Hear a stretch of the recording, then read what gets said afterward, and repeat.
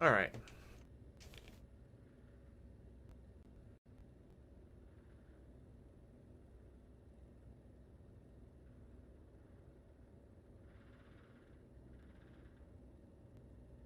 There we go. We are live.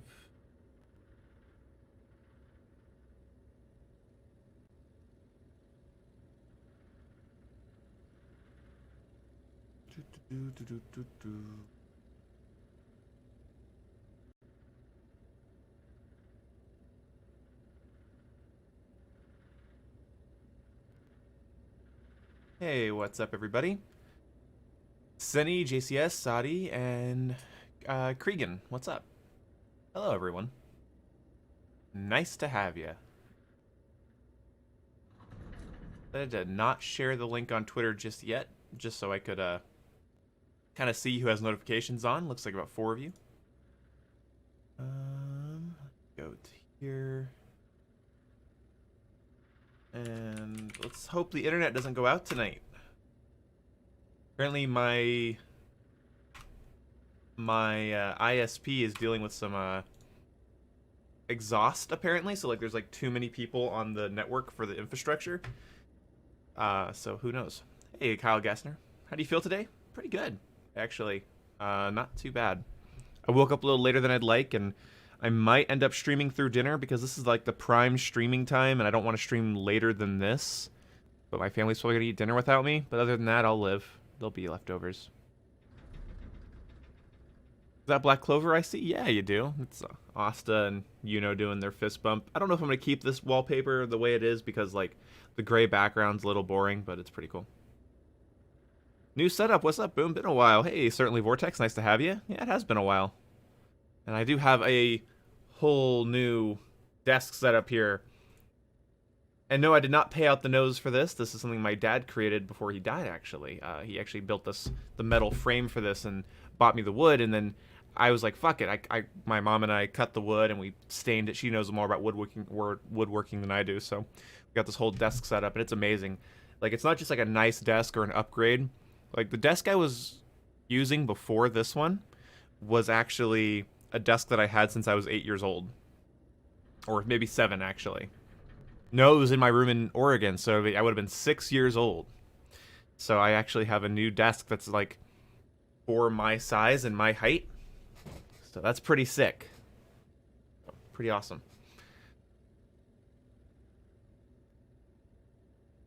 The desk has a backstory, yeah. Has a pretty nice backstory. Hey, Jacob Peterson. Oh yeah, what's really nice... Oh, hey, Twinkle Toast, nice to see you, man. But what's really nice is there's no, like, this is like an L-shaped desk, right? And there's no, there's no leg, like, in the middle, like, where I was used to having a leg. So it's all just open down here. I can just swing around. It's awesome. And then this is the chair that you guys bought me. This chair is from you guys. And I still need to write everyone's name down that donated for it this weekend. And then I'm going to take a piece of paper, have all their names down, and then just stick it to the back of the chair, so back up there it'll have the names of everyone that bought it. Want to utilize my current desk, so I'm going to build a second PC with its own monitor and shit just for my sister. Awesome, Twinkle Toes, good job. Hey, Red Samurai, nice to see you, man. Alright, Chris Wang, enjoy doing your homework, man. Alright, so... Oh, and hey, Trap, 514, nice to see you. Alright. Well, hopefully this stream goes well. I don't know what I'm really anticipating for this. I don't really know exactly what my goal is. I think I might try to level up the M14 a little bit, because I like the M14, and they actually just buffed it today. So that's pretty cool. They just increased its base fire rate, and, well, of course, a DMR with fast fire rate can't hurt, so hopefully that goes well. Oh, hey, Jamie O'Neill. It's been a while, good sir. Nice to see you. Thanks for the $2, buddy. Yeah, it has been a while. It's been a while, good sir. It sure has, dude. Thank you so much for the donation so early in the stream, man. What was the update? I should maybe put the patch notes in the description or something, but they did a lot. They'll be on Twitter. Go on Charlie Intel or Treyarch's Twitter, and you'll see the patch notes.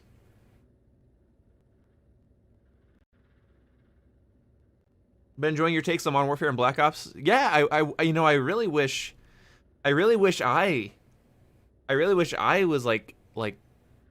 Sorry, I wish other people were liking my takes on Black Ops Cold War. There was a lot of like pretty angry comments with me today, based on my video. And my video was essentially just saying that we should give Cold War some time and we should be patient, right? And I thought that was a pretty rational thing to say based on like our experience with FPS games over the last 10 years. Like they never launch with like perfectly balanced guns and weapons and sorry, guns and weapons, weapons and maps and perks. You know, we just haven't had, not just Call of Duty, like right, like this every FPS game. And people were misconstruing it to say like, as if I was telling them to go buy the game, go spend $60 and then suck it up until it's better. Like, no, I told people not to buy the game. Like I didn't really hit that hard enough, I guess, maybe, because in my previous video, like one of my previous videos, I specifically said that you shouldn't buy Cold War right now because of its lack of content. So, you know, it's sort of awkward for me to have said that and then be basically have people acting like I'm being complacent with bad development strategies. Like, damn. I think the lack of content in Cold War is kind of unacceptable, but I also think that like I wasn't really talking about that. I think that I was pretty focused on like the quality of like the design of the game, and so I really don't know what was up people's asses about that.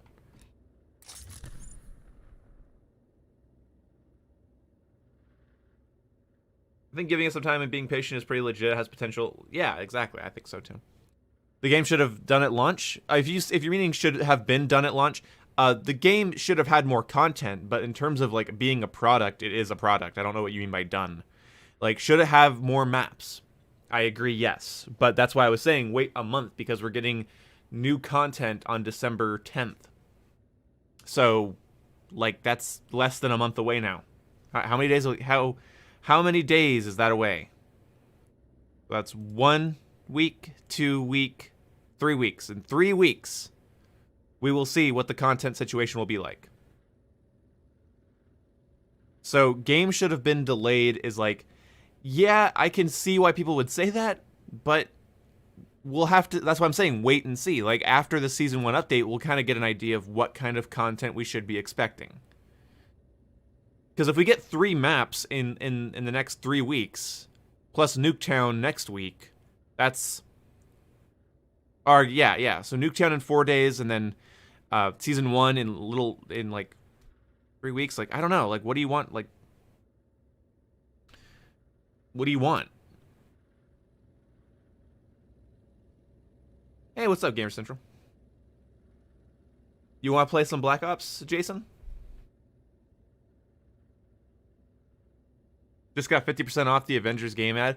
Yeah, Avengers is actually having a good sale. Hopefully that brings in some players. That game runs really nicely on a Series X.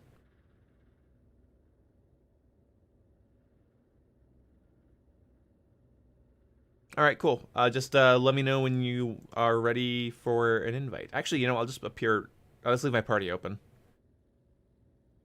Is that game good? It's not high art, but I'm currently enjoying the campaign.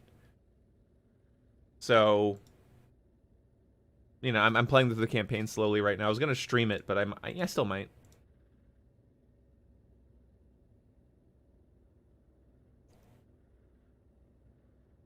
I agree, Red Samurai. I honestly think that they should have taken a little bit more time. Just a little bit more time with Cold War. I fully understand that idea. That makes total sense to me. I honestly think that makes sense. I see the logic there. I think some people are being a little picky, but you know, overall, I think there is some That's not a bad mentality to have. Like, I think that Treyarch and Activision should have been willing to delay the game a little bit, but whatever. Oh, I honestly wouldn't mind seeing some Black Ops 1 maps. Fuck, man. Like, we haven't had a lot of, like, at least I haven't. I feel like I'm tired of COD 4 maps at this point because of Modern Warfare Remastered and Modern Warfare 2019. I wouldn't mind seeing stuff like Villa or Radiation or something come back. That'd be nice. Hi, Gray Fox. Nice to have you. Party isn't open? Oh, yeah, I made it invite only by fucking habit alone. I can't believe I did that. I said I was going to leave it open, and then I make it invite only because of habits. We also could get Black Ops 2 maps. I think we're going to get Raid. I think we're going to have Villa. I think we're going to have... what's another popular Black Ops map? You know, that other one. I hope we get Hunted. I hope we get Hunted from Black Ops 3 a lot. Is Zombies fun? Zombies is alright. Yeah. What's up? Hello. I beat Valhalla. Oh, yeah? It is good. It's Holy good? shit. It is fantastic. That's good to hear. Yeah. Raid would... like I really want to talk to Dylan about it, but like he's still like barely done anything, so I have to wait to talk to someone about it. Yeah, you will. But do not spoil, child. He's not going to spoil anything. I will not spoil. So Raid would look gorgeous in this game. Maybe because I was hoping Nuketown would, and we're getting a gross, burnt, dusty Nuketown. You've only leveled up one time since prestiging. It's the levels are bugged because like it says that I should be like prestige 1 level like 6 or 7, but it's just showing 1. Whatever. Oh, for me it's showing 2. That's awkward. Yeah. What is it? Can I invite you? It says you're online, but it says that you're on PlayStation with a mouse. What? Yeah. Huh. Well, anyways, I made an oopsie. What'd you fuck you. I'm gonna kick you from the party. I'm sorry. Can you not fucking learn to... I can't. No, I'm not. I can't even get angry anymore. I'm sorry. I've been playing Valhalla all day.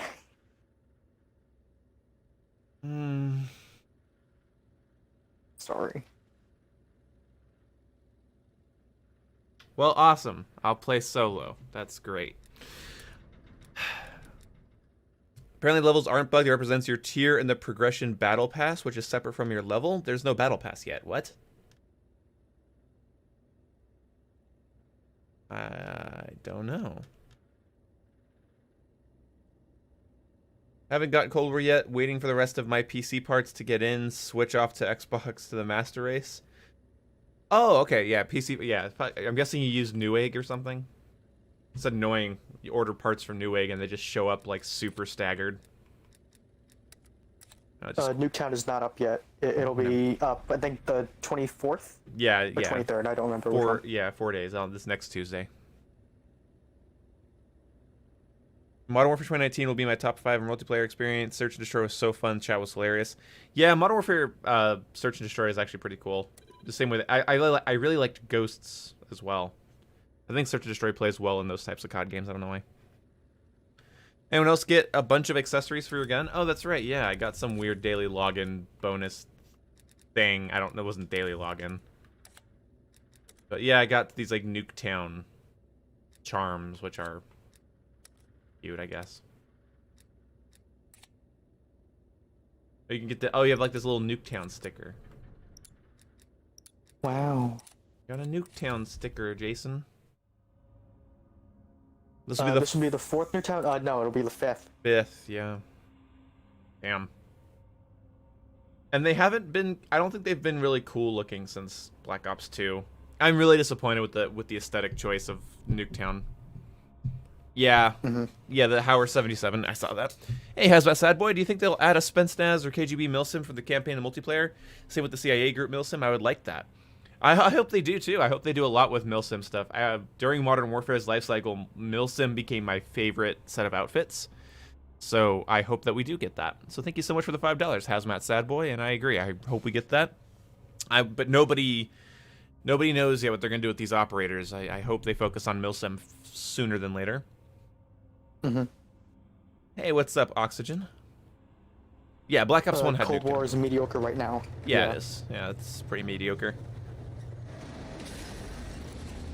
That's pretty much what I said in my video, Colin, so yeah, you're not wrong. You think they will add a Stuxnet or KGB Oh Milsim god, from the somebody's got campaign the into pink multiplayer? diamond. Same with the CIA. Oh, gross. Milsim, I would like That looks so out of place. Oh, they have that linear response curve now, so that makes me happy. That meshes well with me. Anyone else's Xbox shutting off when in the creator class tab? No, I've not had that issue. Yeah, I have not had that experience.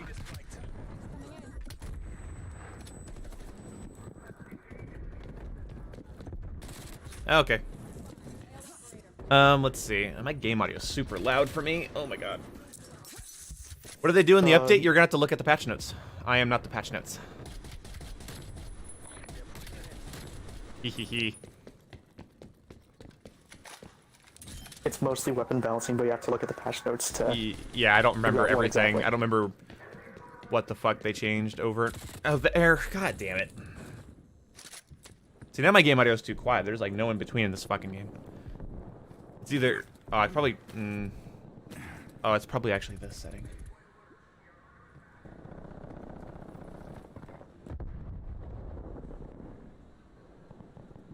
Aim assist changed? Yes. Apparently, some people are reporting that aim assist has a tighter bubble now. So it's not as, draggy. So I think I should actually see my aim improving a bit. I was playing against bots earlier with this DMR, and I was able to be a lot more precise than I was last time I played this game, so... That's good. Yeah, that's net positive.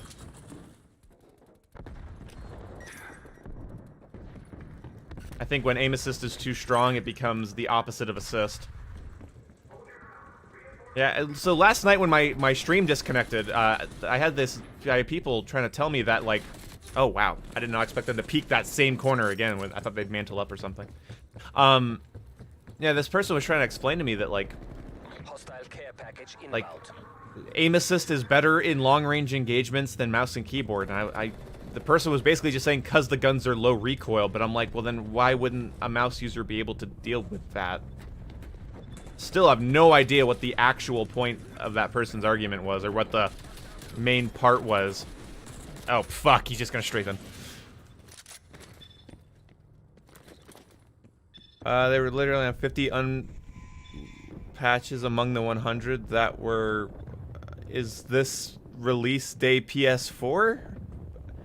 Pateke, are you alright? I think Pateke's having a moment.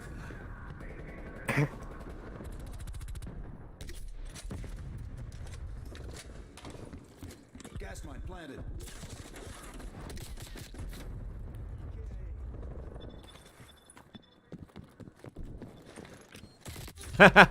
Thanks for the Simtex kill. I have... Pateke, don't spam the chat. Please be patient. I have autism moment. Don't do Pateke like that. Low recoil or high recoil, it's still easier to aim on mouse and keyboard than with a stick. Yeah, exactly. That's what I'm saying. Whoop. That was my point, is like, he was saying that, like, only low rate of fire guns are better on mouse and keyboard, which I'm like... What? Because, like, the kind of the universally understood fact is that the only place that aim assist really gets an advantage is in close range engagements because of the rotation. That's why keyboard and mouse players often don't aim down sight in close quarters. They hip fire to sort of make up for that. That was sort of the understanding that I had. Don't know if I'm crazy wrong or not.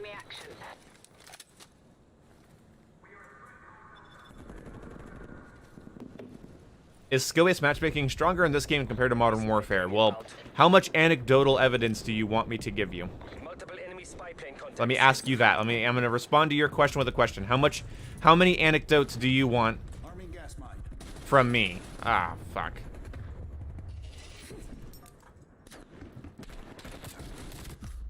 Okay. Do you think Sledgehammer would have done a better job? I haven't seen any evidence of Sledgehammer doing a very good job with anything, so I don't really know. I'm in that awkward camp that believes that World War II update was not a net positive. So everyone brings that up whenever I talk about Sledgehammer. They're like, oh, well, Sledgehammer did that rework after Condry left. It's like, yeah, but that rework did nothing for me personally, for many reasons, so...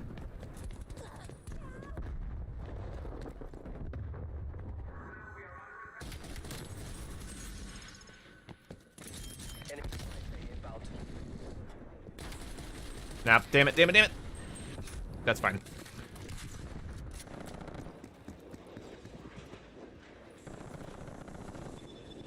Both take equal skill and are hard to aim with? I don't think so. Enjoying this game? To a degree. I enjoy it as a new Call of Duty game, but not enough to be playing it consistently.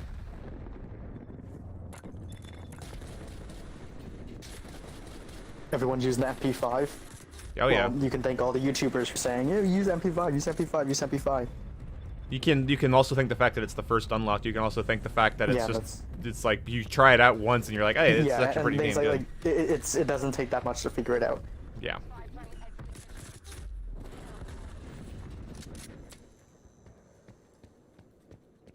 Oh yeah, Modern Warfare 3 is not bad in content. I don't like most of Modern Warfare 3's maps. I think a lot of their weapons are kind of unnecessary. But I know what you mean though. It did feel like a pretty substantial game when it came out. When you factor in Spec Ops. Ah, fuck. I've overextended, and there's someone just holding the angle there with an LMG. Sweet, I killed somebody with my gas mine.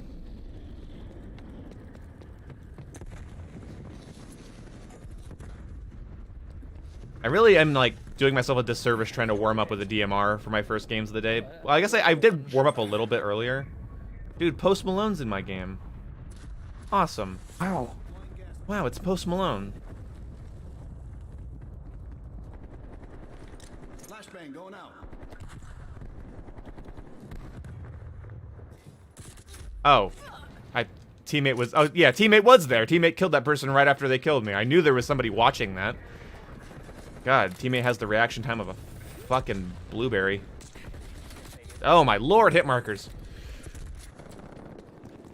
Did you hear about the ray gun nerf?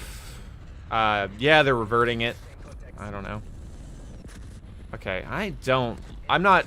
I gotta just keep getting good with the M14. It's just that, like, I need to play more conservatively with it, and I don't have any of my pacing down right now. I'm sort of just running into random engagements and going, hope I win! Teams are inbound to your location. Way to follow the script, boys. It really doesn't count as any.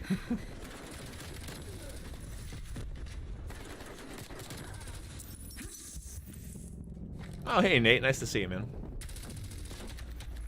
Yeah, it's going to be a pretty massive DPS meta throughout the entirety of the life cycle, dude. If it's not the MP5, it is going to be whatever comes next. And people are going to be going to YouTubers in droves trying to find out what gun to use because the gunplay is like... It's not use whatever you want and make it work for yourself in this game. It's not going to be that way at all. It's going to be very frustrating. Yeah, and like the two guns that basically like everyone's starting to use now, because like the FAMAS and MP5, they're some like the highest fire rate weapons. Yep, and they're already getting like the thing is Treyarch is like going all in with nerfs. They're not doing any sort of like subtle nerfing. Like remember when Modern War like Infinity Ward was so Jesus was so scared to nerf like the shotguns. Your settings and then what's your Like they were so scared to nerf the shotguns, it took multiple updates for the shotguns to be nerfed. Whereas, this is just like, kneecap the M16 and the FAMAS like in one update. Like, damn. Because they didn't just go after the M16. They went after the AUG, the M16, the FAMAS, the MP5. And I think there was something else. I don't remember what they did to sniper rifles. I think they changed some. I read something with like sprint out time, which I thought was weird, but whatever. Actually, I can try to pull that up now. Yeah, that'd be good.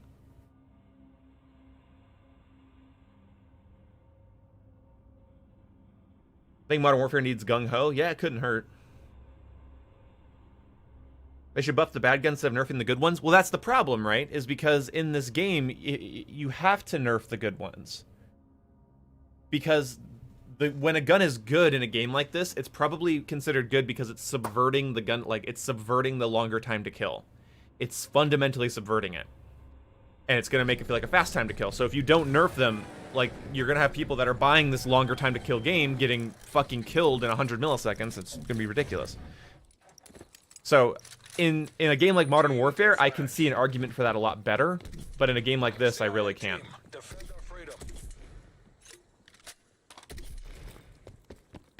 Me and my teammate here, out here trying to thumper people off spawn. We've pulled ahead.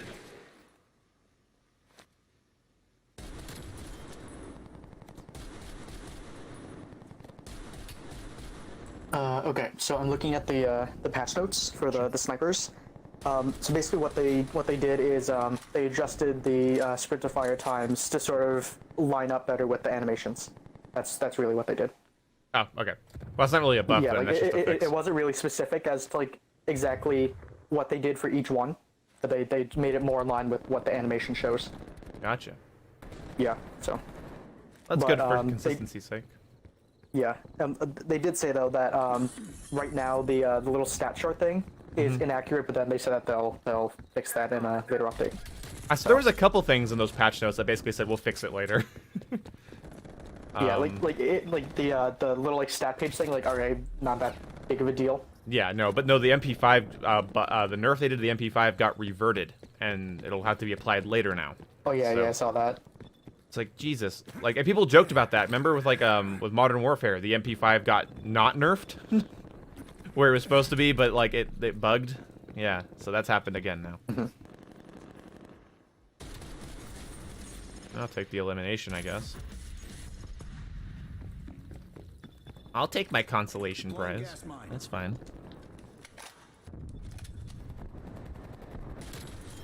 Who can forget the 1887?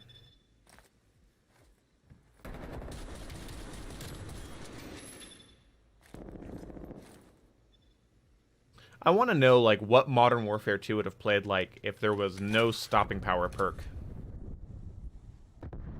Because that game doesn't have Juggernaut, I always forget that it has stopping power. Such a weird thing.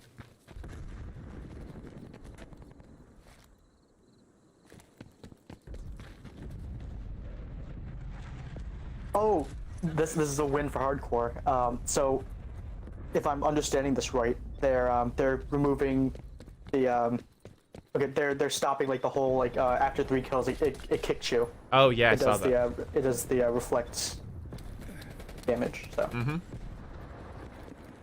Oh my That's good. god. I'd much I rather have that. If aim assist is so good, why do I miss by millimeters? Mere fucking millimeters. I thought it's supposed to lock on. God, I just shot like right to her left. I suck! God damn it.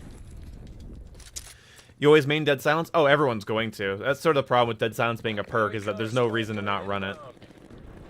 I mean, unless you're using like a more like conservative-y, campy class, I guess you don't need it, but I think most people are going to run it.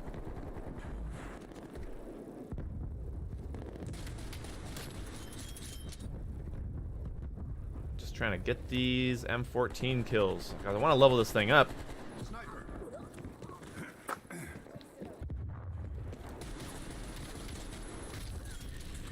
Gas mine armed.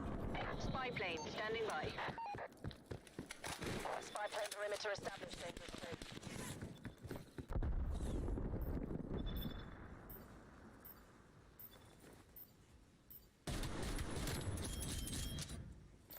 Wasted them.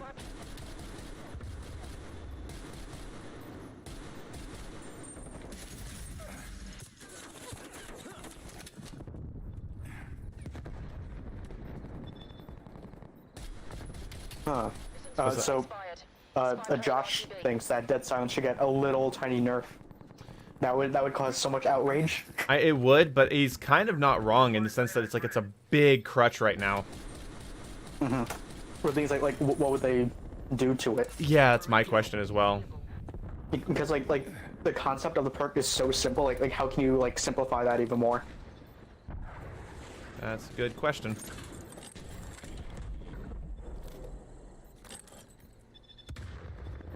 Yeah, like I do think they should do a little like reshuffling of the perks.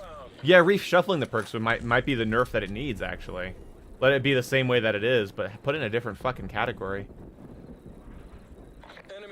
I don't like that, like, all the perks I'd want to use to sneak around are in one category. I don't like that, the perks I want to use to resist, like, lethals and tacticals and stuff are in one category.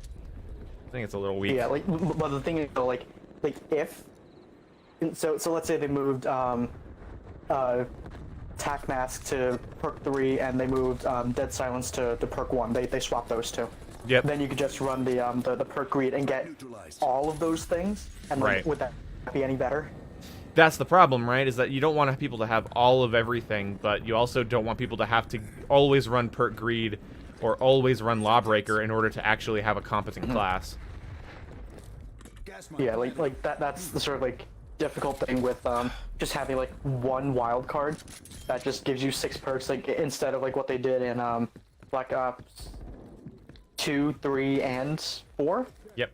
where you have to have like an individual wild card for each extra perk in a perk category you wanted. Yep. And also wild cards took away from the rest of your kit too, because it was Yeah, pick it took 10. away from your pick 10. Yeah. Yep. So yeah, it's a kind of a mess. They don't really, I don't think they have a lot of clear direction on what to do about that. Yeah, like, the thing is that, like, honestly, like the system that they have now like could still work with a pick 10 type thing. Sure. Maybe. I don't know. 'Cause yeah, like even with like a perk reshuffling, that it That could make it actually worse. make the problem worse. Yeah. Dude's camping by my turret but not destroying it for his team. That's interesting.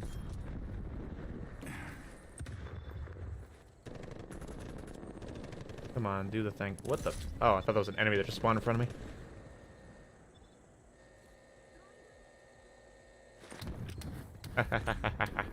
Get stinkied. All right. What's your favorite sight?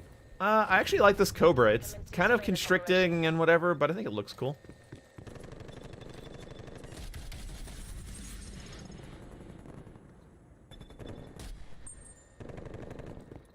Spy plane flight time 50% on my mark. Yay, bloodthirsty.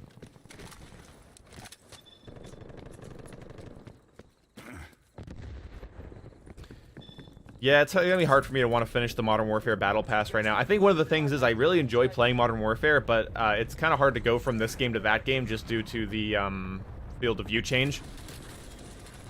Kind of rough on the eyes, but it's whatever. Why did they nerf the FAMAS? It wasn't that good, to be honest. It was good. It was good. I agree though that I never really loved it. I liked it, but it was one of those things like if you weren't getting headshots, you were using a hit marker machine. So, especially at range. So it's not my kind. Like the fire rate was still high enough where like it didn't matter that much. It didn't, but like it's not my kind of assault rifle. But I do know it. I know it's good. It's just not the kind of assault rifle I'd want to use. So I don't really care if it gets nerfed. I likely wouldn't have used it that much anyway. Because I don't like those those mag dump ARs. I just don't like them very much. Yeah, they are adding a new island to GTA Online. That is interesting. Imagine if they added a new game to the GTA series.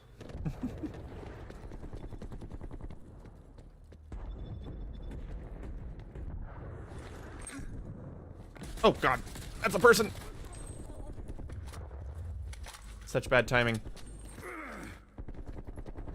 Oh, you're just waiting right there. Well, enjoy a sticky grenade. Simtex in the mouth.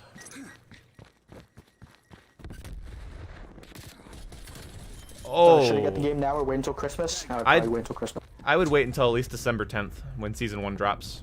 I think that's a good time to wait. Woo.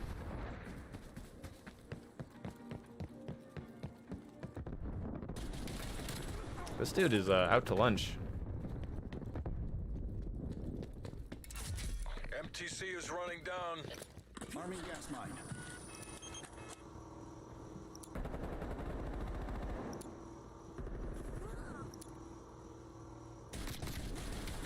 Ah, damn it, I suck. Hostile spy plane established overhead. It's a good thing this counts as kills because I'm really good at getting a hit marker than dying with this thing. Artillery inbound. Really bad with its fire rate control. Contacts.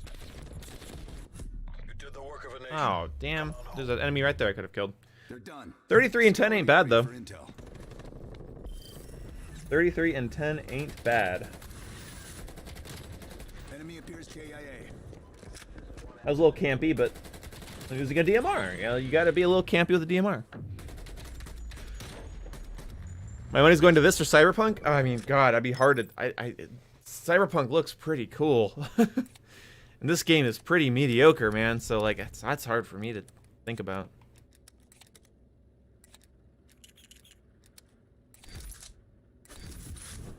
I don't want to go with the iron sights and just have this be a little bit more speedy. I don't really need a lot of ammo, though. Don't think.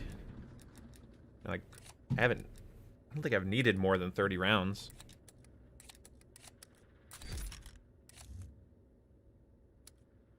Yeah, I might just go with the optic. Yeah.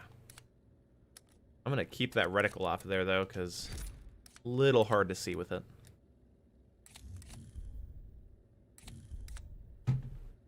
Enemy score 69, nice. Mission to get Infinity Ward to develop Ghost 2. Gothic Snow Leopard, thank you for the $2. And yeah, I'd love a Ghost 2 to clean up that pesky little cliffhanger at the end of that story. I'd like that. That'd be fun.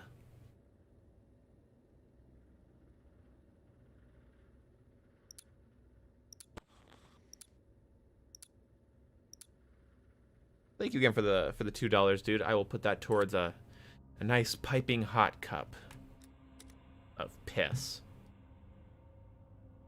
I'm gonna use your money to buy piss. How does that make you feel? I'm gonna make Jason drink it too.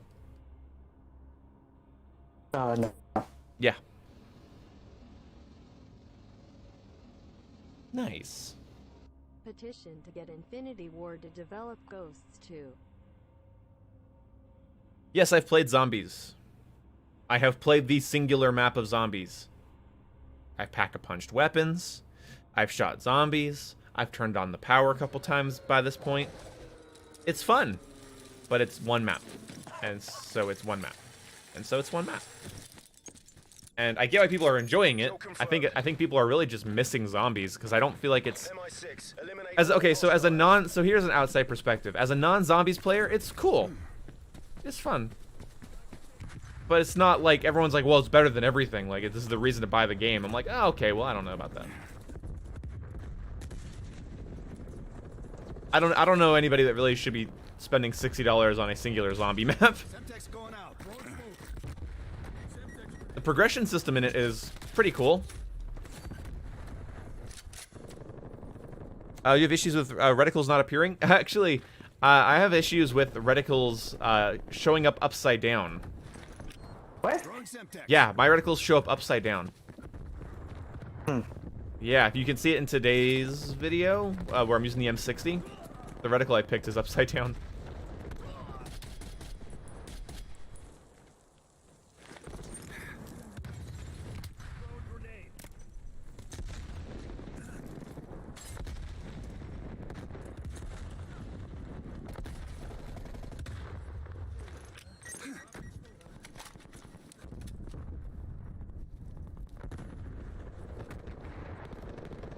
Oh yeah, I love Futurama. That's why I had to go with Hypnotoad.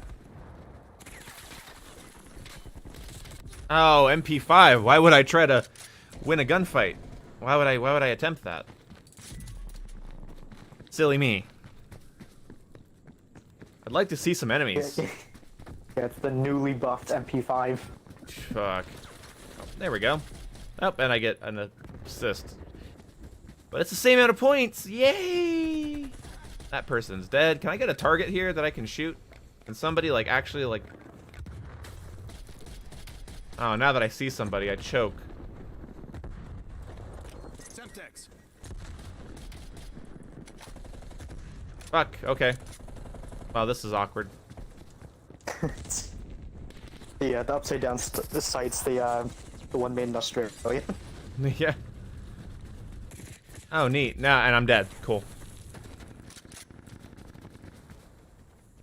Xbox Series X or Radeon RX 6800. I don't know much about AMD's graphics cards, so hard to say for me.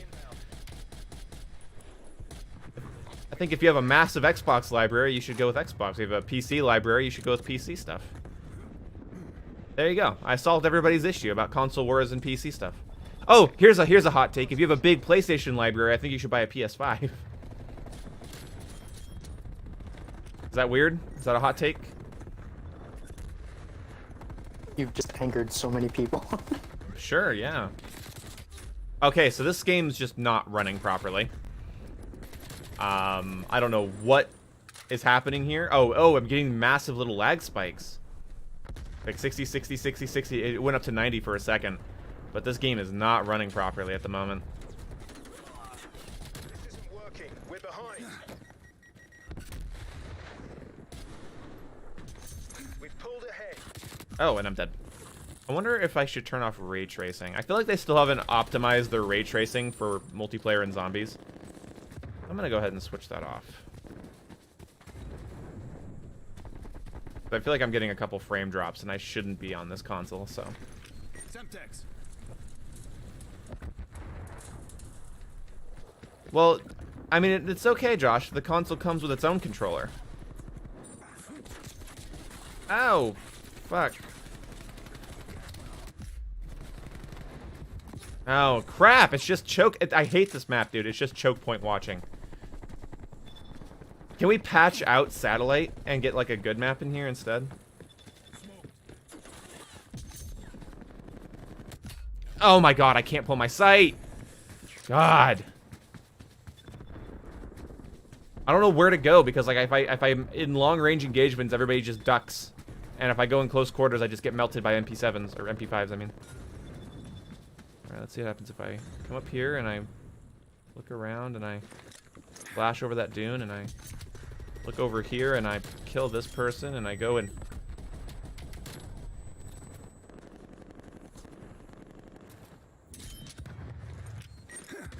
Enemy spy plane in. Oh, thank God. I was able to kill somebody. Good grief. Whew. I have so much trouble getting flow on this map. It's just so awkward. Why did that little red tag just disappear? We're pulling ahead. Hostile attack helicopter inbound. Yeah, it runs better on the Series X unless you do 120 FPS support, but that's for some weird technical issue that's being fixed, is what I've heard. You know, console launches and whatnot. Enemy RCXD.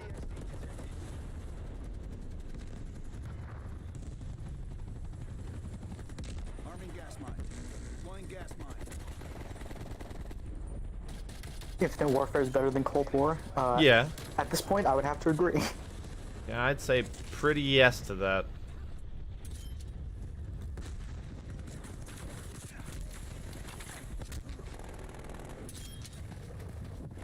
Using flashbang.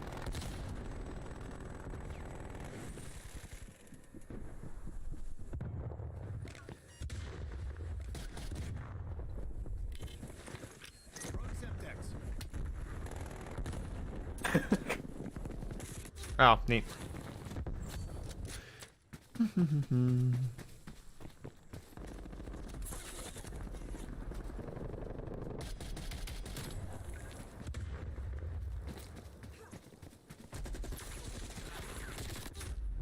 Oh, yay, hit marker. Cold War is better than Black Ops 2? Yeah, in a different dimension.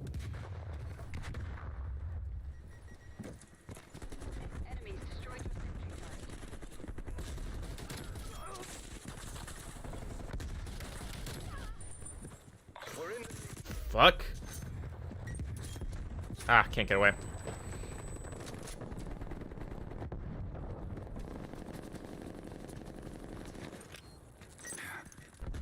Flashbang going out.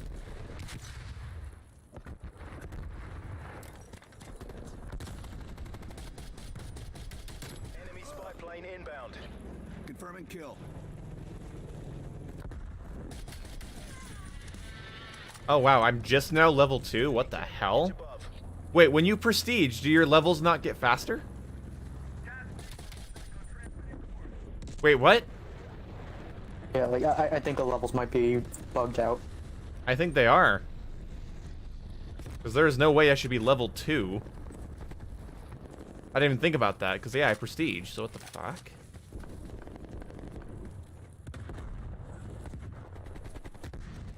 What the chimney sweeping fuck? Enemy sentry turret detected in your AO. Oh, have you tried the flashlights? Yep. I wanted to, actually. Yeah, did you see Drifter's video about it? No, I did not. I do not subscribe to him.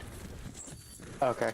Well, he basically said that, the flashlights basically,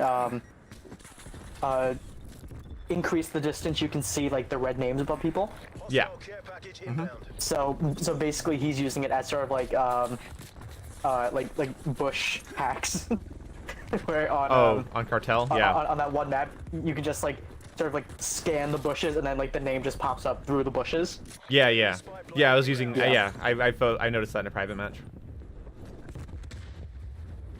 Assault attack my location. Oh, hello.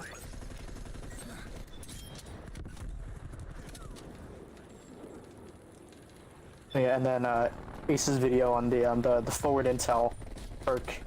That's interesting. Yeah, that's a good one. That's a good perk, actually. Surprisingly. Yeah, because I remember when I first read it, I was like really confused what it meant. Excellent work. Yeah, like I do think like whenever a new map comes out, people are going to be running that perk a lot. Yep. I think so, too. Except for the fact that it's in the same category as Flak Jacket and... That's very true. And Tac Mask, so it's like... Maybe. Mission clock is running down. I have not played the campaign yet. I just haven't had the motivation to sit down and do that. I've been playing some other story games in my free time, so... I'll get to it eventually. Semtex.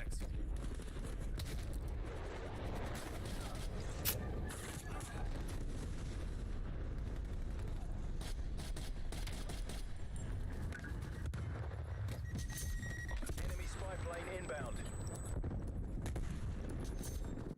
Bastards will think twice before they try. God damn, that's annoying. Dude, that map is so annoying. Outcome was never in doubt. A bit short, though? Oh, okay. But overall decent? Okay.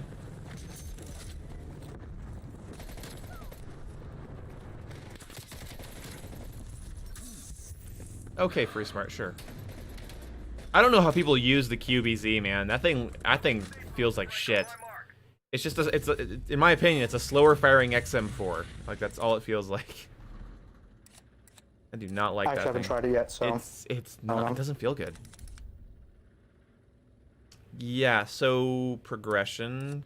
I don't really know how to check how much XP is required. I'm trying to look around on the screen here, but it looks like I can only look at my military ranks, which is cute. Yeah, I'm a little annoyed because, like, I don't think that the prestiging thing works. So, good job, Treyarch. well, at least it's showing that you're level 2. I mean, yeah, but why am I level 2 after that? After, like, your first 3 levels should go by pretty quickly. You shouldn't level up one time in 3 matches right after prestiging. That doesn't make any sense. Yeah, I have no clue. That seems odd.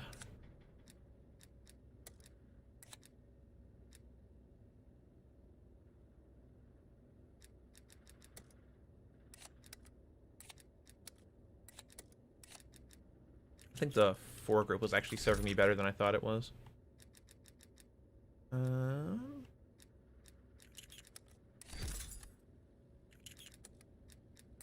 What's the best way to level up? I have no idea. Like play objective Okay, game modes. like honestly, like the least frustrating way to level up is probably to play zombies. Yeah. How it would be. Yeah.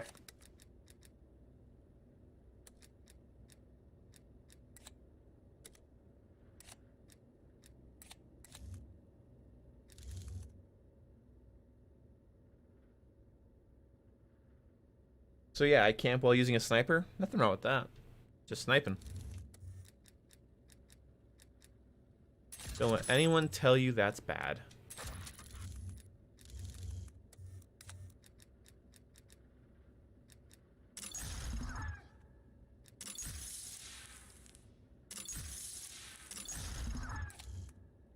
What's your favorite gun in Cold War so far? Fuck, I don't know. I haven't tried the M16 since it's nerfed today. I like the Tundra. The XM4 is a good standby, but it's kind of, you know, it's whatever. It's like this game's M4, just kind of boring. That's the thing, like, I think that's one of the big reasons I love Modern Warfare, right? Is that I always go towards the more basic bitch M4 sort of rifle. I think I always just like that style of gameplay more than not. I like being versatile, and I don't know, they just usually look cool to me. And Modern Warfare's M4 was anything but boring because of all the customization options. Oh, my textures are freaking. I'm gonna restart. I really like that. Like, so like the M4 was like, yeah, it's boring, but you could make it 9mm or SOCOM, or take the stock off it, shorten the barrel. It felt really customizable, and I really enjoyed that. Do you like the AK? I haven't been using the AK that much. I liked it in the beta and the alpha, so I probably should try it.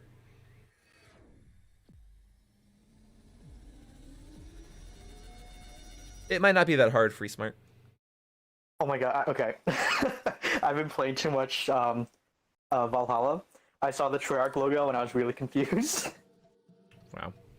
Because the like the little like save icon thing is the exact same. I got really confused. I was like, wait, what the fuck? Oh, weird. Do levels coincide between multiplayer and zombies? Yes, they do.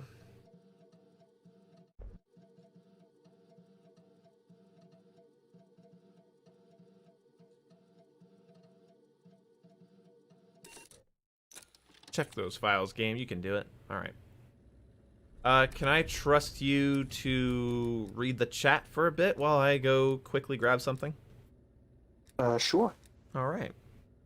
I will be right back, kids. Jason's gonna talk to you for a while, so it's question time. yeah, enjoy his company.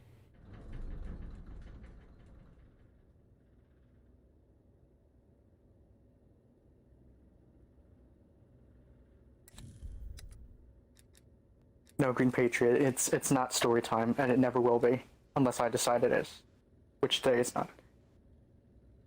Hello, chat. Today's been a long day, a very long day.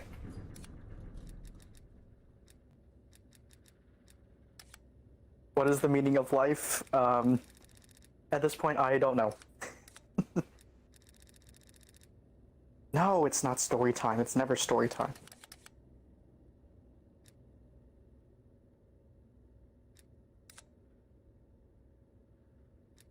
Give us a pun? No.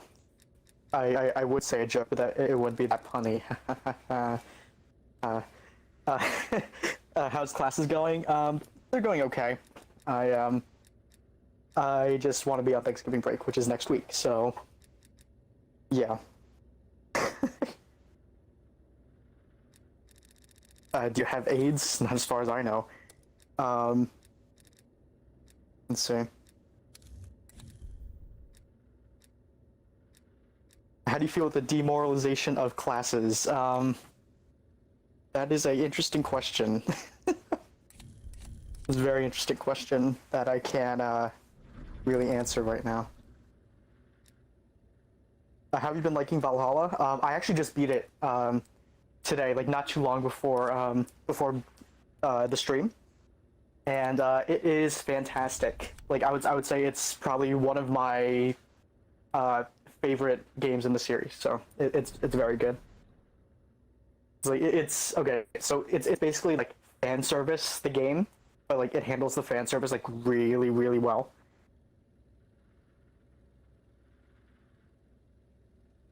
Yeah, like I highly recommend getting Valhalla. It is extremely good. What is your favorite COD? I would probably have to say Black Ops 3. I played that game way too much to the point where like if I go back to it now, like I'm bored because like I literally did everything. Assassin's Creed 3 is my baby. Yeah, Assassin's Creed 3 was good. And on Boom's backlog, he may be streaming Assassin's Creed 3 remastered sometime soon. So I like it way more than Odyssey. Yeah. In terms of like an actual Assassin's Creed story, Valhalla is much better than Odyssey. But Odyssey wasn't an awful game. It was the game itself was fun, but it didn't really affect the story too much. Are you gonna get Cyberpunk? Maybe. Yeah, I have to think about that because like I beat The Witcher not too long ago, and I found out recently that the same people made Cyberpunk, so I have to look more into that.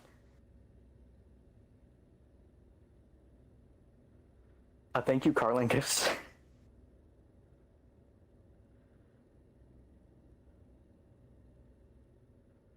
And thank you, Chris Wang. I appreciate that. What'd you say? What'd you say? I just did a smiley face, so. Thank you.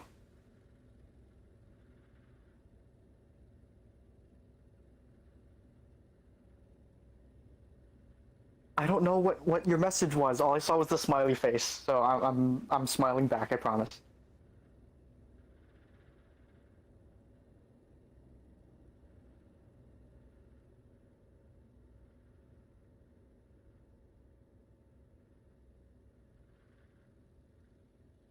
Eli, I'm assuming that's directed at me. Thank you. I appreciate that. What do you think about Nuketown being remastered for the 100th time?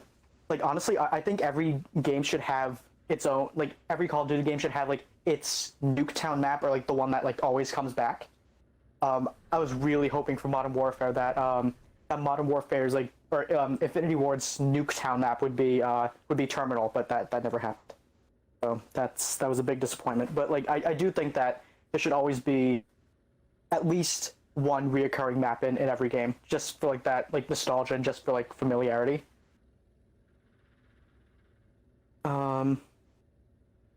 Shoot House is equal to Nuketown. I disagree. What is Sledgehammer's Nuketown? They do not have a Nuketown yet because they haven't like actually established themselves in the development cycle because they've only made 2 games.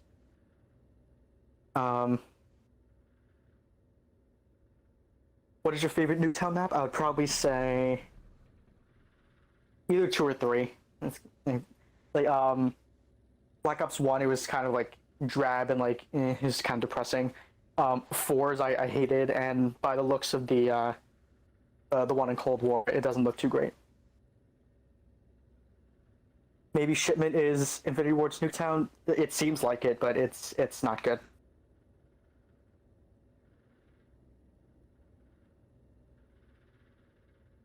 Let's see. Yeah, like honestly, it's a toss-up between Black Ops 2 and 3's Nuketown. I liked both.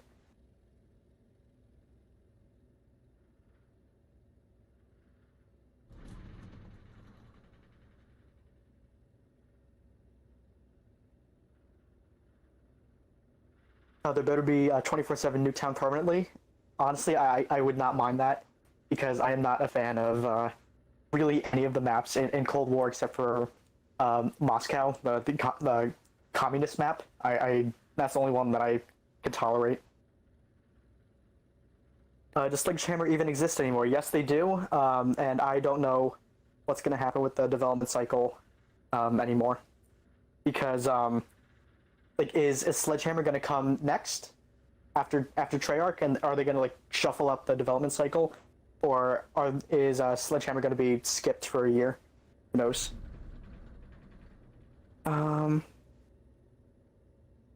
What's with the update? I would go on Twitter and look that up yourself. But it's mostly weapon balancing and streak tuning. That's what the majority of it is. Let's see.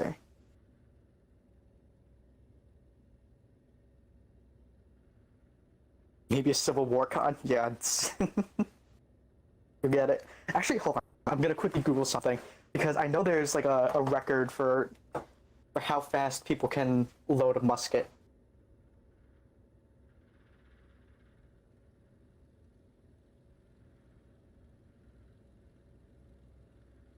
Alright, how fast can you load a musket? Okay, so a properly trained group of regular infantry soldiers is able to load and fire 4 rounds per minute. So, if you want a Civil War Call of Duty, have fun with that. What's 60 divided by 4? Hold on, I don't want to do that in my head. Calculator. 60 divided by 4. Yeah, you'll have fun with your 15-second reloads.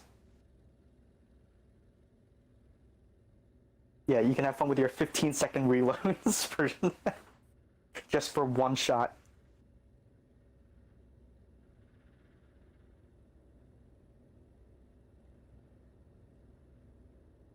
Let's see. Yeah, some of you guys are bad at math, and so am I, because that should have been an easy one. Sleight of hand would be a crutch perk then? Maybe. Let's see. Firing range better be remastered. I think we've seen firing range enough. like yeah, it's a fun map, but it's not great. Like it's not great seeing it constantly. Let's see. What did I miss?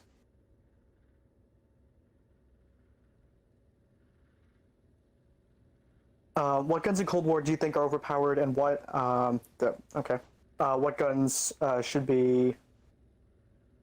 I'm assuming you mean nerfed and buffed. Oh, there's a donation. I'll read that for you guys in a second. Yeah, so my update is still going, so I haven't played the updated weapons, but I would say pre-patch, I would say the MP5 was definitely busted. If Cold War is sequel to Bo 1 and let's see. Bo 2 and also connected to Modern Warfare. If Cold War is a sequel to Black Ops 1 and a prequel to Black Ops 2, and also connected to Modern Warfare, but Modern Warfare is 5 years before Black Ops 2, how is this going to start? So what I think they're doing is they're basically doing like a sort of... Actually, that's a good question, because it's... Cold War isn't an actual like reboot, as far as I know, like Modern Warfare was. So yeah, that's actually a really interesting question. Because as far as I know, like they didn't completely like restart the universe like Modern Warfare 2019 did. So that, yeah, I didn't even think about that. It's interesting.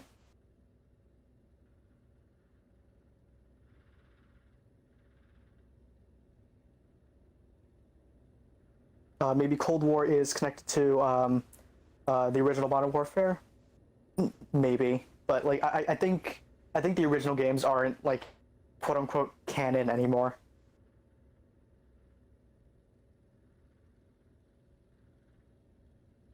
Will they reboot Black Ops 2 like Modern Warfare 2019? Probably not. I don't know. It's like it is possible, but like it would be really cool if actually, what would the default site be? Because I actually think if they stick with the 3 developers like in the development cycle, I think Treyarch might be up again in 2025. I could be wrong. I'm trying to work that out in my head. But I think Treyarch might be making the game for 2025, so that could be interesting. And they could do a complete remake of, or like a, what is it called? Yeah, they could do a remake of Black Ops 2 or something like that. Because how fitting would that be?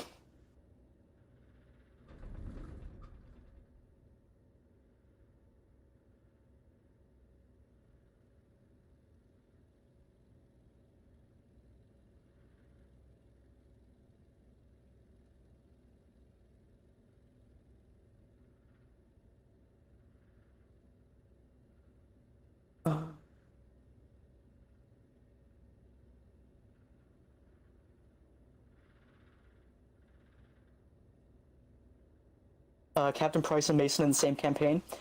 So before Cold War even came out, I think it was even before the. Hello. I lost my train of thought. Thank you. He says something about Cold War. Yeah, like I was gonna bring up the little thing that me and Jake discovered before Cold War came out. What did you and Jake discover? About Price? About Price possibly being in Cold War somewhere. Gotcha. Yeah. So me and Jake discovered a little thing hinting that Price might have been alive and around during the events of Cold War. Possible. Gotcha. Yeah, I actually really enjoyed that question time. Good, because I went downstairs to grab something, and apparently they had, like, made a lasagna down there, and they had, like, a whole piece cut out for me and stuff, and I was like, what the... Oh, wow. I'm like, oh, well, I'm not going to be rude, so I just kind of scarfed it. Which is sort of rude, but less rude than just leaving it there.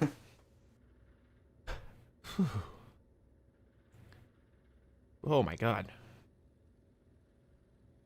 What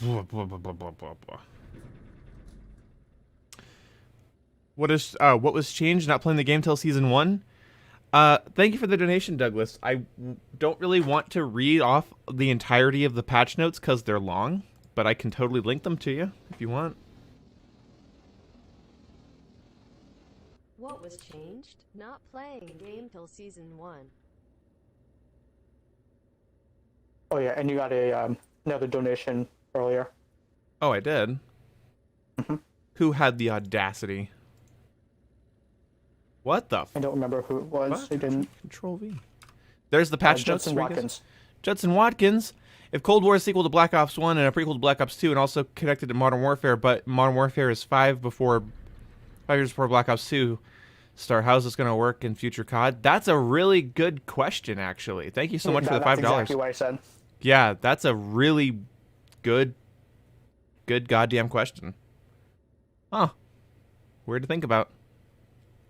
Unless they're going to retcon Black Ops 2 and do a Black Ops 2 remake. I don't fucking know. Burgers or wings? I prefer burgers, but I love wings. That's hard.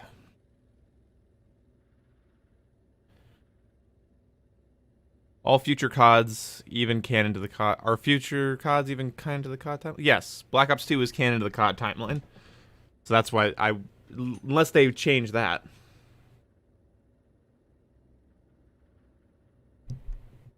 Boneless wings equal chicken nuggets. No, we need a different... They're not boneless wings. Chicken nuggets. Yeah, they're not chicken nuggets, and they're not bone... I think we should just say, like, they're saucy popcorn chicken. I think that's what they are. I think that doesn't roll off the tongue, I know, but it's just popcorn chicken, essentially. Unless you order boneless wings from Wingstop, and then saucy. occasionally... But saucy.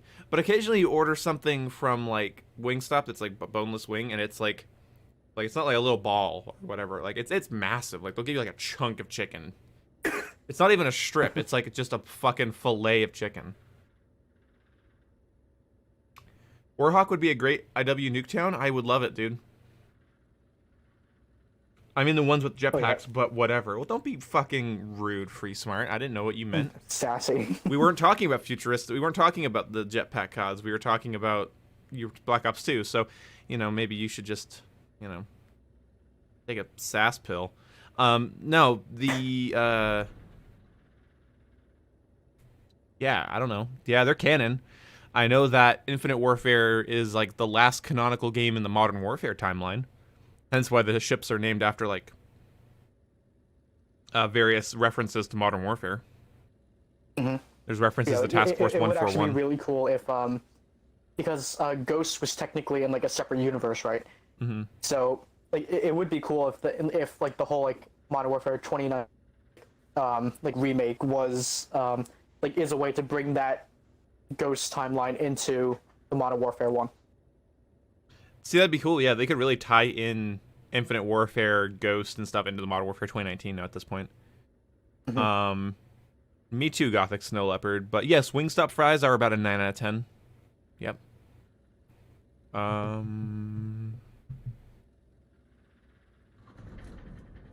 Yeah, Black Ops 3 is technically canon. They do mention Raul Menendez. Dude, I don't know if people aren't bored of Nuketown. I think they are, but they're just excited because the maps in this game are so meh that getting something that at least we know what it's like is kind of nice.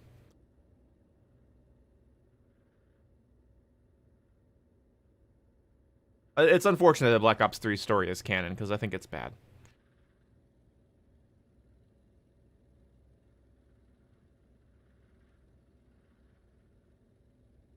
Well.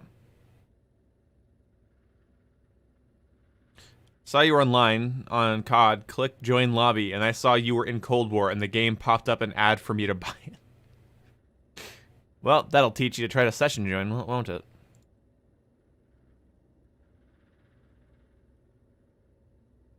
Metal Gear without the magic's a really good way to describe Black Ops 3's story.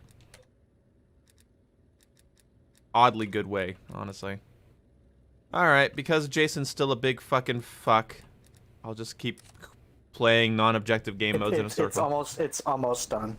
You'll So- probably get in like a couple games. Like a game or two? Okay. Fine. I have not played Cold War Story yet, no.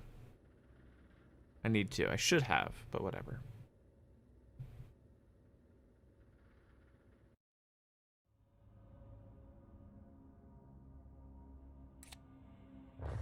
I don't think Black Ops 4 even existed, so I don't know what you're talking about. I've never heard of a Black Ops 4. Enemy spy plane There were 4 of them. I don't think Well, so. I guess there's 4 now. Yeah, there's 4 now. This is Black Ops 4. Mm-hmm.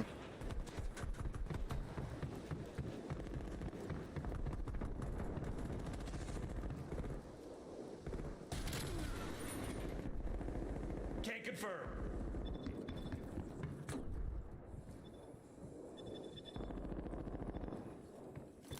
Setting gas mine. You can get that twice, I guess. Oh, they have a sniper. Of course they have a sniper. Ah. The penis mason. What does it mean?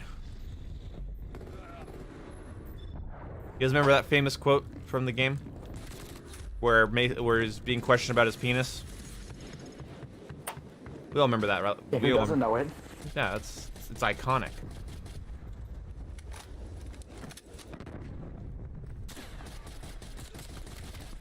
Okay, let's just be a little bit crazier than with my... Oh, fucking give it to me, please.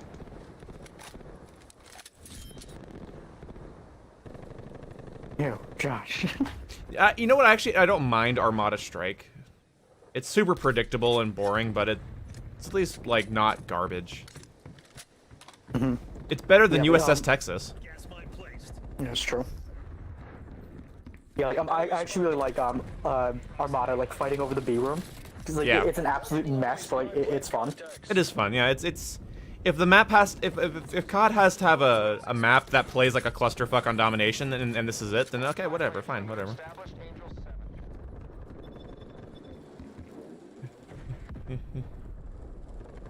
Bonk. Oh, you use flak jacket and you snipe me. What the fuck? What the fuck?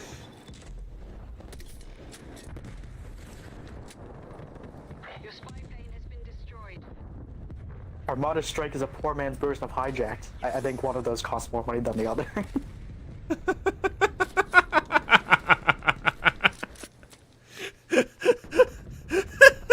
That's so stupid. I'm glad you thought I was stupid. Excuse me, battleships cost more than yachts, dummy. Oh my god, that's fucking good. Oh, fuck. Flash thrown. Granada. Oh, I stole teammate's kill. I went shotty. Anyone else's update taking forever? Me. That's because your school internet's doggy shit. Mm-hmm. Get fucked. Alright, well I have 2% left, so it should be done. Like, Oh! any minute now. Okay, cool. Come on, we've almost got this. No, you ass! You horse's ass!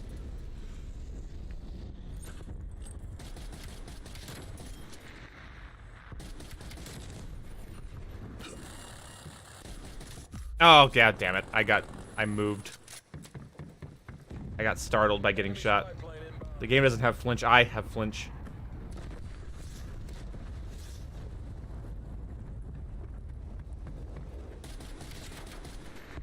You're gonna switch to your shotgun, aren't you, bud? Oh, and he's burst firing me. Listening to Boom's laughter gave me 5 extra years of life. Well, don't waste them playing this.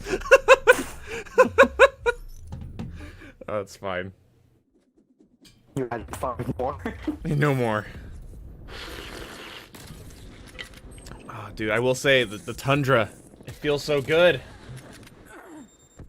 It's also clunky as shit, so I'm kind of okay with it being really strong to get hit by.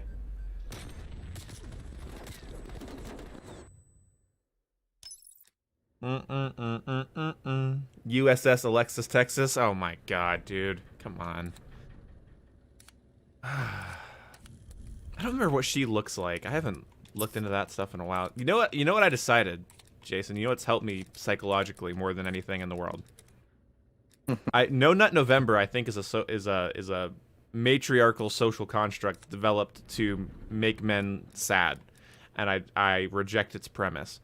But I did decide to completely give up porn. Just completely give it up. Yeah, no, it's not. See, the thing is like you think that like, oh well, you know, not everybody who watches porn is addicted, right? Then I noticed something when I stopped watching it. I had itchings during the middle of the day to watch it, and I was like, uh-oh, that's not good. You don't want that. I wasn't even watching that much. It was just like enough, I guess, for my body to be like, yeah, that'll help us. It's like, no, it won't. So I rejected it, and it's actually yeah, like it's the psychological benefits of it are fucking astronomical. It's really crazy. It's really actually kind of crazy. Hey, Justin Watkins, Shrek said the Black Ops 2 is still canon. Reason I asked is also random, and Ninja's pick is in Cartel. If Modern Warfare 2021 is going to have Black Ops 2 technology. Honestly, if Modern Warfare, like, I would love it if Modern Warfare 2 is like Black Ops 2 levels of technology. Treyarch said Bo 2 is still canon reason. That'd be pretty sick. Question also Raul Menendez pick is in. Says the guy with the girlfriend. Yeah. That's fair. That's fair, but I don't need it. yeah, well, I mean, it was not a matter of, like, that's the thing, it's like, you don't, like, nobody needs it, girlfriend or not. Yeah. Yeah, but, like, it's like, you know, you're not always together, and my girlfriend never had, like, a problem with it either. I was like, and, like, she was never, like, weirdly like, oh, gross, you watch that. She was like, oh, guys watch porn, whatever. And I just, like, you know what? I was like, I was listening to some people talk about, like, the psychological downsides of it and, like, how it can, like, affect your actual sex life and stuff, and how it can actually lead to depression because well, I mean, like, anything that where your body or your brain just sort of starts to crave a shot of dopamine like that. That's sort of artificial. And that's what like porn can lead to like sexual degradation, because like the thing is that you can increase the quality. Yeah, because it's like expectations and all that. Right, yeah, and you can increase the quantity of degenerativeness in the porn, but you're not physically taking part in it, so you're more likely to seek it out, and you can become a little bit more, I guess, for lack of any like better term, like you can become more perverted because of it, which is interesting. And I think we get a lot of these like degenerates that are like kind of yanking it to some weird shit. And I think it's honestly because they get bored and then they push the boundary. They get bored and then they push the boundary. And then this is actually like, and it's funny too, like this is a psychological thing. So psychologists will tell couples that are sort of like, you know, sort of the flame in their relationship's gone out, right? After like years of marriage, they'll tell like role play, do bondage, do weird shit. You know, like it's actually healthy for the relationship to like show you that that sex can be sort of new and exciting. If I lose this gunfight, because god damn it. Anyway, so like it's interesting to me. It's super interesting. It's like the idea that like you, at a certain point, you'll get used to something and then crave something more. And in some cases, it's psychologically healthy to pursue those extra things. But the thing is like it's like thrill seeking. You have people that they're really big thrill seekers, and they'll keep jumping off higher and higher buildings, and they often end up dying weird deaths. It's kind of a weird part of it too. I don't know if you knew that. Like a lot of people, we found there was a study about like daredevils, or like people that are like adrenaline junkies that are like, you know, constantly like jumping out of planes and, you know, bungee jumping and shit. Like they eventually die from like some sort of overdose, or like they crash their car because they're going too fast. Like their brain wants more. And this is where you get like sexual proclivity towards like, oh god, this is like a hard topic, but like sexual proclivity to like children and stuff is like you get people that they want one step further. And it's just one step until their brains are just like they're wanting more. And it's not healthy to want more all the time. And yeah, so I noticed with myself that I was watching I was getting picky with my porn, and that was a big red flag. I'd see a porn and I'd go, oh, that's not very cool. Search up these more specific terms and more specific terms and more specific terms. When my girlfriend and I were in a long-distance relationship, she wasn't living here with me, I'd try to find actresses that looked like her, which was awkward. But the reason this is interesting to me is that, like, I was watching what I had heard unfold in front of me before I heard it. So I was watching it unfold in front of me, but I didn't know what it was, and then I basically heard it described. That's a better way to put it. And I was like, oh shit, so that wasn't me. That's not a me thing. That's just what happens with the nature of like pornography and shit. It's crazy. It's fucking awful. So, No Nut November is awful. I think No Nut November is dumb as shit. I think there's nothing that proves that nutting is a bad thing that you should give up. I think the reason people feel like they have some sort of like higher power when they stop nutting is because usually like they're watching porn when they nut. So when No Nut November comes around and somebody actually decides to not participate, it's the porn. That's why they feel better. That's why like it's like, oh, you know, I've unlocked my chakra. Like they psychologically feel better. Their brain isn't craving a rush of. That was such an amazing C4 throw. I can't even be mad about that. She just chucked that C4 into a different continent to destroy my sentry turret. But no, I think that's why people get so excited when they give up nutting, is because what they're really giving up is the porn. There's no studies that show that like cooming is bad.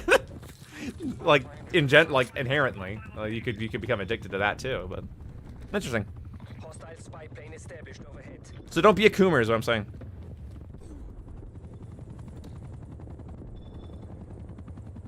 Oh, Jason's not here. I thought I was making him awkward.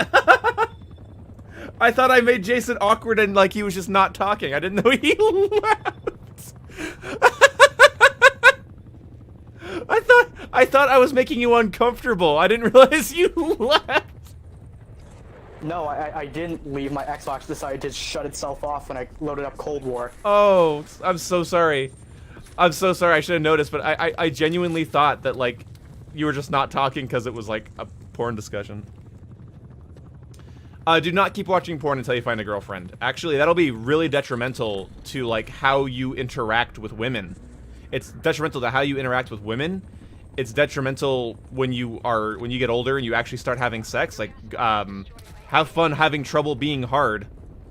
Like that, because that's the next step. That was like, so where, basically I tracked the map of, like, what happens with obsessive porn watching. And I kind of was able to pinpoint, like, you know, like those mall signs where it's like, you are here. I was able to realize that I was in the stage just before it becomes hard to stay hard. And hard to actually be active sexually. Oh, I'm getting snapped! Teammates, you're blind! I'm right in front of you, teammate! You monkey! Whatever. Anyway. Yeah, so, like, actually, don't watch. I just say don't watch it. Like, Enemy spy plane inbound. speaking from my current level of experience, going, it's now been, it would be 21 days without it right now. Enemy RCX. I highly recommend just ditching it altogether. And if you try to ditch it and you end up missing it, then you know I'm right. How about that?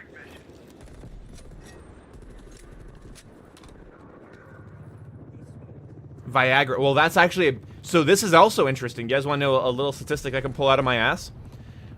There are more like performance enhancing supplements for younger men now.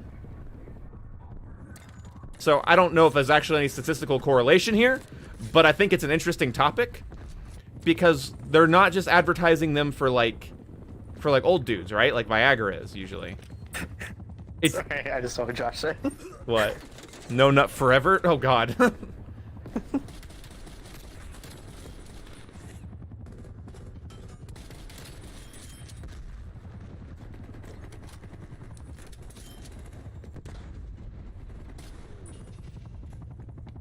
Yeah, I saw something in chat. A Carlingus, once a week is fine. It's not that big of a deal. Excellent job. I started watching romance anime instead of porn. That made me realize I don't want to be horny. I just want to be happy. That's a smart, yeah. That's honestly not a bad idea. But here's the thing, like, right? This is what you got to watch for. So do anything you want. Like, if you want to try, if you want to do, well, not everything. I'm not going to encourage like heroin use. But okay, but if you want to drink alcohol or smoke weed or watch porn, my idea is that try doing it once a week and make a mental note when the urge increases past that. Make a mental note when you suddenly stop doing it once a week and you start doing it multiple times a week. Because that's like the first sign. Because if you do something occasionally and then and then before you know, this is like such a bad thing about it when it comes to our psyche, right? It is, well, first of all, if you're young, stop worrying about sex. Like, our society is way too, like, free and fast with, like, young people and sex. And what I mean by stop worrying about it, so you're going to think about it and you're going to, whatever. But, like, the thing is that you got to stop. The thing you got to stop is, like Carlingus, like, you're a young dude. Like, I just want to be happy. Like, what is happiness for you? A wife and several kids? Don't worry about that. That's not in the fucking cards for you for years. Like you're like romance isn't something you. I wouldn't even worry about it. Like I'm 21. I haven't even had a girlfriend yet. Like, don't worry about it. Yes, like don't seek it. Oh my god, if you seek it, you'll go with whatever comes to you, and that's bad. So make sure you get your standards in order before you start like. Get your standards in order before you start looking for things, and make sure you understand that your emotional maturity isn't going to even peak until you're 25. So be careful. Yeah, cookie in the face. Jake is a loser. Jake's a loser. I agree. Boom, let me fuck myself with my right hand weekly, all right? I mean, dude, do it daily. It's just be careful with porn. That's my thinking.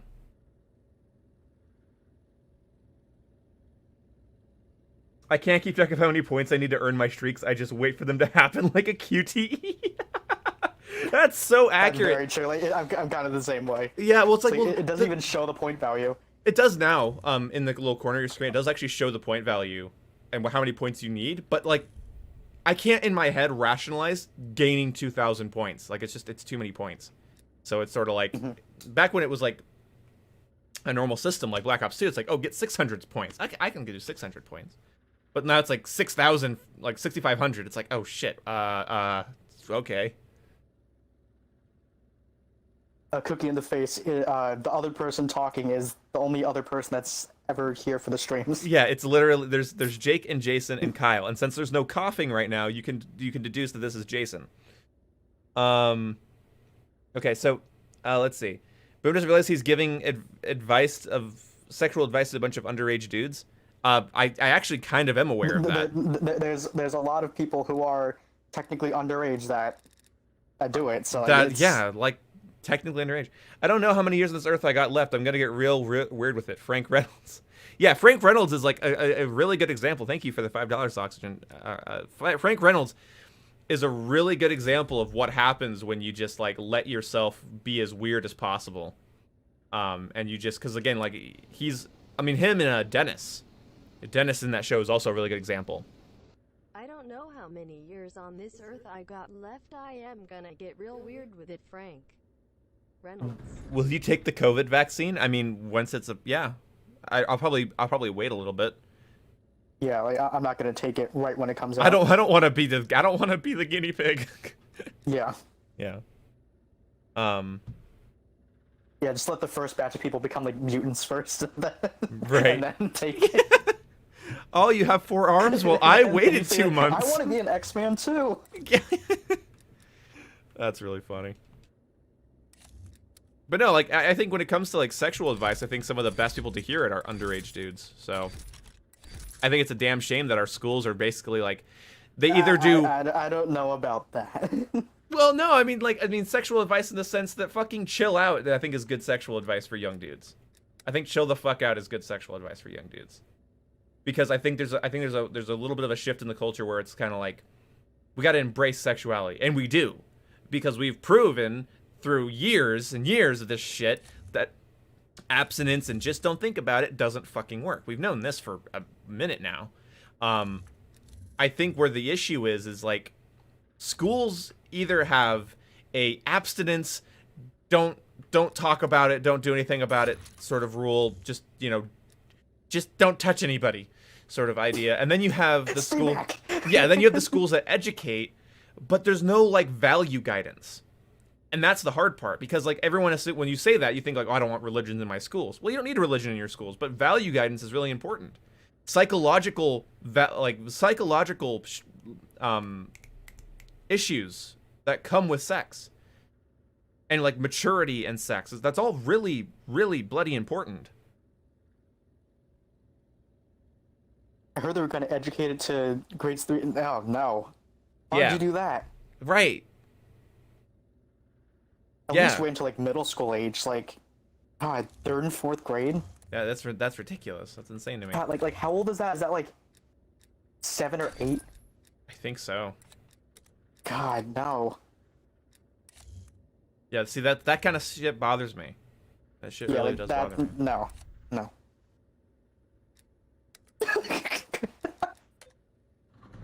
Gross, cook in the face. Gross. I really hope they don't have hair on their shit. That's probably bad.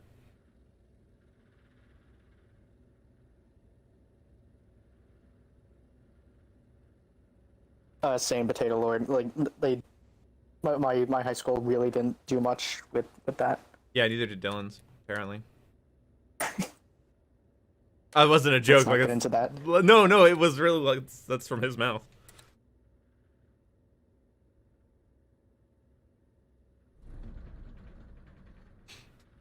Big Mouth has some bad advice. Oh, it certainly does. Yeah, I don't know.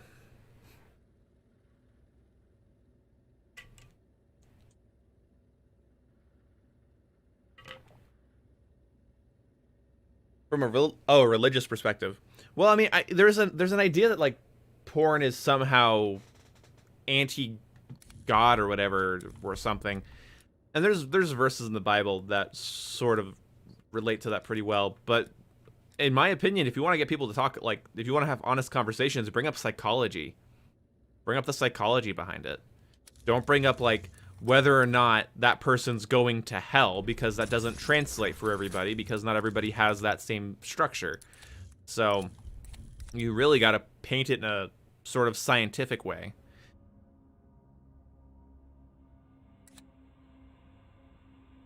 The guns that need the more flinch than not are oh yes, Gothic Snow Leopard. I totally agree. I think snipers should definitely have some flinch in this game.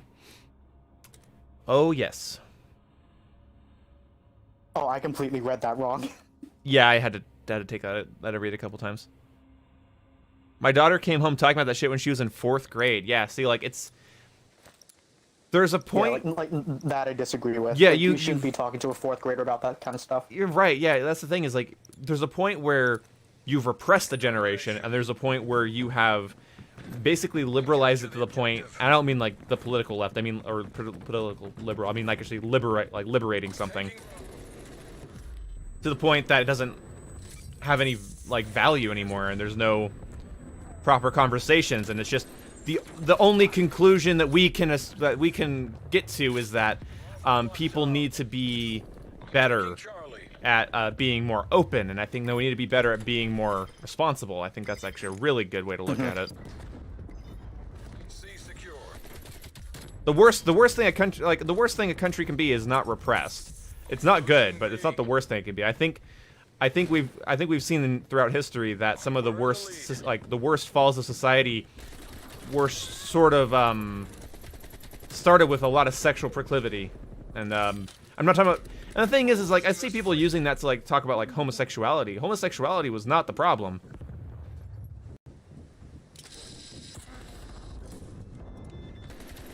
As far as I'm aware.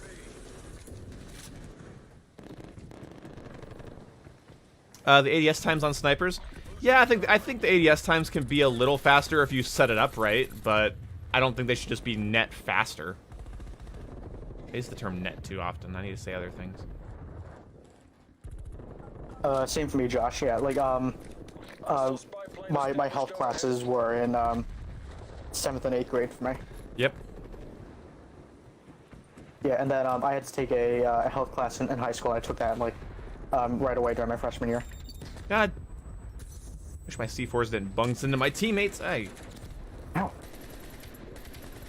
Oh, this is so fun to get back into. I have 3 assists, no actual kills.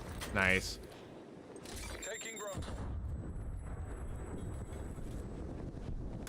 Woo-hoo-hoo! I actually one-tapped somebody with the Howler. That's kind of crazy.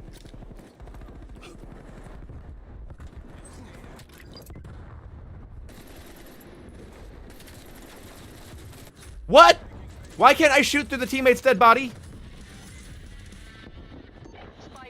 They should teach sex ed in college? No, I think before that. I think the thing is like you have to have scientific understanding, but then you also have to have like real talk about psychological repercussions and stuff. I think that's the thing that we need to do. The thing is, I think something like that should exist, but like that shouldn't be the only place where you get it. Right? Yeah. Ow! Ow! But the thing is, like obviously this isn't 100% true. But, like more often than not, people have done it before college anyway. Yep. That is pretty common. And obviously, like not everyone. Sure, sure. Losing B. Yeah, like, Hey. I think a class or like a resource should be available to some for something like that in colleges. Yeah, I hate the idea that like some people think that it's like non-progressive to explain the downsides of sexual proclivity. It's weird to me. It's like I think there's some merit to like there's merit to telling girls that they shouldn't be terrified of sex.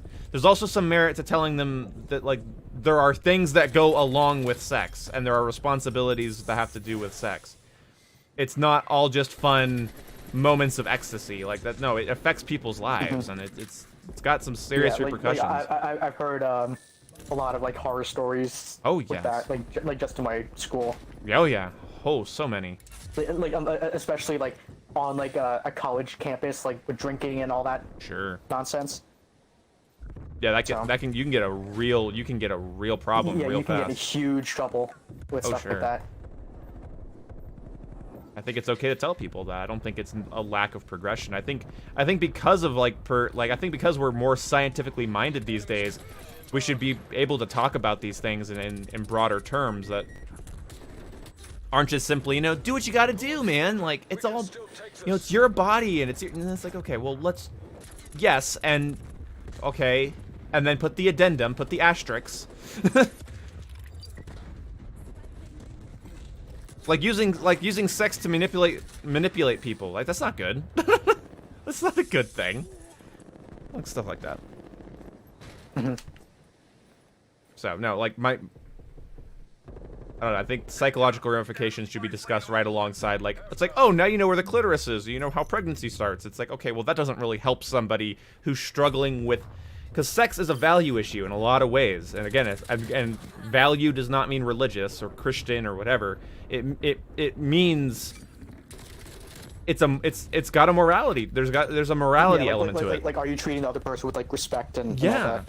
Well, that's the thing, and the left is very interested in, like, make sure that women are consenting, but they're not making sure that the women are happy. That bothers me. Well, they're like, and that's where the issue with, like, when you bring alcohol and all that stuff into it. Yeah, like, I'll get drunk and fuck. I'll get drunk until I don't mind being fucked, and then the dopamine will make me happy in the moment. Like, that's a bad lifestyle. Like, whoa, what the fuck? Yeah, whoa, what the fuck? Why do I feel so awkward and sad and just, ugh, God, there's so many weird things to do with sex. Do we both just C4 that? I don't have C4, so. Oh, somebody, okay. Oh. Guess I don't want B-flag, alright. Oh, what the fuck? Oh, that guy had body armor, I think. That's annoying. And people below. People up top. Oh yeah, that's body armor.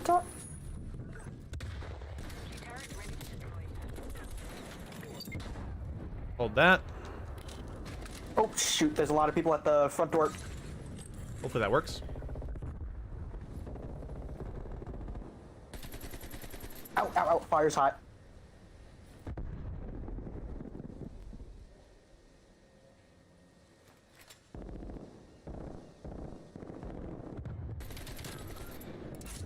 I just killed Lightning McQueen as he zoomed past me. Or tried to zoom past me. It's Kerchow. I'll be back when Boom's not being weird. Okay. My bad. Treating people with respect as being weird, okay.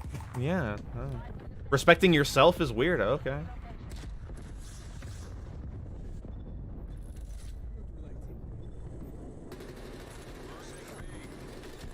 Any classes you recommend taking in high school? Yeah, that's a good question for Jason. Yeah, actually. So if your school offers a computer science class, and if you haven't taken one already, I highly recommend that. It's a very good thing to actually at least have like a general understanding of. Mm-hmm.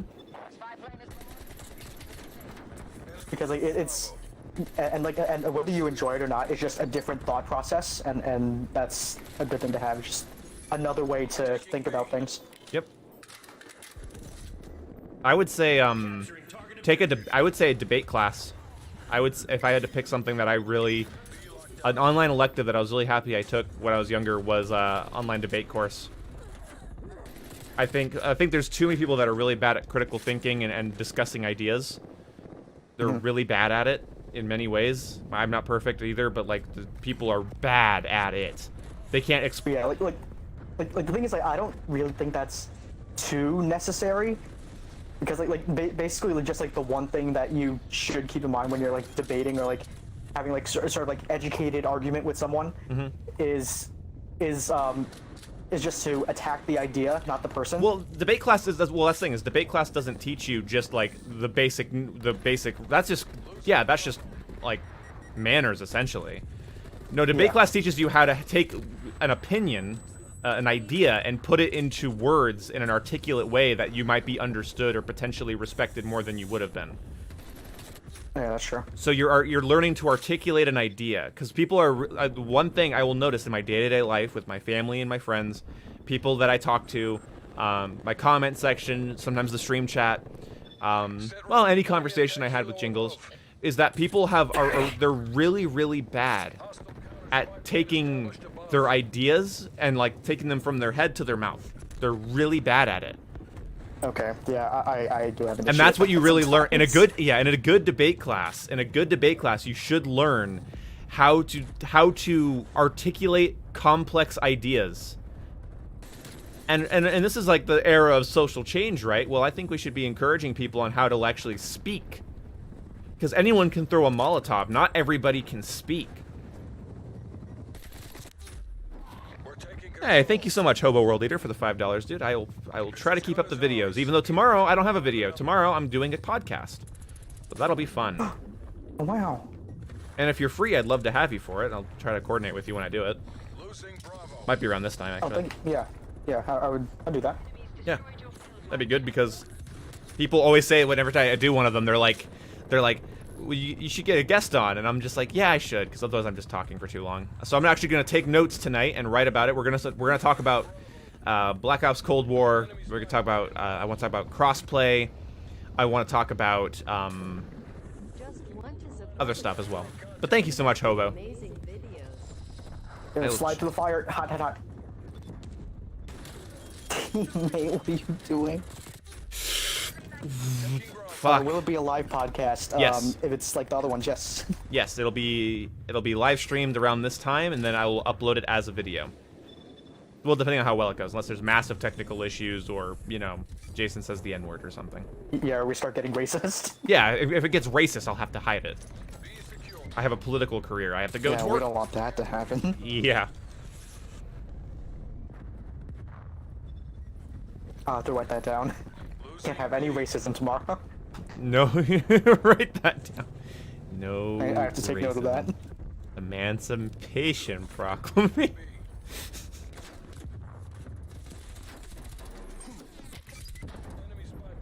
I just bonked that dude on the head. Damn it. Teammate, help me cap this. No! Damn it. I'm so close to getting my attack. Oh, there we go. I got it. Losing A. Oh, I've been hit trying to marker get this city. attack helicopter for like the past minute. I finally got it. Nice. Nice job, teammate. Keep him off our A flag. Sit rep. Napalm strike inbound. Uh-oh. There's people coming. Oh, ow, ow, ow, ow. Spy plane fuel check 50%. Ow. Oh, that's such garbage. Oh god, there's fire on the water. Losing B. Thinking B. We did it! Wind pushes back the Iron Curtain.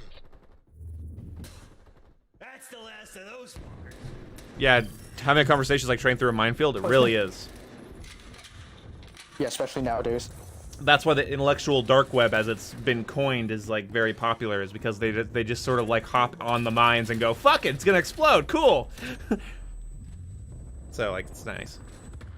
More John F. Kennedy from Clone High impression, please. Maybe I have to get pretty hyper to do that properly. And the AK feels pretty nice, I will say. So have we found out what the difference between like aim walking movement speed and strafe speed is? Or do we still not know? Hold on. 'Cause I think there was one where it's just regular strafe speed and another one where it's strafe speed while shooting. Oh, okay. That's what I think the distinction is, if we're thinking about the same thing. Yeah, because like the AK's barrel here, God, has a 5% increase to my strafe speed, but there's nothing it lists in the stats that changes. Oh, Yeah, because like there should be one for just strafe speed, and then there's also shooting movement speed. Hey, Gavin Roberts. Can't believe they nerfed the far end of the ground. Yeah, they nerfed it. For its first ever nerf, they hit it hard. They hit it, I think, 4 different ways? Was it 3 or 4? Maybe 5, actually. I do not remember. I'll look here real fast. I think it's still in my, Here, oh yeah, here's the patch notes. Thank you so much for the $5, Gavin, by the way. Yeah, so if I go down here to the... far...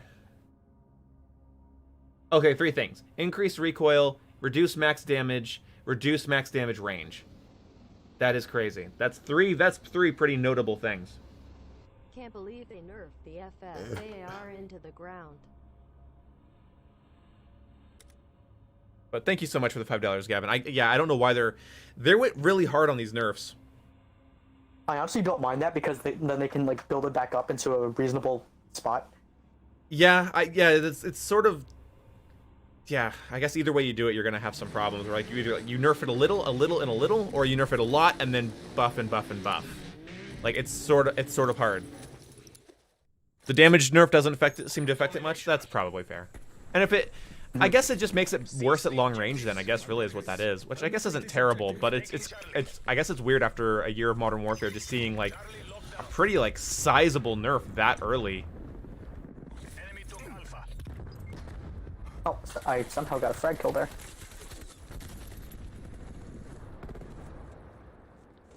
Enemy took Bravo. Oh, my aim sucks.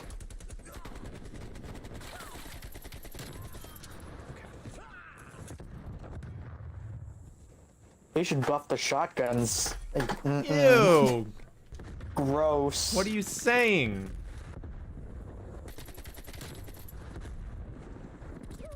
They should nerf your ability to speak.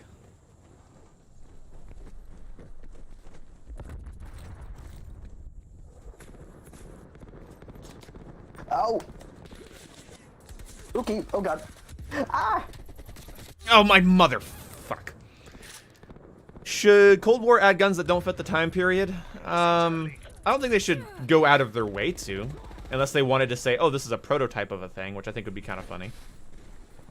Like an XM8 prototype would be pretty cool. Even though it Yeah, it's like I saw people saying that, like, oh, the Bison wasn't made during the Cold War. Yeah, it's like, yeah, I don't really care as long. I mean, you could, again, if you can kind of rationalize it as like a prototype, then I'm kind of okay with it. Oh god, imagine if every gun killed in 1 second. That's actually 1,000 milliseconds. That's incredibly long. What? Yeah, a second in Call of Duty is a very long time. Yeah, I was gonna say, because like most guns in this game kill around 300, 350 milliseconds. Oh my god! That's insane.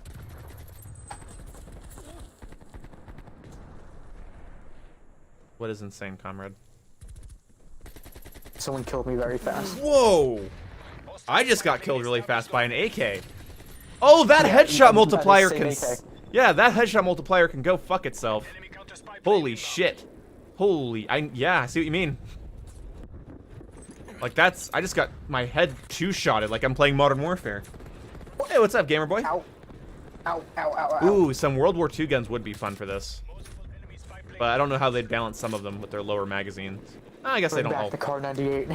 Oh god. Again. You know what I'd love, actually, though? I would actually really like a Thompson for this game.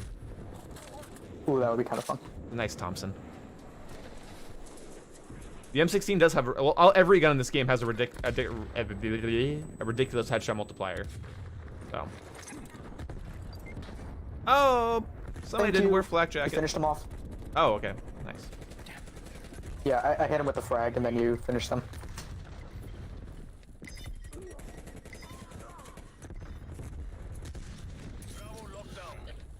Spike plate.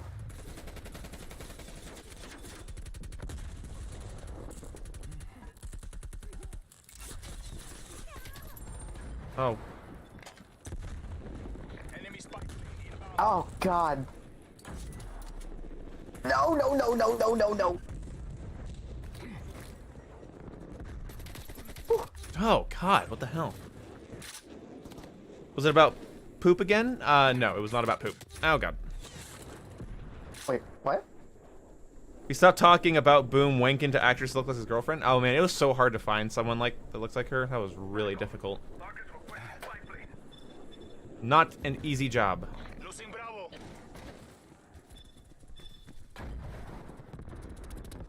Ow, ow, ow. There's so many people surrounding our spawn. This is dumb.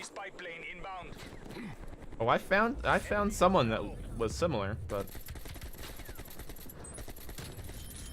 Thank you. You finished the guy that I needed. nice. I'll just you throw grenades and I'll kill the people that get hit by them. Oh my god! Sniped. They're playing Modern Warfare with their time to kill, and I'm fucking. Ugh. playing Pukey game. Oh my god, dude. It takes so long to kill people and not that long to die. Don't get that. Ooh, teammates saved me. Oh my god! I love the little head glitches all over this fucking piece of shit map. If you like this map, you have fucking problems. It's the elevation. It's combat. At, like, It's a really like weird elevation. yeah, it's constant weird elevation and head glitches and bullshit, and I'm mad about it. You pissed. Pissed. Switching rally points. Is the combat bow useless? No, it'll kill somebody. I personally don't think it's that useful, but It's not that useful, but it's fun. It's very fun for a like the first streak you can get. yeah, it's basically like a little like a specialist weapon. It's not terrible. Oh my god. Okay. Oh, you see for the guy I was killing before. I'll just finish your kills. That's fine. He's on the other side of the plane thing. Yep. It's not a plane, it's a satellite. Get him! I'd love to, but I'm getting pushed by like 4 people. Thank you, teammates. Come on. No, 8. Dude, that guy's time to kill is so much faster than everybody else's, it feels like. Oh, God. Oh my god. Enemy Nippon strike incoming. Oh, that's great. That's gonna land on me. No, I'm good.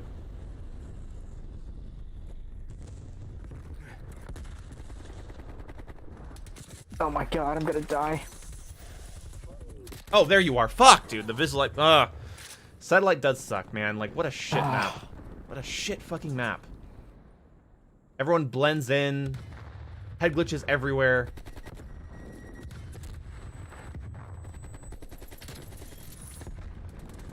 Well, you can see me, I guess, from over there. Their job was to fucking demoralize me, then this map succeeded. Okay. Oh, I'm... And fuck, dude. You play well rushing on satellite? How do you play well on rushing on the head glitch map? On the choke point map? I think you're full of shit, Josh. I think you can say you like this map, but I don't think you ever are gonna have to prove that you do well on it. Because the only good gameplays I've ever seen on this map are people just locking down the top. Oh, God. I'd love to not get flashed constantly. Is that what you love? Not too bad. Enemy RCXD detected. Oh my! How does he kill that fast? How does he kill that fast every time? He's got to have some attachment combination on his AK that is just singing for him. Oh, and he's behind me. This is the worst map in the game, by far. No, but fucking all of the other ones exist. How do I decide that? Did I just fucking get shot in the back in my spawn by the dude that killed me outside of my spawn earlier? Are you kidding me with this? Fuck this map, man. Like, honest to God, what a shit fucking map. This feels like Ramaza TDM, but it's domination.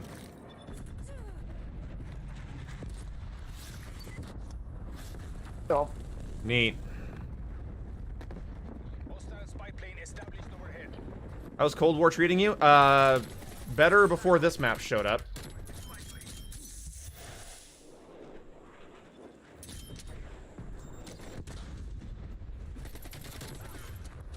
Oh, that's so cool. Oh. God. Damn, this map's awful. It's so bad. Yeah, I don't like most of the engagements. Oh, there we go. I thought teammates were dealing with them because I saw them getting shot at. Okay. They're up. Guess what? There They're we go, up. I They're got up by the that guy. satellite. Mm-hmm. You'll never believe it.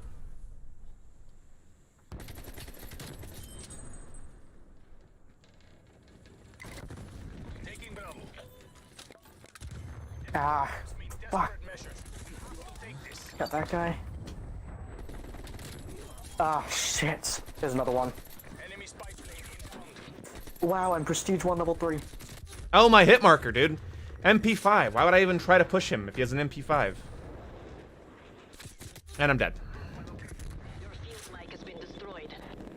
I don't have a crystal ball. I don't know if the game will improve over 3 months. It's Treyarch, so it's 50-50 whether or not it's even going to be something worth playing in the next 1 month. This isn't how it was supposed to Oh my god. Bought 2 of your merch items? Dude!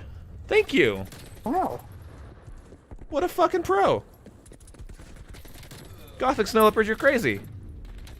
What the fuck is this guy? Yeah, that one dude with the suppressed AK was snapping onto heads, though. Yeah, he might have been cheating. I do have crossplay on. Wait, on? Yeah. Yeah, let's turn that off. Let's turn that off, huh? My hubris. My hubris. To think that Okay, I could I'm just checking mine. Mine's off. Okay, cool.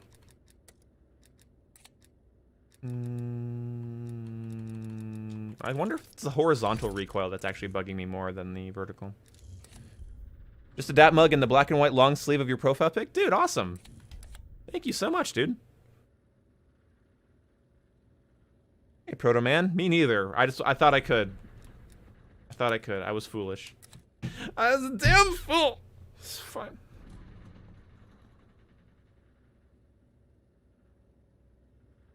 Connor, you just watched me adapt.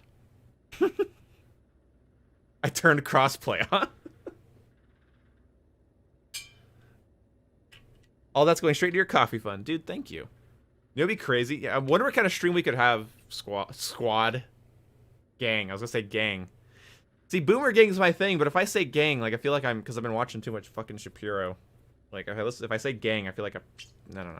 He says gang way too much. Anyway, if I filled this entire thermos with coffee and drank it throughout a live stream, I wonder how much of a nightmare I would be. It's like a whole pot of coffee. Trying to get AR's gold, it's tough. I imagine, man. I really should just focus on one gun and level it up, but whatever. I put stickers on my MP5. I'm so happy. If the Just a Dat mug is still available, yeah, it should be available. You know what? During my oh god, Gothic Snow Leopard's gonna kill me. During my podcast tomorrow, I might do a sale on my merch. I was thinking about it. What the fuck? Like someone fell upstairs. Someone just died. Like I think I've said this to Jake before. Like, I have no clue what happens in the dorm room like above me, because like they constantly towards the beginning of like the school year, it sounded like they're constantly like moving furniture around like every single day. And like it sounded like they're like jumping around and like knocking stuff over. Yeah. Like, I don't know what the hell they're doing up there. Fucking, dude. That's exactly what Jake said. Domination. Yeah. I'm guessing that that's the exact way he said it too. Securing Charlie. Pretty close. Charlie locked down. And Jake was like, "Oh yeah, you should join them." I was like, "No." Enemy has Alpha. Join them? Jason, if you start having orgies, I'm gonna be so jealous. Ow, I'm dead. Ah.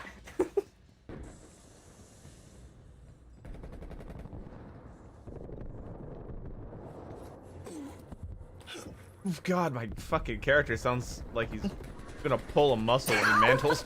Oh, you're just sitting there! Brown on brown! Josh, you're a funny Dude. guy.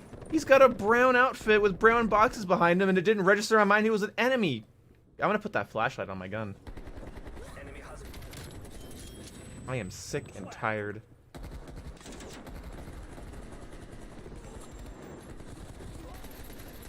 Oh no, run away.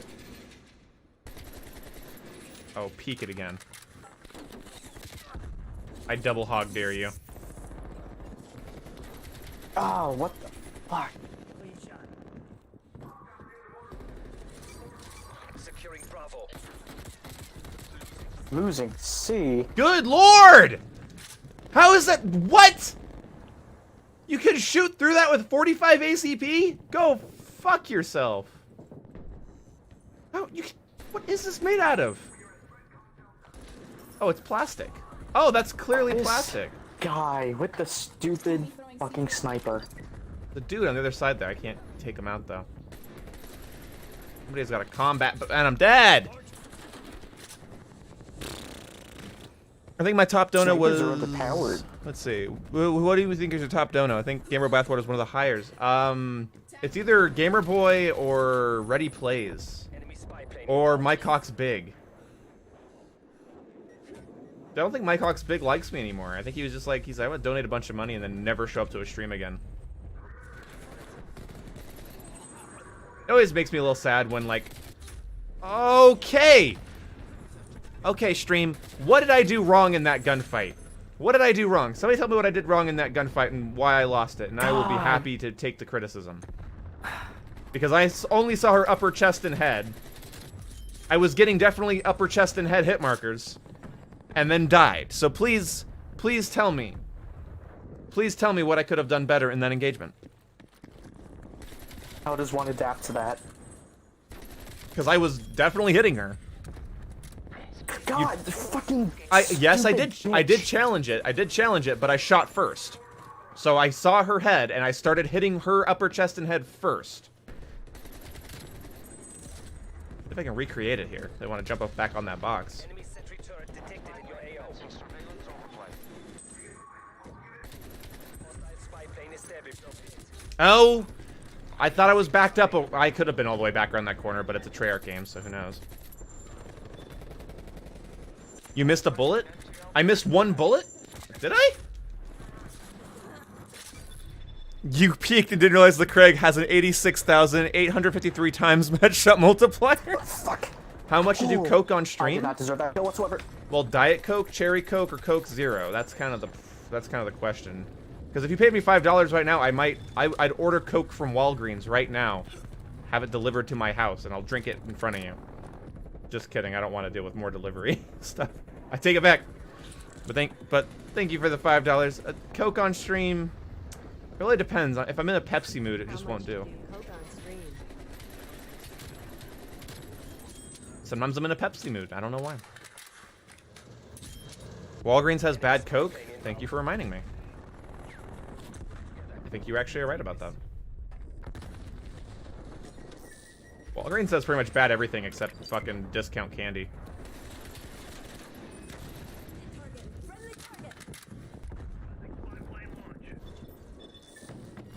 Oh, well, that was dumb. There's always coffee. That's true. Oh my god, where did the teammate go? Where did all the teammates go and where are all my ass? Yeah, maybe their gun was just better for... Their second guy kept on quick-scoping me and it was pissing me off. Yeah.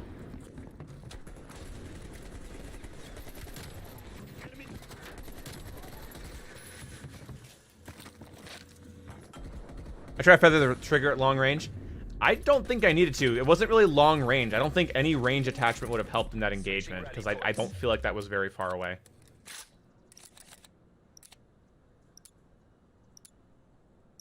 Jason. Yes? I'm gonna guess it's you. Yeah, I was right. Wow. Ew. G Fuel deadass stands for German fuel, probably, maybe. I don't fucking know. It deadass does this thing. I don't know. Fuck it.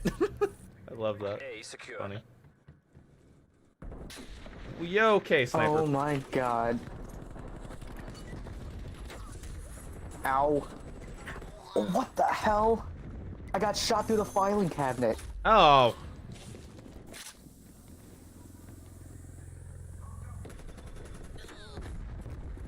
Enemy has B.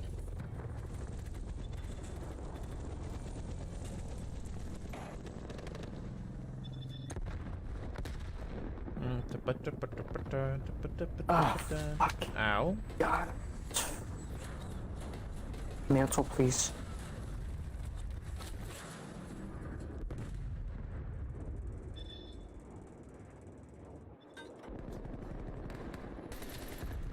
Please peek out again.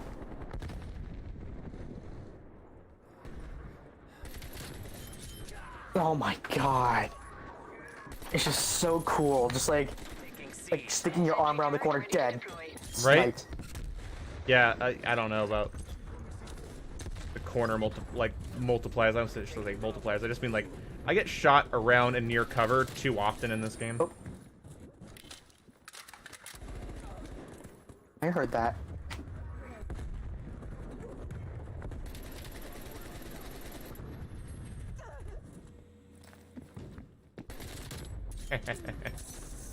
Teammate's gonna get me killed. Securing C. I'll have that on C. Second. Oh, never mind. Someone's coming right side. I'm running. B. Enemy spy plane inbound. Oh, they saw me. Yeah, the camo challenges in this are pretty easy, which is nice. Modern Warfare's were a bit tedious to grind, to be sure.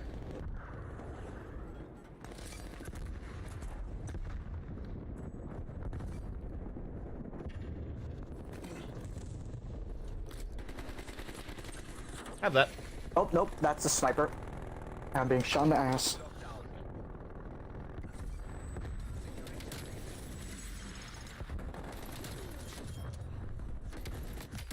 Oh my god, that was such a good play. Oh my god, that was such a good play. Come on, chat, that was good. Place a sentry gun in front of them, and then when they take cover, flank them and fucking shoot them in the ass. I'm actually really proud of that. I'm not proud of that. Hostile attack helicopter inbound.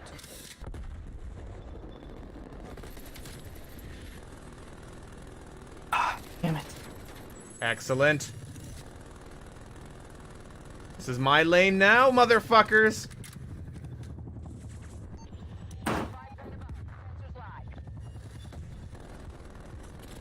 Oh, God. Your sentry gun isn't doing its job. There was an enemy right next to it. Wasn't killing it. Oh. That puts a kink in my fucking plan. They had a trophy system right there.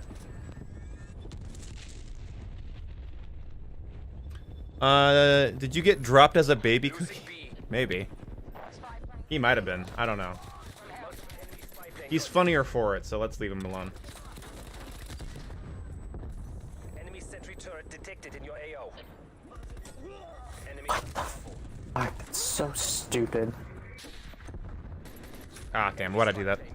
I didn't know if that... I thought sniper rifle, but in my head it wasn't one. That doesn't make any sense, I don't know. Oh, mortar down. Oh, that's definitely a range issue. Or I was shooting, or I was getting like through cover hit markers. Losing Alpha. My bad, I'll just get sniped now. One of the things that I think people might be noticing is that they did tweak the aim assist bubbles to be more like we're used to in COD, which is awesome. Oh, that's really cool. Now you actually have to be like aiming at somebody to get the aim assist pull, which is like, wow, what a novel idea. You're drinking Dr. Pepper out of a wine glass? It helps it aerate, that's nice, that's good. No second chances. All or nothing.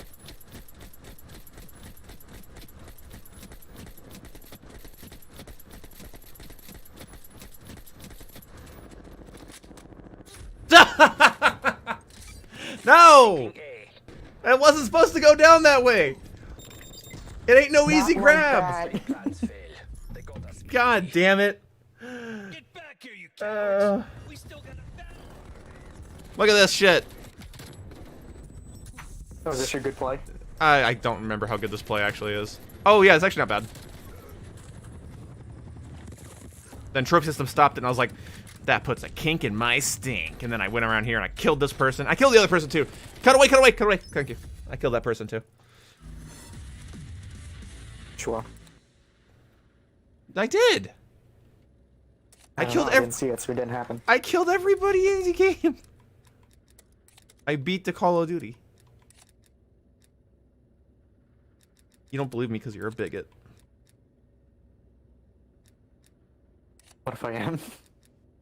Then you're a bigot. I don't know. I don't have a bigot handbook. I don't know how to deal with you. Try the Stoner. It's better than the MP5, I promise. I do want to try out the Stoner more. Actually, I really enjoyed the M60.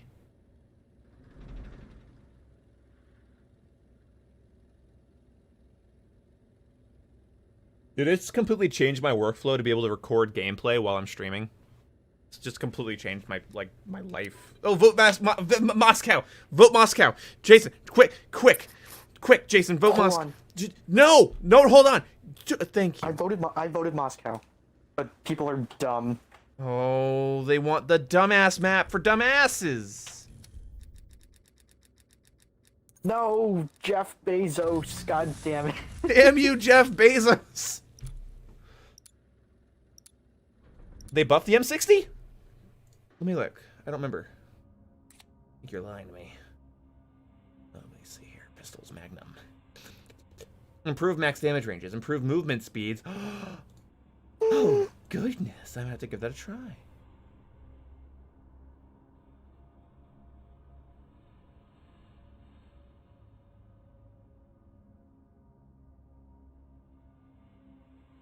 I miss final kill cams. I miss good. That makes sense. I miss good TV shows. Oh, speaking of TV shows, Yeah. I haven't gotten around to watch. Oh, Mando came out tonight. today. Yeah. Yeah. Ooh. Ooh. Ooh. Ooh. Oh. Enemy took Alpha.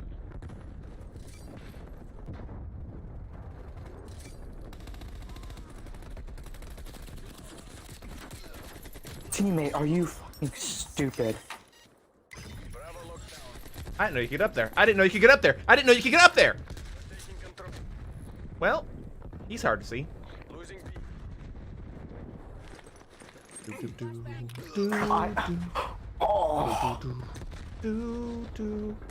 Oh, he's looking here. Oh my god. Wow, wow, wow, wow, wow. Wow, wow, wow, wow. Come on, Jason, get hyped. Wow, wow. Wow, wow, wow, wow. Bum, bum, bum, bum, bum, bum, bum, bum, bum. There's a really good video on YouTube about the guy that designed the music for Mandalorian. Oh yeah. I think I saw that. Yeah, where he's It's basically really cool. just like treated himself like he was when he was like young and just learning how to play music, and just sort of fucked around until he found that. He was like, yeah, that sounds good. Yeah, and I love that. I love that he didn't have really anyone helping him with it. He was just sort of like fucking around with it. I love stories like that about music. I love how it's kind of like it could be. It's like it's very like sci-fi Clint Eastwood western. I love that. Yeah, like I actually watched a God, what was it? Losing Bravo. It was a video of like this like school band that was playing like the Mandalorian like main theme. And it Sure. was really good. Nice. And I was like, God, I miss music. I miss playing music. Yeah, I imagine. Dude, my nephew's into that right now. He's a total band kid, and he like, it's really fun listening to music with him because he's like analyzing it. And he knows a lot more about music than I do, which is kind of fun. Oh, what instrument does he play? Fuck. Losing Bravo. Fuck. Oh god, I'm such a bad uncle. Holy shit. I don't know. Fuck. I can't remember the. I don't remember if it's. Okay, well, is he in band or orchestra? Fuck. Oh God, you don't even know that. Well, we just talk about music. We just talk about music more often than not. He doesn't really talk about his like school stuff as much. So I just know that he's like he's taking some sort of music related thing. Fuck, I'm bad. I'm a deadbeat uncle. Yeah, I don't know nothing about my nephew. I'll ask him. Nice, teammate. I don't want that kill anyway.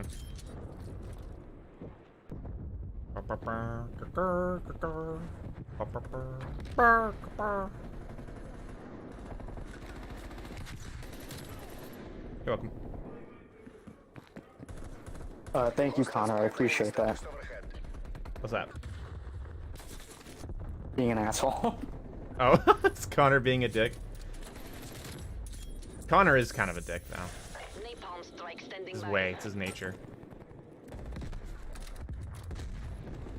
Ow.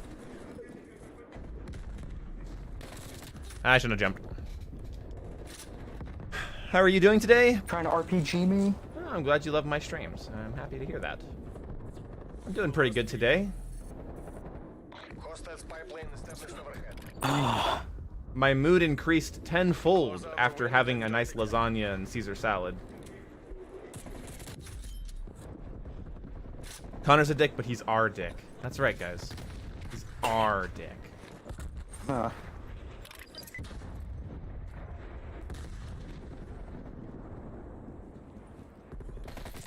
Ow, my dick. Where am I being shot from? Ooh. Enemies.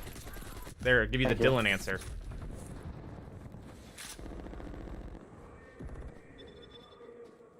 Everyone's running woods.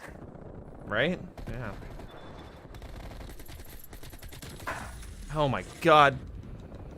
They never ask you how... They always ask you how your day was, but never why your day was.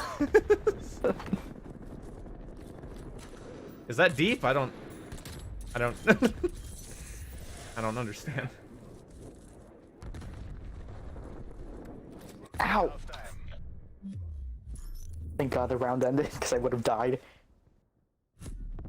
Petition to add option to disable the HUD too would basically add realism. No, I hope they just add realism. I really just hope they add realism mode with like one-shot headshots, but with normal time to kill. And no HUD. I would love that. I'd play that a good amount.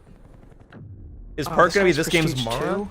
Dude, I think Perk should definitely I think Perk should definitely be this game's Mara. Perk's cute as fuck.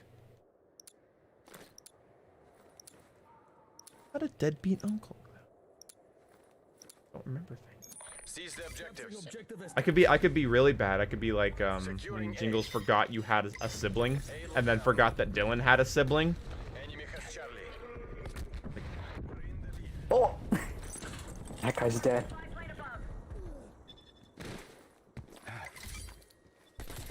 Oh, really? I did not want to jump on top of that. Crap. That really threw me off. Alright. Shit. Oh, God. That's sort of unacceptable for me, game. Take this. Napalm on B. Oh, my screen shake! Delivery successful. Exiting mission area. Sentry turret established. Hostile sentry turret active. What the hell is this shit over here? Damn, okay. Enemy counter spy plane inbound.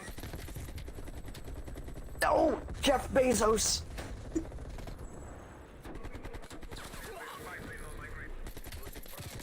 Goddamn Jeff Bezos. I know. Mike has been I know. deployed. Oh, I killed the Blizzard guy. Fucked. Let me put it this way to you, bud. You're a small business and I'm Jeff Bezos. And I'm hungry. Hey, what the fuck? What the hell? God. I didn't expect the kill. I at least wanted one hit marker. There we go. I'm so Not allowed. You're fucking not allowed. Ow! Thank you, teammate. Oh, piss. Oh, piss. Ah, we both injured each other. And yeah, you kill Thank my you. friend, but I kill him. Yeah. It's all part of my plan.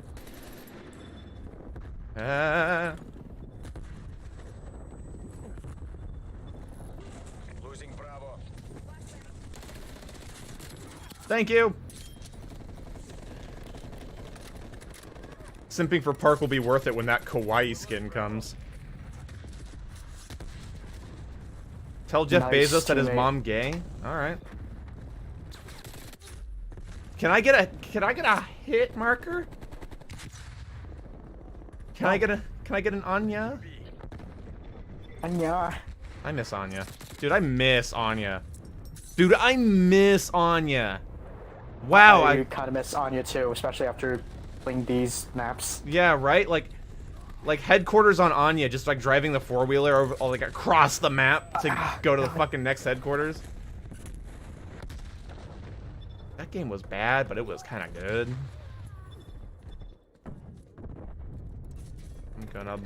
I'm gonna, oh fuck, oh fuck, oh fuck! I got him. No, you didn't! Oh wait, oh, there's a different guy. Ah! No, it's Captain Rex. No, you'll never survive! He's trying to order 66 me. No! Remove his fucking inhibitor chip! I'm so, oh god. He came back. But Ahsoka Tano is not a Jedi anymore. I fucking love that. Just like trying to like stall fucking oh, what's his name? I had his name. And he was like, well, you have a point. Like, well, you do have a point, Rex. God, I used to be able to do like the clone voice pretty well, but I haven't heard Bradley D. Baker's voice in a second, so I don't remember exactly what it sounds like. No, like season 7 of Clone Wars made Maul like amazing. Dude, Maul is like the most. Okay, so Maul was kind of like Boba Fett in when the movies came out. He was cool for a minute on screen, he was flashy, and then he's dead.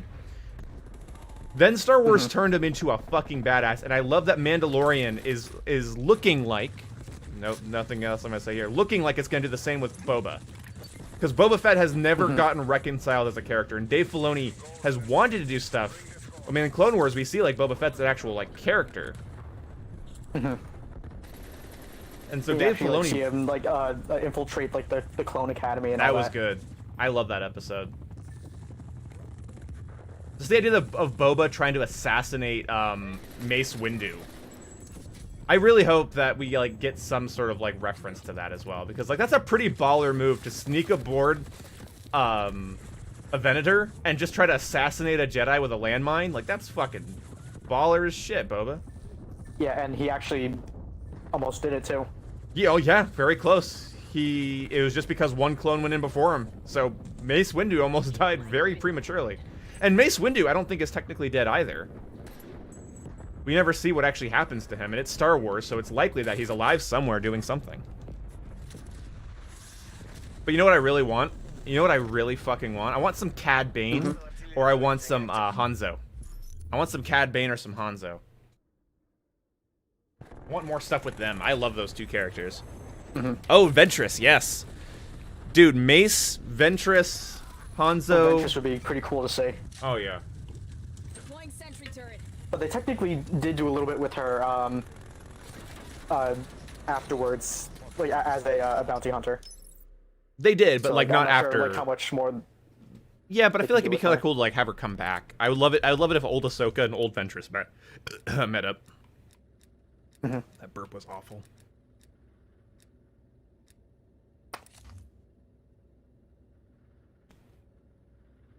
Oh yeah, did they kill Cad Bane in Clone Wars? Did he die? I don't remember. I don't remember. Yeah, I feel like I would remember if he did because I like him, but I don't know. Either way, I'd love to at least see like a flashback with him. Boom, face change when he sees the MP5. Is it that obvious? Wait, Ventress is dead? Did she die? Ventress is dead? Yeah, Ahsoka's in Rebels, but we're gonna see her again in Mandalorian, I hope, soon. In a book, she gets killed. It's called the Dark. Oh, is that a Legends book or is that a canon? Like, is that a canon Lucasfilms book? Because that's kind of hard to What? say. Well, they say that she dies in a book, but I don't know if that's a canon book or not. Well, talking about Mando.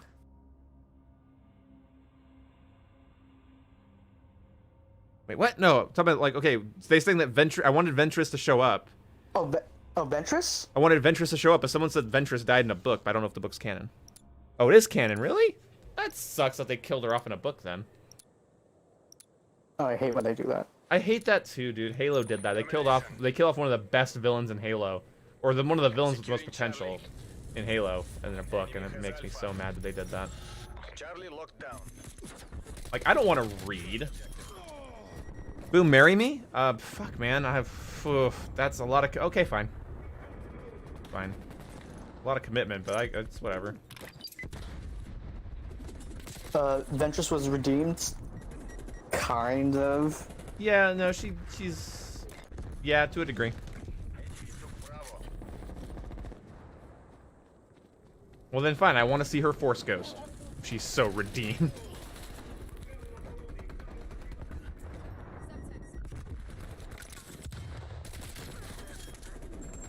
Oh, God.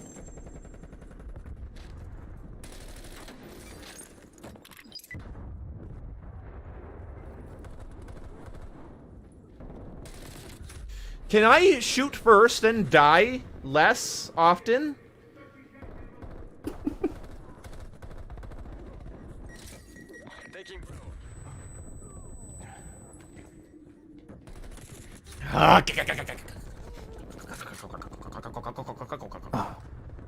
Taking Badoosh. Bravo secure. Yeah. Mother Taliesin, I'm pretty sure died.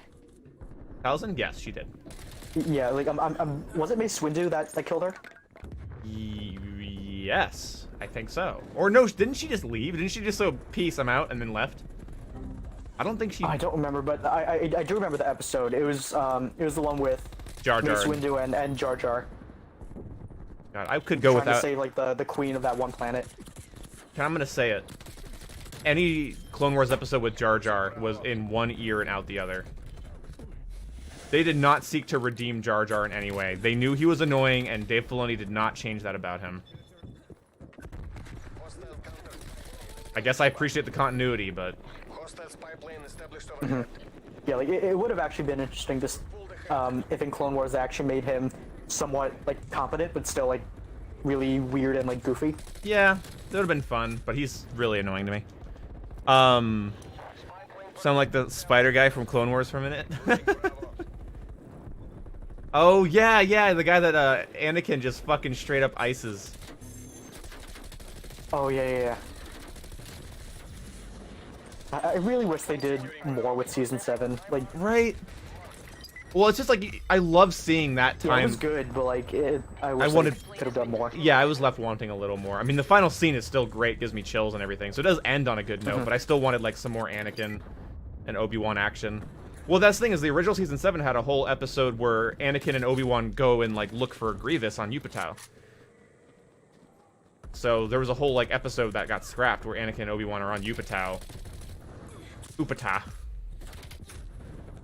Yeah, like, I remember, the scene in Clone Wars where Obi-Wan mentioned that Anakin killed Dooku. I was really confused. I was like, wait, when did that happen? And Yeah, I right? remembered, oh, right, it happens at the exact same time during the movie. Yeah. I was so confused. I was like, what?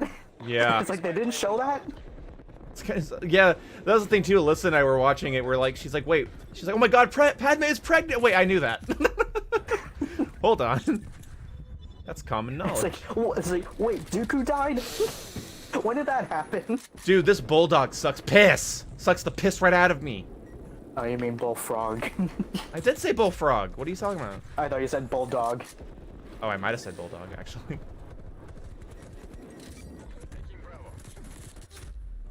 I hate this video game, dude. Ow.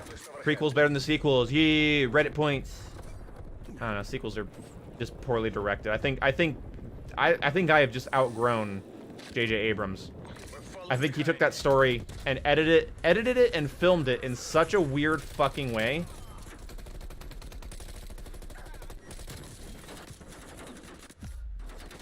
Because story-wise, it plays things pretty safe. Except for when Rian Johnson did it. And I think, again, like, Rian Johnson had, I think, some cool ideas. But, like, he went too far in some places, to quote George Lucas. You ever seen that, Jason, where George Lucas is, like, you watch him, like, preview the first rough draft of Phantom Menace, and he's just like, I may have gone too far in some places. Like I it's actually haven't seen that. it's really good. And so like I feel like Ryan Johnson, if you would have, Losing B. pardon the pun, reined himself in a little bit, like I think honestly it would have been like a better movie than like people would have given it credit for. It's just like I think there's some really cool concepts and ideas, but like Akbar should have been there instead of Holdo was pointless. That should have been Akbar. Luke should have been redeemed at the end, and he should have died in combat, not through a force projection. That was ridiculous to me. He should have actually been there and like fought off walkers. It would have been super fucking like. Yeah, and like actually show like yes, like the force projection like shows how powerful he was. Yeah, but like it's not cool. But the thing is like just imagine like him actually being there, like fucking up walkers how much and more powerful it would have made him seem. Yeah, it would have been awesome. It could have been really cool. I think those are the only two things I really don't like. And I mean, like, I used to think that it was really bad that he almost killed Kylo, right? Because, like, of course, this whole thing in, like, Return of the Jedi is he can sense the good in Vader. So why is he being so, like, animalistic against Kylo? But the thing is like, the movie makes it pretty clear that he hates himself for that. And I'm like, you know what? As dumb as it is, it's still, like, the character is well aware that that is his weakest moment in his life. That is the worst time in his entire life, and it made him become a hermit. Just like the worst time in Obi-Wan's life made him become a hermit. So, that's not terribly far out. Can I just... Sorry. So anyway, I don't actually hate many of the concepts in Last Jedi. It's just filmed like shit. And it just doesn't... Whoa, what was that connection? Oh yeah, that was weird. And it's not cathartic in the right moments. Some fan service was really required there that wasn't there. Yoda talking to Luke in Episode 8 is in my top 10 favorite Star Wars moments of all time. So, that movie has that going for it. Hey, I told you to stop. I told you to stop. All locations locked down. I can't do that very well anymore. It's such a good scene. Taking breath. Yeah, the pacing, exactly. It's the way they're filmed, guys. Like, if you really look at the Star Wars sequels, they're not bad story-wise. They're just filmed in such awkward ways. Like, Rey didn't get enough training. It's like, what training did Luke get? All of his training happens off-screen. You leave, he gets his hand cut off, he stands on the bay of a ship, and then the next movie, Well, he's fucking the thing is, awesome. like, I think the issue that people had with Rey is that, like, I'm pretty sure, The Rise of Skywalker, or whatever the fuck the movie's name was. Yeah. Like, it happened, like, directly after, Last Jedi. Well, no, but they were sure. mad that she was even competent in it. People were mad. No, they were kind of in hiding for a bit there. She was like training in the forest for a while was sort of the plot. Oh, line. yeah. Yeah. I don't know, like, I'm not saying the movies are great and they couldn't have done things better, but like, I'm just saying, like, I think people are a little too critical of it and a little too, like, okay with the bullshit in the originals and the prequels. Like, Rey didn't have good character development. Neither did Luke, really. He's plucky. He's tested. He fucks up. He's tested again. He doesn't fuck up. Like, that's literally Luke. Like, I love Luke more than Rey, by far. I think Anakin and Luke are much better characters than Rey. But mostly in the way that they're filmed. Again, these are films. It's not all just, like, the character's fault or the actor's fault. No, it's the way, it's how much time they're given to do certain things. But people want to pretend that Anakin is, like such a better character. It's like, Hayden Christensen's acting is stiff. First of all, I love the man, but like, come on, his acting is stiff as shit. The dialogue that Lucas forced into him was bad.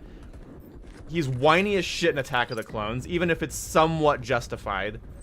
Like, I don't see it as being miles better.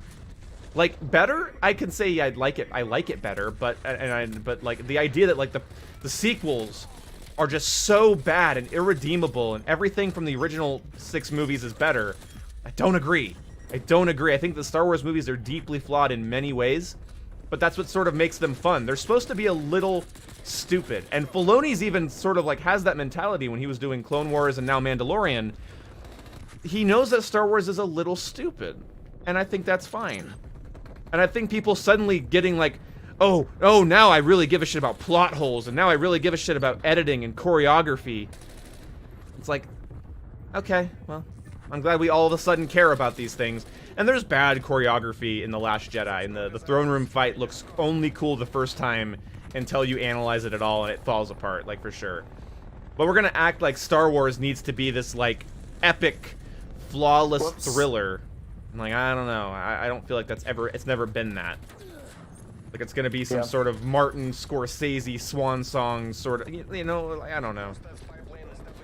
Martin Scorsese. Yeah, the one thing that I actually did really like with the sequels, is like the whole like concept of like the Force Skype call thing, or whatever how we called it. Well, the whole point of the trilogy was the Force had been like pissed off, like the Force was done being passive. It was the Force Awakens.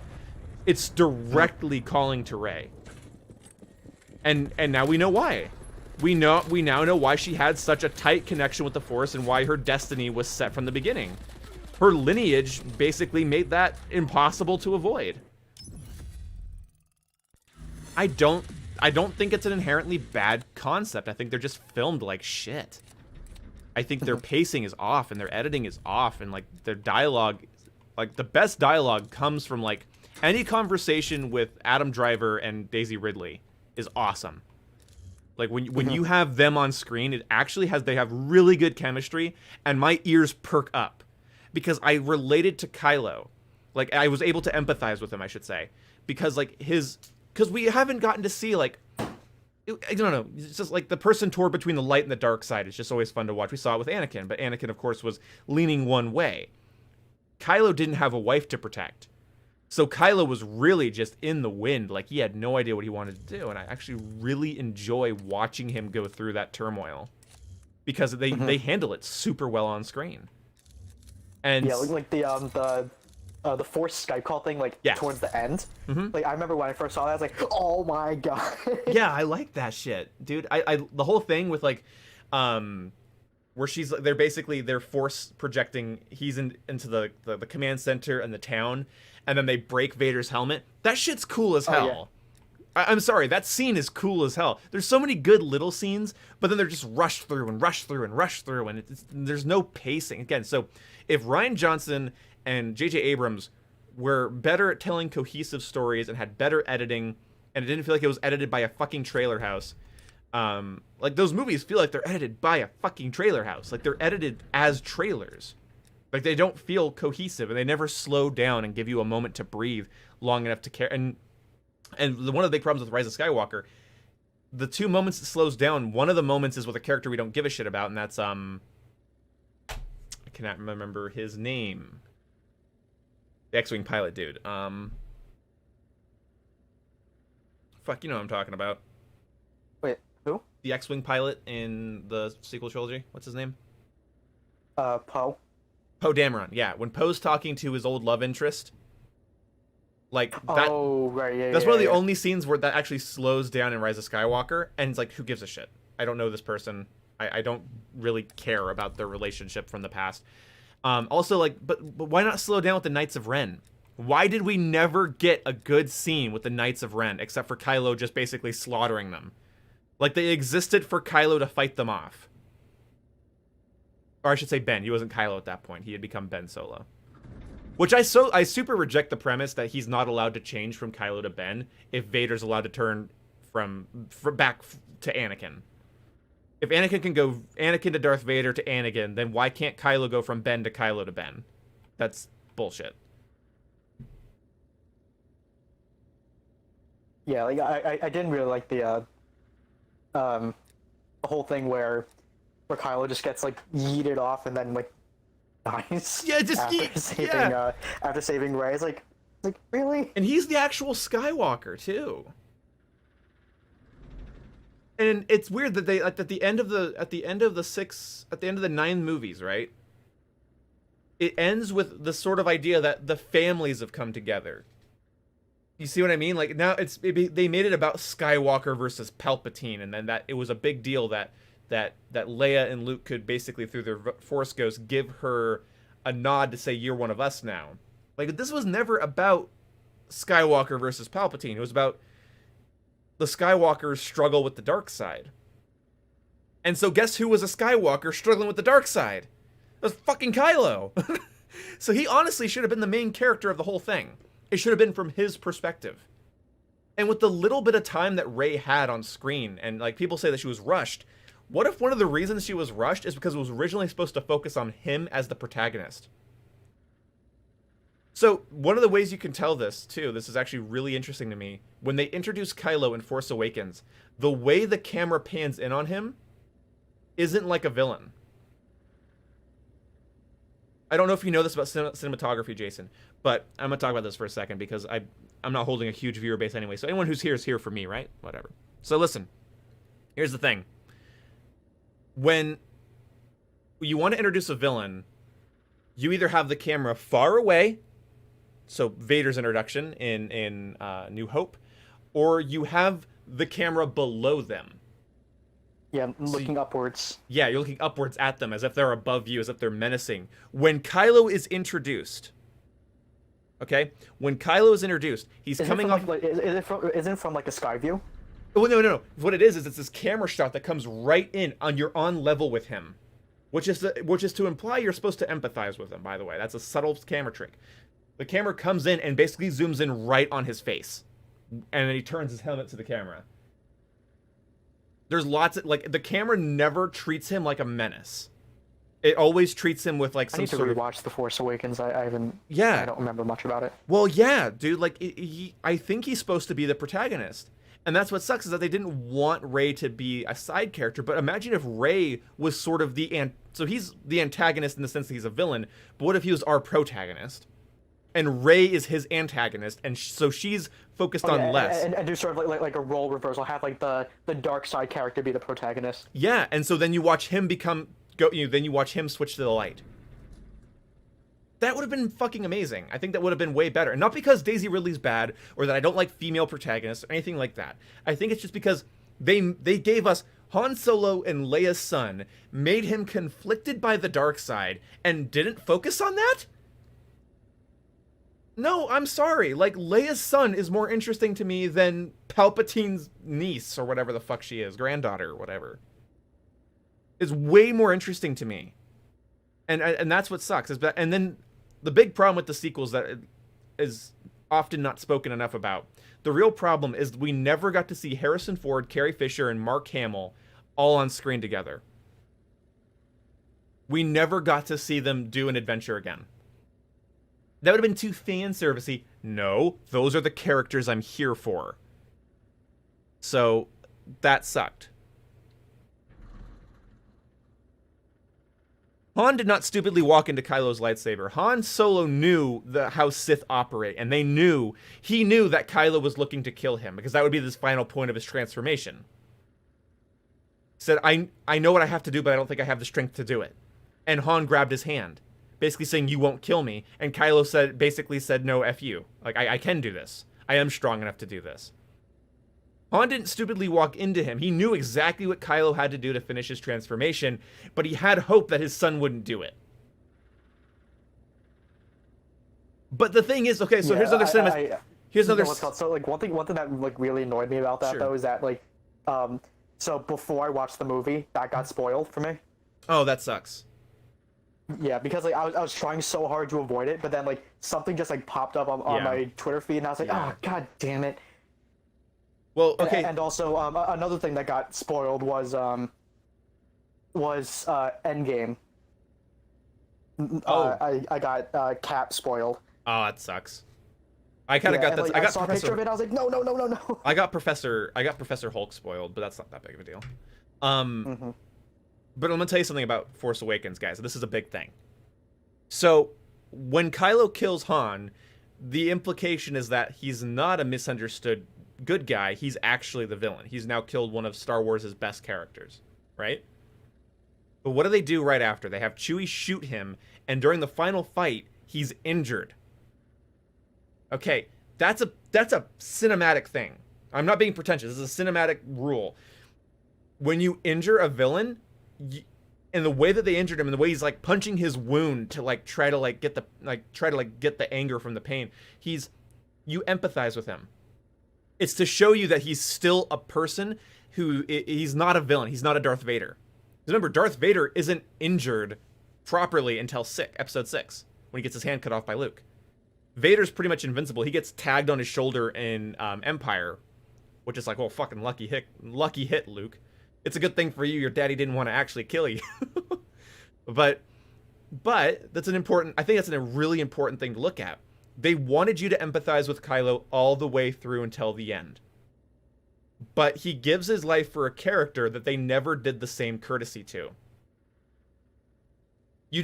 You understand Rey all the way through, and Daisy Ridley's an amazing actress. You understand her, but you never empathize with her because, well, she's sort of just she's just sort of floating out there. I empathize with Finn because he's a stormtrooper that got, that changed his ways. I don't sympathize with somebody because they're a loner, because in Star Wars, I think, if you're a loner, you're probably going to end up being a cool character. So because she was abandoned, I'm not going to feel bad for her. Because she's obviously she's doing very well. She's incredibly competent on Jakku.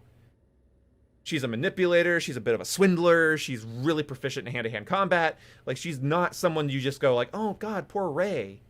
And even when she's kidnapped, she breaks out of it. So she's super competent, which I'm fine with, but it makes me think that Kylo is supposed to be the one you sympathize with. And then they have Kylo kill Snoke. So, like, that's supposed to be like a hero moment. But he's still conflicted. At the end, he wants to create his own empire. And it's just like, fuck, man, like, good luck with that. Because he goes down the same path his grandfather went down. It's rough. It's rough, dude.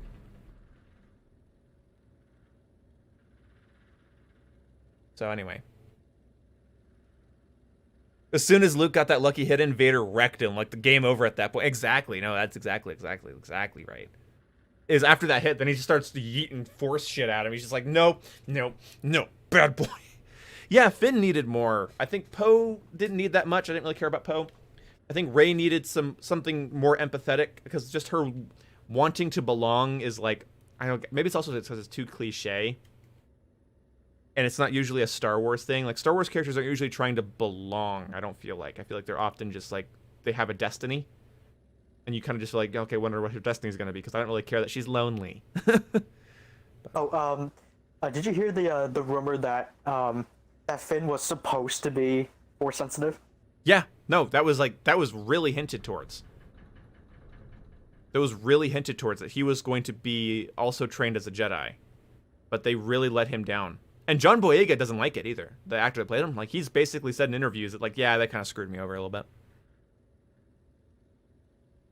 And that sucks. His entire and also the one actress that played Rose, like, it was so obvious that they were just like avoiding her. Yeah. During, the Rise of Skywalker. That was so shitty, because I think she's also a good actress, and I think, yeah, she's a little annoying, but I kind of wanted a new character, because she had a new personality type we hadn't really seen in Star Wars before, and I was kind of interested in her a little bit. It's a damn shame. We just never, there were so many unfleshed out things, and so, okay, so to justify this and everything, and to wrap up this conversation and go back to playing Call of Duty, when everyone talks about the movies, and when they're not being like just hateful about them, they actually have some things to say. When it always comes down to, I wish they would have done more with this. I wish they would have done more with this. Flesh this out. Have this character do this thing. That's how you know it's a problem with editing and directing, and not actually the story.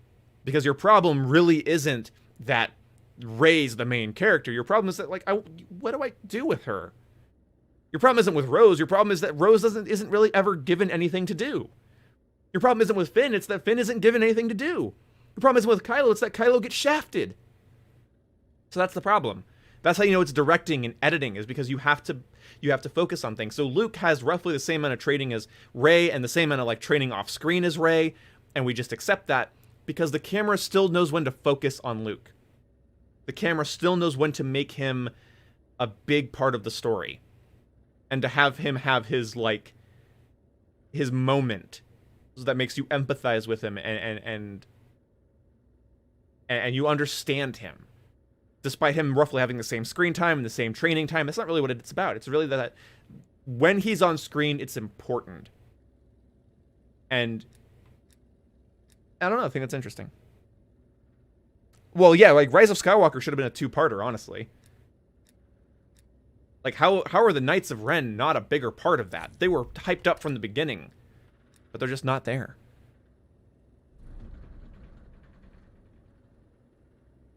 Oh, You know yeah, you're. I'm muted. Sorry. Oh, sorry. Yeah, he did get traded Yeah, very like- terribly. Yeah, like I can't imagine like a better way to like end off like the whole like saga Right. than to have like a two-parter. Yeah. Again. Yeah. Then there'd be 10 movies. 10 movies, 9 parts. I'd love that. 9 chapters, 10 movies. I actually would have really loved that. Mm-hmm.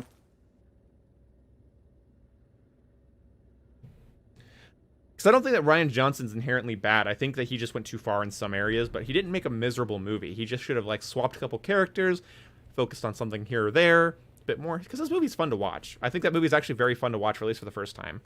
They just should have tied things up a little bit better, for sure. We need Boom's movie reviews. Hey, Kevin Rose, thank you for the $5, and I'm glad you appreciate my my movie opinions, dude. I could talk about Star Wars all night, dude. Like, fuck, man. I love Star Wars. I love Star Wars too much.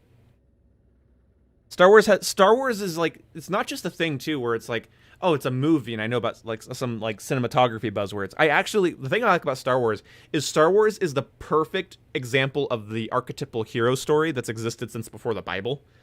It's such a great adaptation of it, and it's absolutely worth watching because of it's and there's a reason it's popular.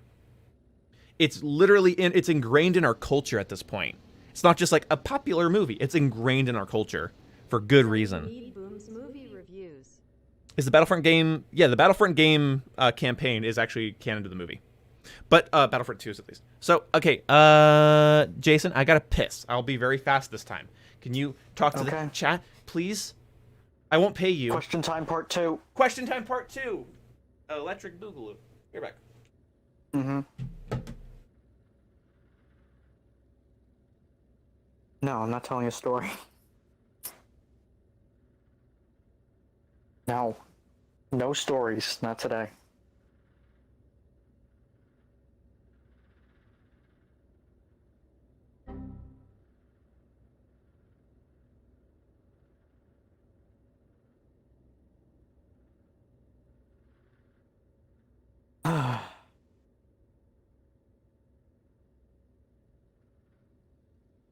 Why no stories? Because I have no good stories to tell. Yeah, I'll never tell a story. Favorite Star Wars movie? That's actually a tough one, because I don't necessarily have a favorite Star Wars movie, because like to be completely honest, I'm a bigger fan of the TV shows than the movies, because like I'm just not really a movie person in general. So like yeah, like I'm a huge fan of the Clone Wars TV show, if that counts for anything.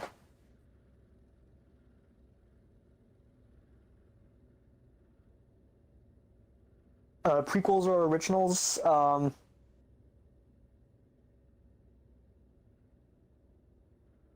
Both are good in their own right.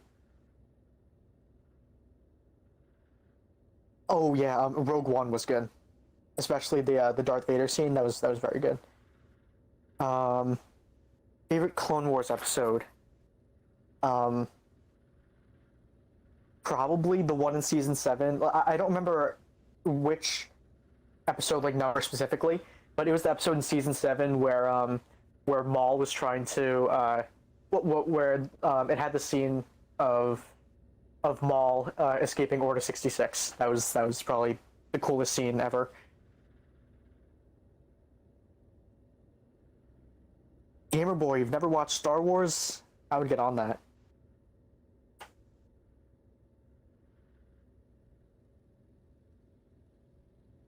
Are the Family Guy Star Wars specials good? I've actually never watched like Family Guy because it's not really like my thing, so I can't answer that. And oh yeah, and in terms of Solo, I actually haven't watched that one either. Like I've heard mixed reviews about that.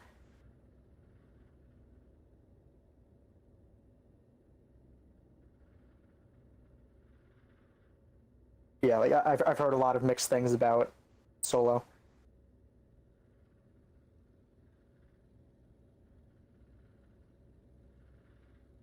Yeah, if you guys in chat haven't watched Star Wars Rebels, I would recommend that too. Like it's like for me, it's kind of like a Avatar: The Last Airbender situation, where Clone Wars is the actual Last Airbender like series, like the first one, and then Rebels is kind of like Legend of Korra. Like they're both good, but the original the first ones were better.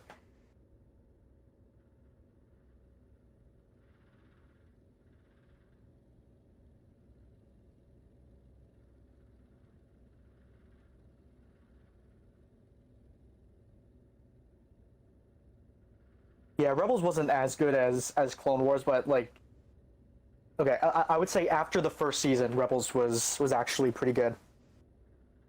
Like, I just found the first season the characters being really annoying. Crack my window a little bit. It's a little warm in here. Okay.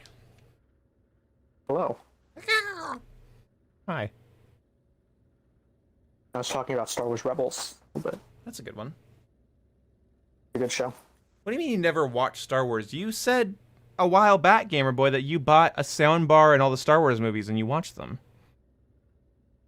The fuck do you mean? I remember that. Rebels was made more for kids. It was, and they've admitted that, Yeah. but it's also because that was Disney XD's decision. Yeah, but If it was Cartoon once, Network, it would have been more adult. But once you get to what happened to Kanan. Or, Oh yeah, no, there's some not kid stuff in there that Filoni had to fight for. Did I? I genuinely don't remember watching them. That was just like last year. You bought. It was earlier this last year. Yeah, because I was playing Battlefront 2, and you said you were going to. You said you went to the store, and you said you bought a sound bar and the movies, and you were going to watch them.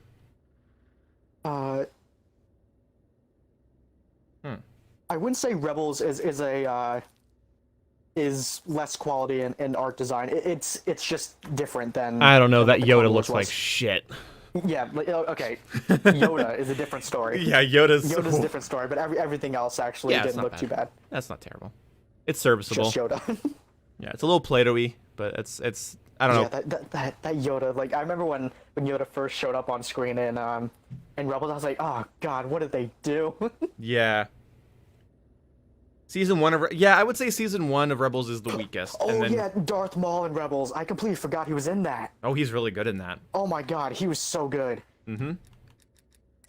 Stupid good. They one might made say. Darth Maul cool. They really made Darth. Like Clone Wars made him cool, and then Rebels continued the trend, and then the end. I really liked season 7 of Clone Wars, and then in Rebels they made Darth Maul like actually like really like wise. Yeah. I really like that. Wise and obsessed, which is really fun to watch because he's like because still. like it's He's a broken dude. yeah, because like it was really interesting to see like wow, like Darth Maul actually isn't just like a brutal character. Like he's like he knows what he's doing. Like he's smart. And he's not really any fan of the Sith either. They completely mistreated him. Like the moment Palpatine makes one mistake in the entirety of, I would say, his life. If there's one mistake I could point out, he pissed off Maul. And he was so cocky, because he's a fucking Sith, he was so cocky that he didn't even realize how that would end up eventually. The chain of events after that would lead to eventually the fall of the Empire. Because so much happens with and Maul's entire purpose is so interesting to me after Palpatine fucks him and Savage up. His entire motivations, all of his motivations change. Yeah, Green Patriot. I liked Maul's relationship with Ezra. I thought that was really cool. Yeah, but I love the final battle between Obi-Wan and him, because Obi-Wan pulls up his lightsabers like he's in the Clone Wars, his over-the-head thing, and then he does the Qui-Gon Jinn pose, and then he does his Episode 4 pose. So he's like, I'm a warrior. No, I'm my master. And then he's like, no, I'm Ben. And he puts his lightsaber down. And that's such a good one. That's so it's so beautiful. Filoni goes through Filoni and David Sam Ritter, the voice from Darth Maul. Yeah, they talked about it, and it's like he's like it's one of Obi-Wan's biggest moments, and the Maul's last words, like, he is the chosen one. And Obi-Wan's like, yeah, he is. He's like he'll avenge us. The fact he says he'll avenge us. Securing Charlie. Oh, it's such a good line. Maul manipulated by the Sith, Obi-Wan manipulated by the Chancellor. Well, both of them really manipulated by Palpatine, but also like, so good. It's just his understanding of that situation is like so cool to me. Because you think, oh, he's kind of a psychopath, but he's well aware of the manipulation that happened, and like, as far as I'm concerned, he has every right to be as pissed as he is. It's so good. Such a good. Yeah, like one thing that I wish they went more into in Rebels was Ezra like tapping into the dark side. I wish they went into that more. Yeah, they sort of cut, because that would have been really cool. I feel like they cut stuff like that, because he dabbles with it for like an episode or so, and then like kind of like, I don't want to do that. Like, yeah, and then he gets like a slap on the wrist from Kanan, and then he's fine. Which usually the dark side is kind of known to hold on a bit longer than that. So yeah. Because like it would have been really cool like to see him use like some more like dark side abilities, and see like, because like he doesn't really have like the proper training, because like Kanan isn't like a full like Jedi Knight or anything. Yeah, he's not a and then also Ezra started his training too late. He should have been like the perfect candidate for some dark side manipulation. Yeah, they speed and like past especially like bringing Maul like into it, like getting wisdom from Maul and Kanan. Yeah. I think they could have done a lot more with that. For sure. Oh, God damn it.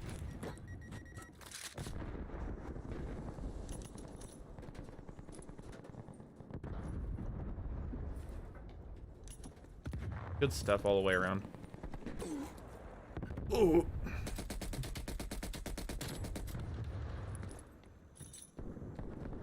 City.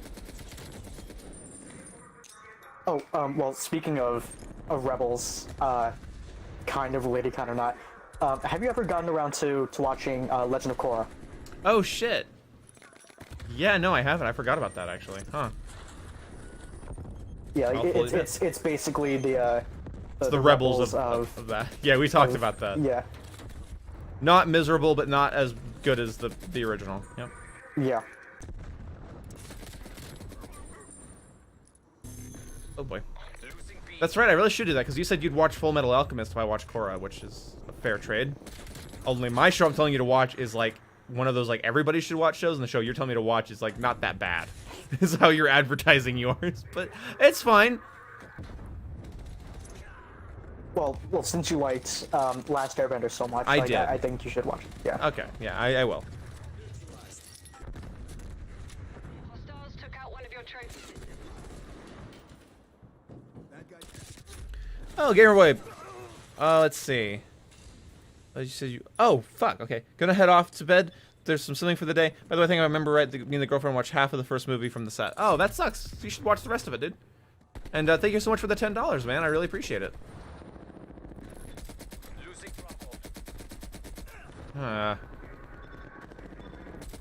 This thing kicks like a mule.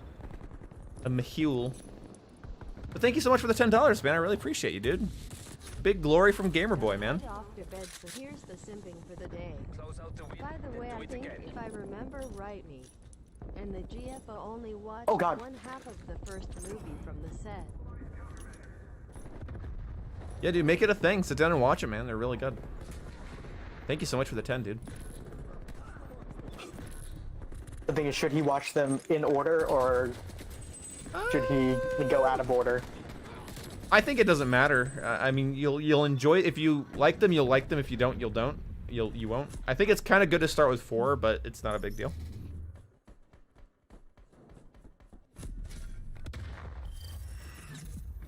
Because then it's like the technology improves as you watch it then instead of degrading. You don't go 1, 2, 3 and then 4, 5, 6. It's more like 4, 5, 6, 1, 2, 3. It's nice.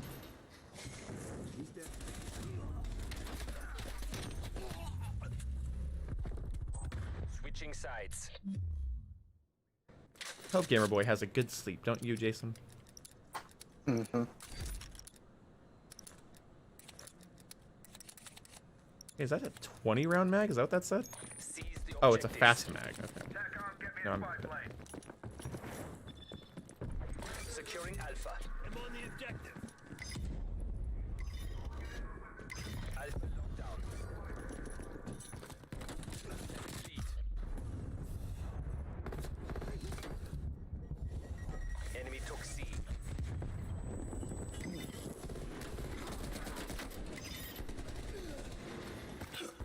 B locked down. Hostiles destroyed your trophy.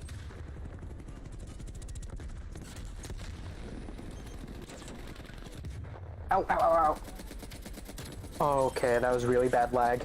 That's cool. Spy plane available. Oh, that's a person. Nice. Phantom Menace is the real 4th episode. That's true.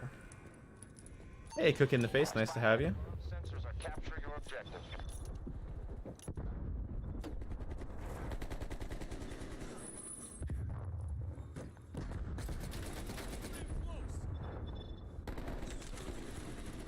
Spy plane mission time clock 50%. Assist, assist, assist. Nice. Ah, God. I can't kill anyone. Yes, you can. Priority. I'm getting eliminations, but they shouldn't be eliminations. Come on, teammate. Yeah, that's COD timing for you. Oh, God.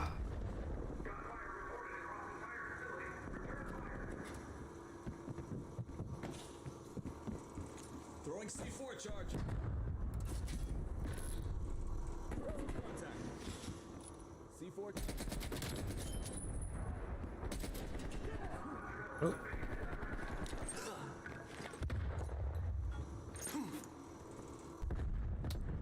I destroyed somebody's prox mine. Ow.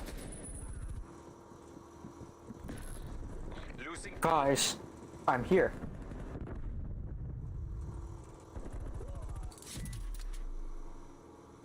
Oh.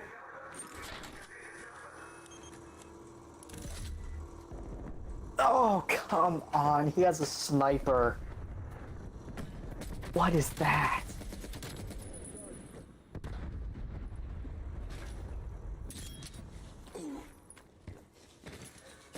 Oh, come on. Yeah, Fallen Order, Jedi Fallen Order is on EA Access. I recommend it. Ooh, yeah, Fallen Order is very good. Yeah. Especially good if you don't have to pay for it. A good game. Mm-hmm.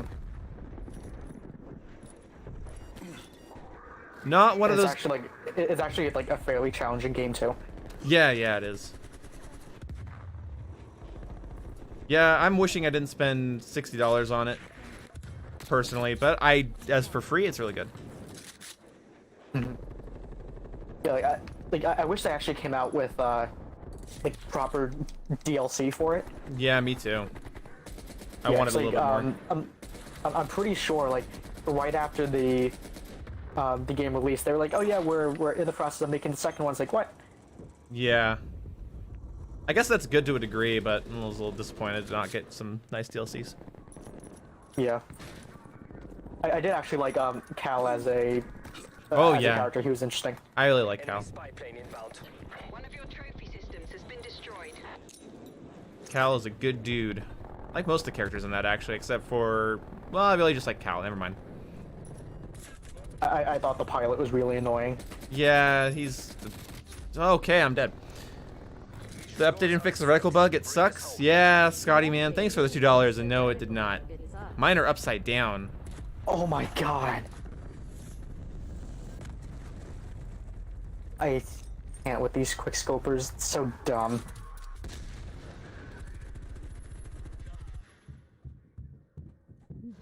Yeah, like in a Fallen Order sequel, I kind of want Cal to turn into a Bravo.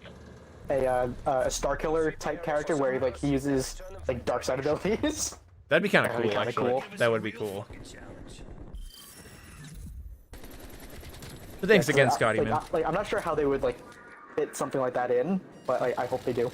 Yeah, I think it'd be kind of cool if you get to learn some of that. Also, I want to just be able to dual wield lightsabers. That's my big thing. Oh yeah. Also, using a blaster would be sick. Oh yeah. I think those would be the gameplay mechanics I would put in. I'd put in dual wield lightsabers, force lightning, and a blaster pistol. Wait, did you actually beat it? Yeah. I don't remember if you did. I did. Okay. Yeah, like you Not can everyone else has. kind of do it. Not everyone else has though. Yeah, like So. yeah. So. It's not a spoiler, but yeah. It's kind of cool if you don't know it's coming. I know what you mean though, and I don't count that though, because you can only do like a combo with it, and it's not very interesting. Yeah, it's like That free shotgun blueprint is dope. Yeah, it's not bad. I'm not using it though, because like look at this class here. Look at this nice wood and metal kit I got going on here. Takes 480 milliseconds to ADS with snipers now. Cool. I mean, you can probably speed that up with some stuff, right?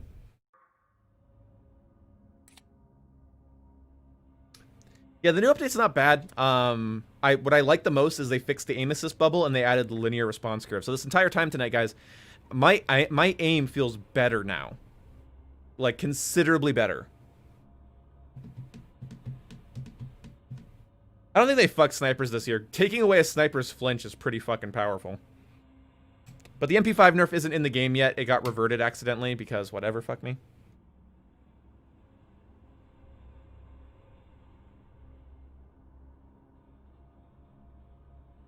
Yeah, these maps aren't great, Ian Reynolds. I totally agree. Especially this next one that's coming up. I find this one to be kind of annoying. Like Jake says, here's this cool part of the map that we don't actually get to play in. This cool foresty part. Let's go inside. Let's go in the hangar. Domination. I want to snipe a little bit. I don't. If I fail, then I'll switch to a different gun. Taking Charlie. Oh fuck! Taking Bravo. Immediately missed my first shot. Oh, whatever. First you don't succeed, give up and never try again. oh my god. That's so stupid. It's just constant explosions in there. Bravo locked down. Oh, he's just. God. They're sliding like mad. We're in the lead. Oh my god, there's a bad guy. The hell? Oh, he's on the ground. Oh. Great. Enemy has Bravo. See if I can actually like acquire a target. This is a bad map to snipe. There's too much I'm cover. gonna nade.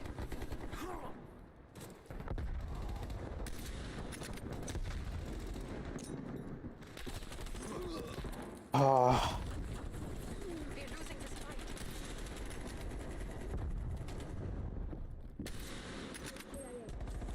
Okay. I'm gonna do a little flanker doodles here.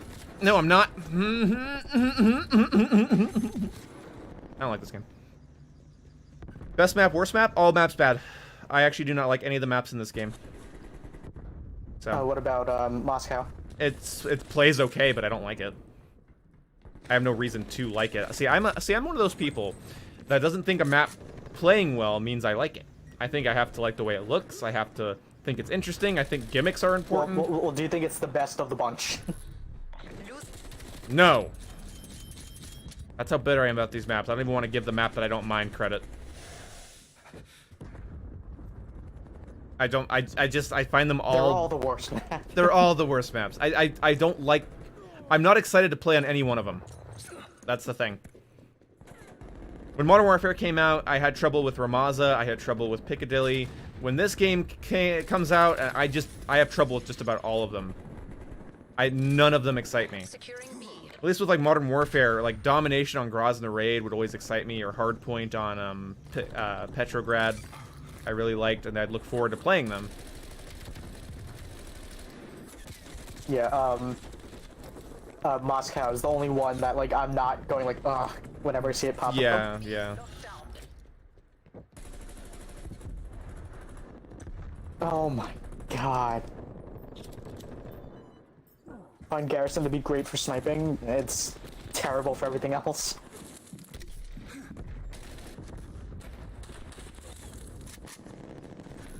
I can't. I can't. Well, I'm glad people are really liking the campaign for Cold War, but I feel like it's now gotten overhyped for me, and I'm gonna hate it. And then again, this game's rubbing me wrong. I think that's one of the reasons I'm staying away from it, is the game's rubbing me really wrong. Thank you so much for the $5, Scotty, man. I really appreciate it, man. But, like, the game's rubbing me really wrong. Like, in so many ways, and so, like, I'm just sort of bitter. Like, Modern Warfare was such a better game. Like, I think that's something I'm not afraid to say.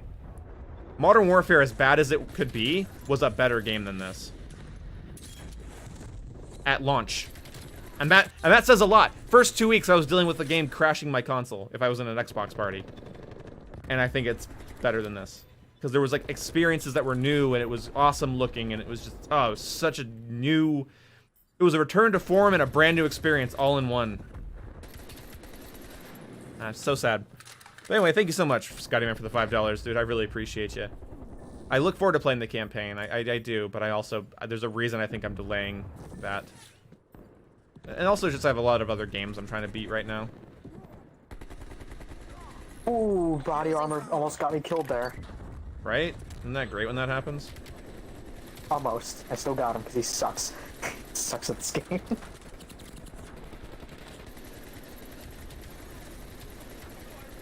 Okay, I'll take the assists, I guess. There we go. Securing Bravo.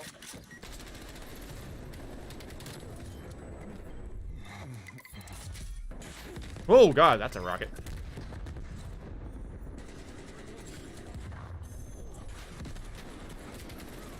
Coming with your shotgun bullshit. No! Oh, I'm stuck reloading. God damn it.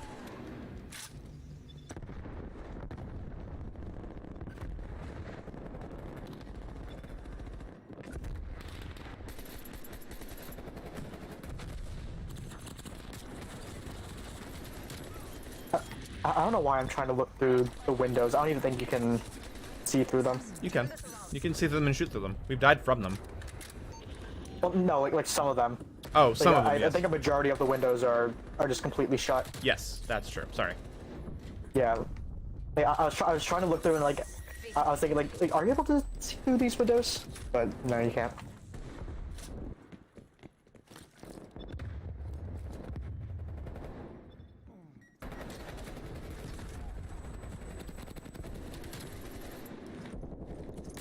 Oh, fuck. What's the new update? I would recommend looking up the patch notes, because I am not the patch notes. Here. Here you go. Here you go. There's patch notes. The big thing they did is they fixed aim assist, and they added the linear response curve, which is increasing my enjoyment of the game. Because I thought the game felt like piss in comparison to MW because of it. Switching sides.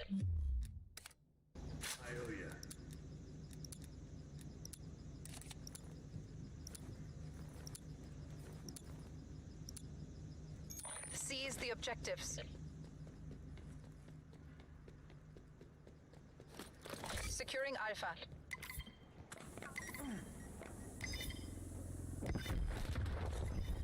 A, locked down.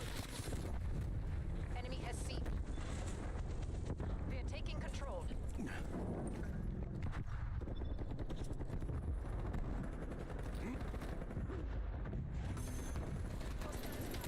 What?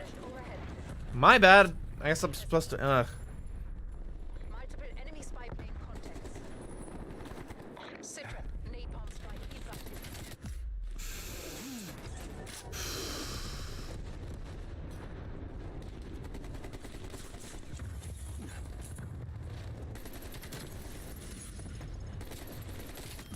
Oh my god, dude. Just getting knocked off fucking. We've lost the lead.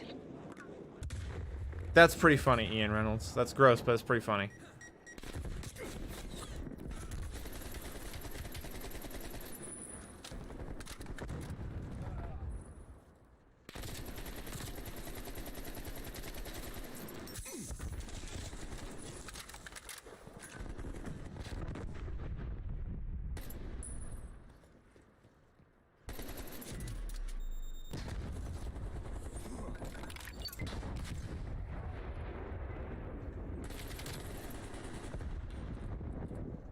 clear this plane out, please? No, we can't. Securing B. Yeah, and you guys have been like subtly spoiling the campaign too, like ever since the game came out. Like since like 2 days after launch, I've had it like subtly spoiled for me over and over again. And so I kind of already pieced together what happens, and so it's like whatever. I don't know. I'll play it.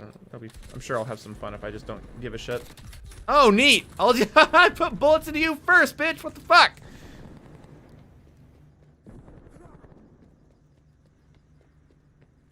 Yeah, you guys are really, really shit at being subtle. I'll let you guys know that right now.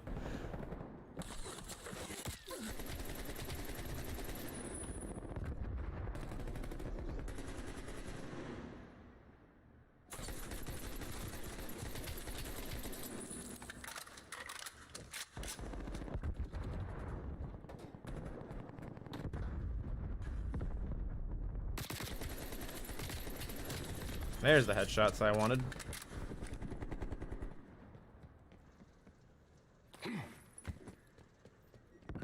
This is a death sentence. Why am I doing it? Securing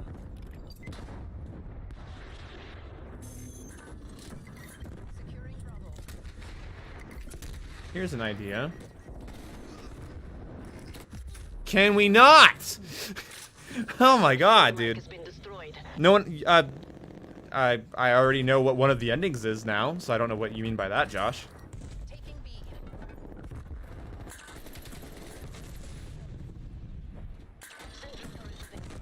Spy plane established overhead.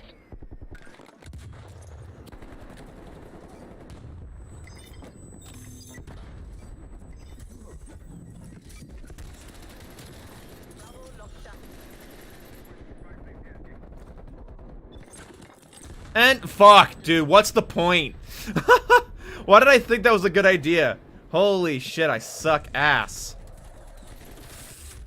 Oh, okay. Yeah, Clone Wars is worth watching if you're into Star Wars, but I will say the first 2 seasons are kind of bad. They're okay, but they're pretty bad.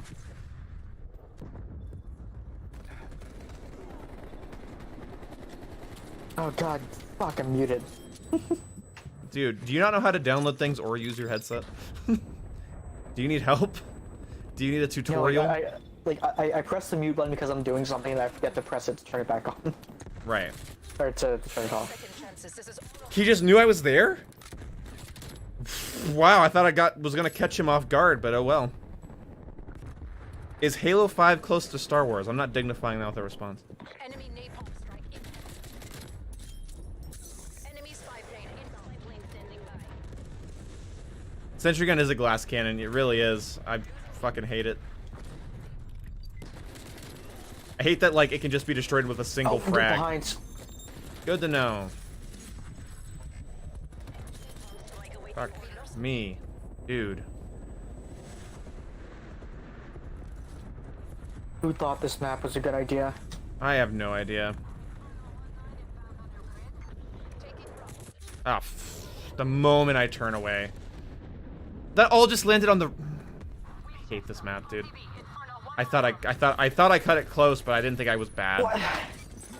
Oh, that person's not there anymore. What a shit map, dude. Fuck this. Exactly, Scotty, man. This... Casualty evacuation point.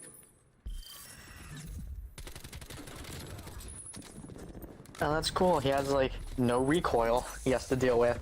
Mm-hmm. Wow, okay. Dude, this game needs some flinch, man. This game needs some motherfucking flinch. When I jump in front of somebody and start getting hit markers and they kill me, ugh, it kills me because it tells me that Treyarch has grown more incompetent over the years. It's like, come on, we've known that you need flinch for a while. It wasn't in COD games for that many years because we're incompetent. It's because we know why it's important. Well, some of us do. Some of us seem to be confused about that one. I'll try this build. This looks fun.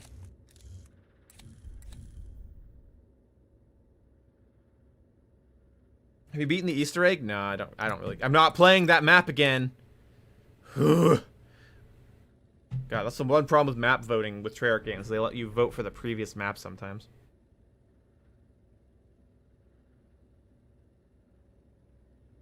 Have you? Yeah, I have, Josh. Over the last couple of days, I actually have been. But I didn't. I don't really want to beat the Easter eggs. Zombie Easter eggs are tedious to me. I don't really care to.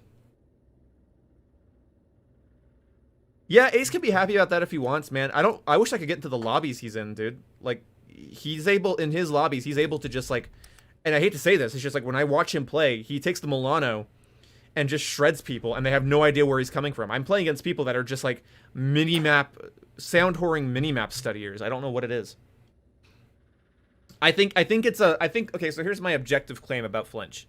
Okay, my objective claim about it is that when you remove it, you remove an incentive to shoot. That's just what you do. Your bullets have less impact. So when somebody is not expecting you and you start hitting them, you have to be perfectly on target and you have to be strafing and jump shotting because you're not going to be able to get any sense of advantage from doing that. I think Call of Duty, honestly, just in the way these maps are set up, and the way that Call of Duty maps are set up, and the way Call of Duty game modes are set up, I think a faster time to kill and a little bit of flinch is important. Okay, unless you want to redevelop what it means to be a Call of Duty map, you want to redevelop what it means to play a match of domination Call of Duty, then don't redefine the gunplay.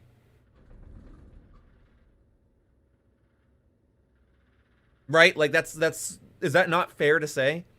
You're going to keep the map designs relatively the same. You're going to keep the game modes the same, but you're going to keep the gunplay you're going to change the gunplay completely. Really? Did they not think about how it affects head glitches or cover or snipers? They clearly did. Like Black Ops 4 was proof that they didn't think about that. Like so like one of the integral elements of the snipers in Call of Duty is that they're easy, right? They're pretty compared to every other FPS game you can play. I mean, they're pretty easy. And so how do you balance that when you increase the shots to kill in an assault rifle by 2 or 3? I'd say 1 to 3. You increase the shots to kill from an assault rifle by 1 to 3 rounds. And you tell the assault rifle user that if you want to kill faster, aim at the head. But then you tell the sniper, just go ahead and shoot him in his upper chest and just delete him off the map. How do you balance that? You don't. So you can't... They want it to feel like Call of Duty while changing core components of Call of Duty.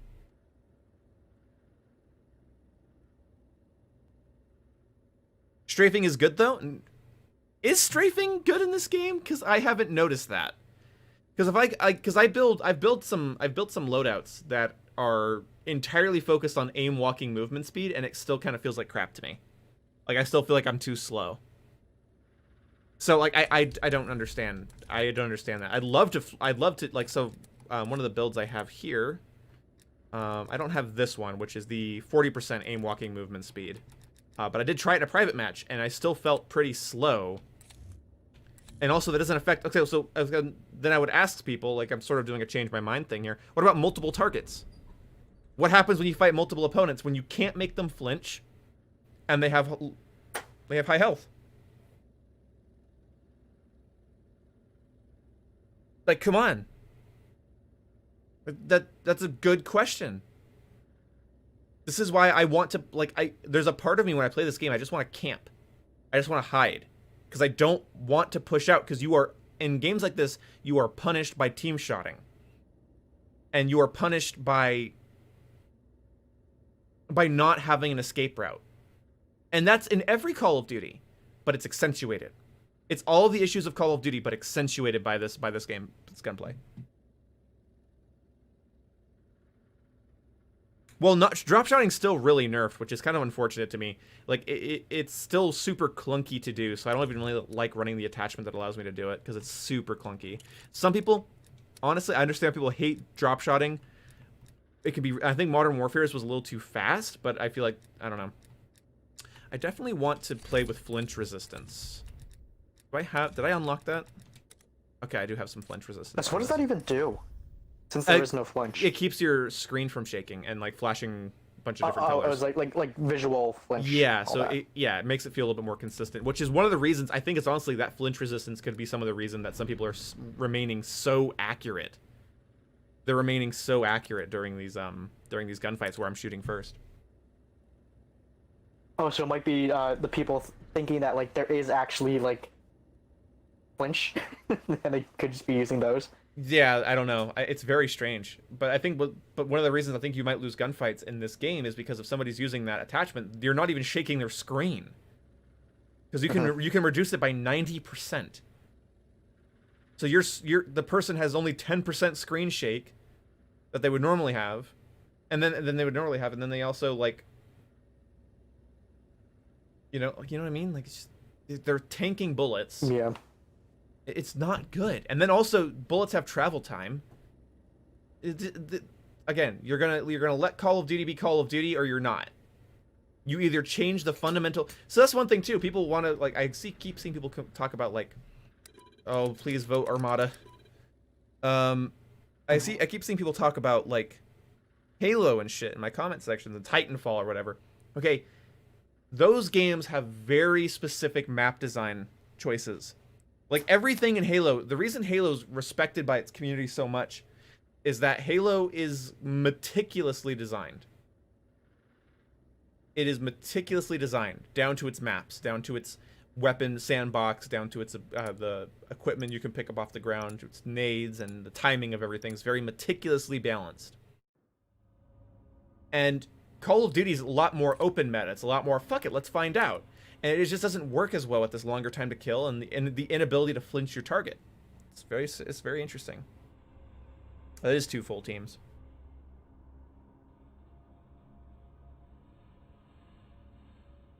Well, yeah, it's easier to escape a gunfight, and I don't always think that's a good thing. I don't think it's always a good thing because at long range, if I start hitting you with if I hit you 4 times with an assault rifle, and you're able to escape by just jumping around a corner and then using a stim and then jumping back, I feel like that's actually really annoying. I don't know. I feel like certain COD games really found a good balance, right? Like Black Ops 1 or not Black Ops 1. That actually game has some interesting issues, but like Black Ops 2. If Black Ops 2 released and toughness was just hard baked into everybody's classes, again, like I actually think it plays pretty well. I at least have less issues with it. Oh my god, he has a shotgun.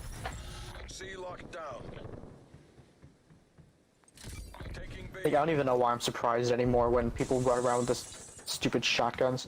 Oh yeah, dude, making shotgun secondary was also a really fun decision. I'm really super glad they... Yeah. Oh, you're a bad guy! It wow, shows that they learned so much from Black Ops 4. I don't think it should be... Well, the thing is, you were never guaranteed a long-range kill. I mean... It's easy to make the argument that somebody shouldn't be guaranteed something, but that's not on the table to begin with. Like, yeah, I'm not saying people should be guaranteed long-range kills with ARs. In fact, one of the things I've mentioned in my videos is that one of the perks of having a longer time to kill is that ARs don't just shred everybody at every fucking range shotguns! Oh my god. I think they're all using shotguns, because I had one guy in a corner with a shotgun, then one guy killing me with a shotgun, and you were getting killed by a shotgun at the same time. I feel like that's a lot of shotguns. Yeah, there's a clan on the enemy team. Oh, great. Awesome, dude. There's also one on our team, so let's see if our clan can pull their weight, and seems like it. They're... All 4 of them are on the top of this. Oh my god, dude. If your enemies can't react, then you should get at range. Well, they can react. What do you mean they can't react? I mean, how long of a range are we talking about? How much cover do they have? What escape routes do they have? Are stims in this game we're talking about? Come on, Josh. It's a multi-varied thing. Like, you gotta, like, talk about it like it's multi-varied. Man, your sentry gun's gone. Go fuck yourself. Oh my god, alright, okay. Switching to a shotgun? Mm-hmm. I might start switching to explosives. Might get some thumper action going on here.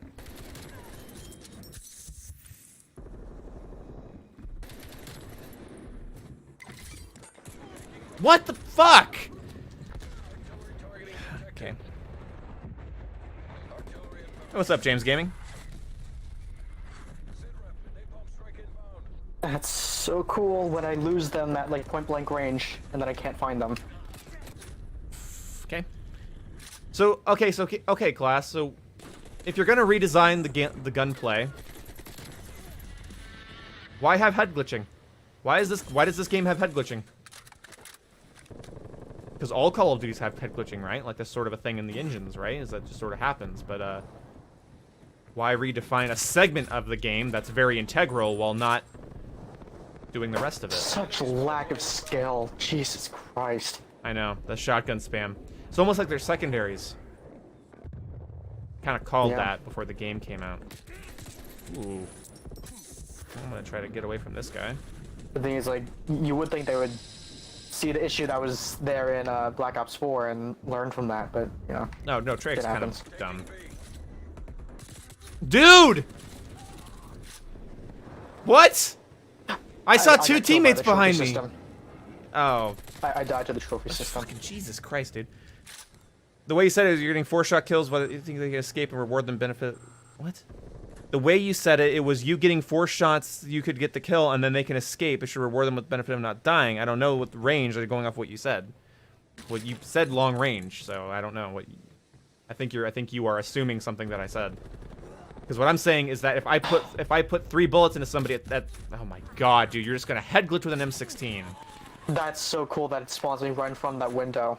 While I'm editing the class, I just die. Yep, isn't that cool? Taking Come on, A. peek it again, you fucking Fruit Loop.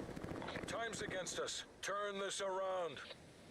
This game's cracks just show more and more. It's such a bad fucking design. Integrally bad. Come on, dude. Now you're just done peeking, huh? Oh, but you're not, and you're fucking pinpoint accurate. Come on. I'm out in the open. Come and shoot me. That's so cool. Oh, as soon as I drop! God, fucking... I can't say that word. Yeah. God, I'm not allowed to say that word, but that's what they are. Yeah. God, this is so irritating. Does anyone in chat think this is okay? That Yeah. it should be allowed in Call of Duty games? Yeah, this is good, right? Oh man. Is what's aiming? Never heard of that word before. I called that thing being a problem the moment I fucking saw it in the alpha. The moment I Your fucking left trigger. What does that thing do? Yeah. Seize the objectives. Good lord, man. Spy plane commencing surveillance Hostile spy operation. plane established overhead. Like, what the hell is a left trigger? Like, Taking out. Oh, it So didn't. useless. That's right. I didn't edit my class because it's not Modern Warfare. There's no grace period for that. my God. I thought he was gonna be out of ammo. I forgot you can increase the tube size on that. It's not a secondary. It's a primary you can have as a secondary. That's what the problem is with that. Enemy took C. Secure. Oh, they have a trophy system. Good to know. Mission timeline expired. Spy plane. Yep. Here comes the danger. Close nade spam and fucking shotguns, dude. Wow. Dude, this game. What am I supposed to fucking do? Am I supposed to go flank this? Oh no, we got head glitcher Mick M16 boy over here. Awesome. Wants me run from that window. That's so cool. What a Oh, nice and he has a, safe oh, he's spawn putting that down is. his landmine. Oh, how quaint. Taking Bravo. I hate this game. Oh wait, that's right. It doesn't give you any grace period to edit your fucking class. God damn it, dude. This game. Oh, I don't really want the AUG, but whatever. What the hell?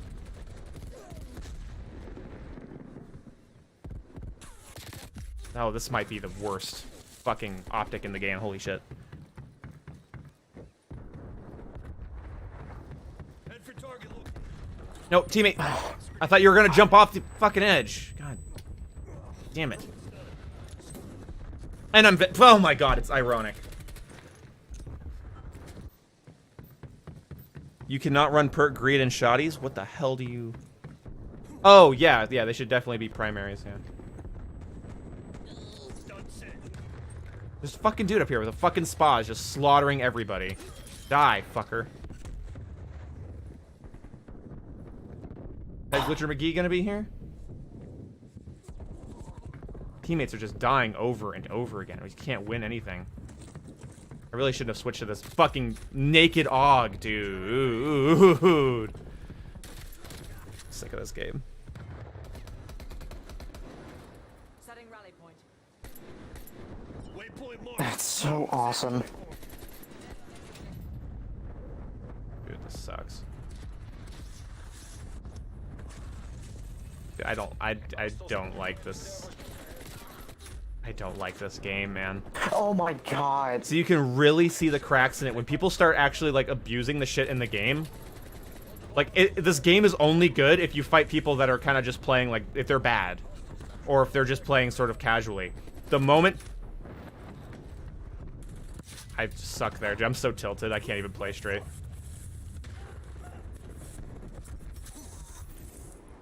Really, teammate? You couldn't hit like at least one bullet on that guy in the window? Hostile artillery targeting active. Nope, shotguns. 2 shotguns. Ah! Oh my god, dude. I love it. It's so bad. I don't know if that's even able to be shot there.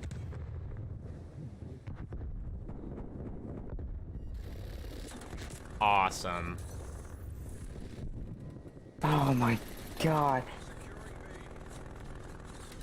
Okay, I guess the pump shotgun's a lot more reliable than the semi-auto.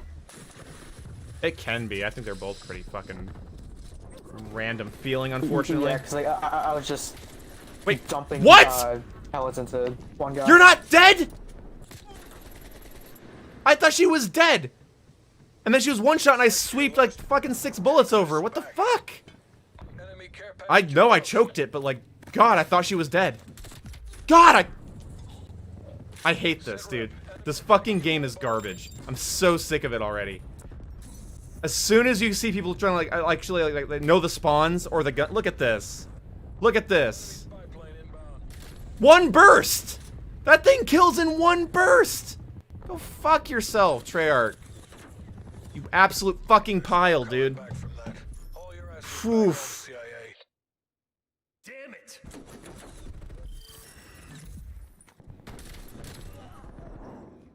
Yeah, the moment people know what they're doing, like it's just abuse of these mechanics.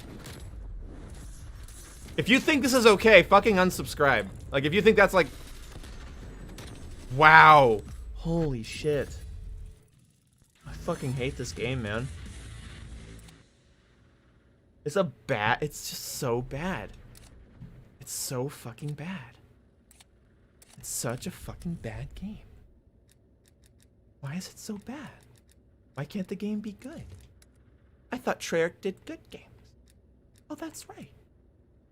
One of those things. Yeah, it is crazy. The M16 and the Spaz were nerfed today. Yeah, though they were nerfed. Isn't that crazy? Isn't that crazy? It's almost like Treyarch is fucking stupid. They haven't made a good game since Black Ops 2. Doesn't this remind you of something that happened, what was it, 3 years ago? About 2 years. Talking about Black Ops 4? Yeah. 2 years ago. Where the nerfs don't do shit. Yeah. Oh, yeah, you're right. I forgot all about that. Black Ops 4 was the game of... The Titan nerf. Yeah, the Titan nerf. Yeah, the thing's like, sure, they decreased the number, but did change the shots to kill? No. No, yeah, they're... Oh my god, you're right. That's right. And people already said that about somebody in the chat said that about the FAMAS nerf, too. That, like, the damage number change doesn't actually really change anything. Yeah, like the only time it changes something is if the enemy is already damaged, but, like, probably gonna kill them anyway.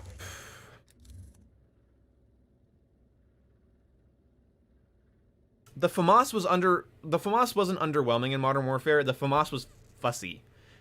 It was... Yeah, I couldn't get used to it. It required, like, there was maybe 2 builds you could do with it to actually have it be good, and if you weren't using those 2 builds, the gun felt like garbage.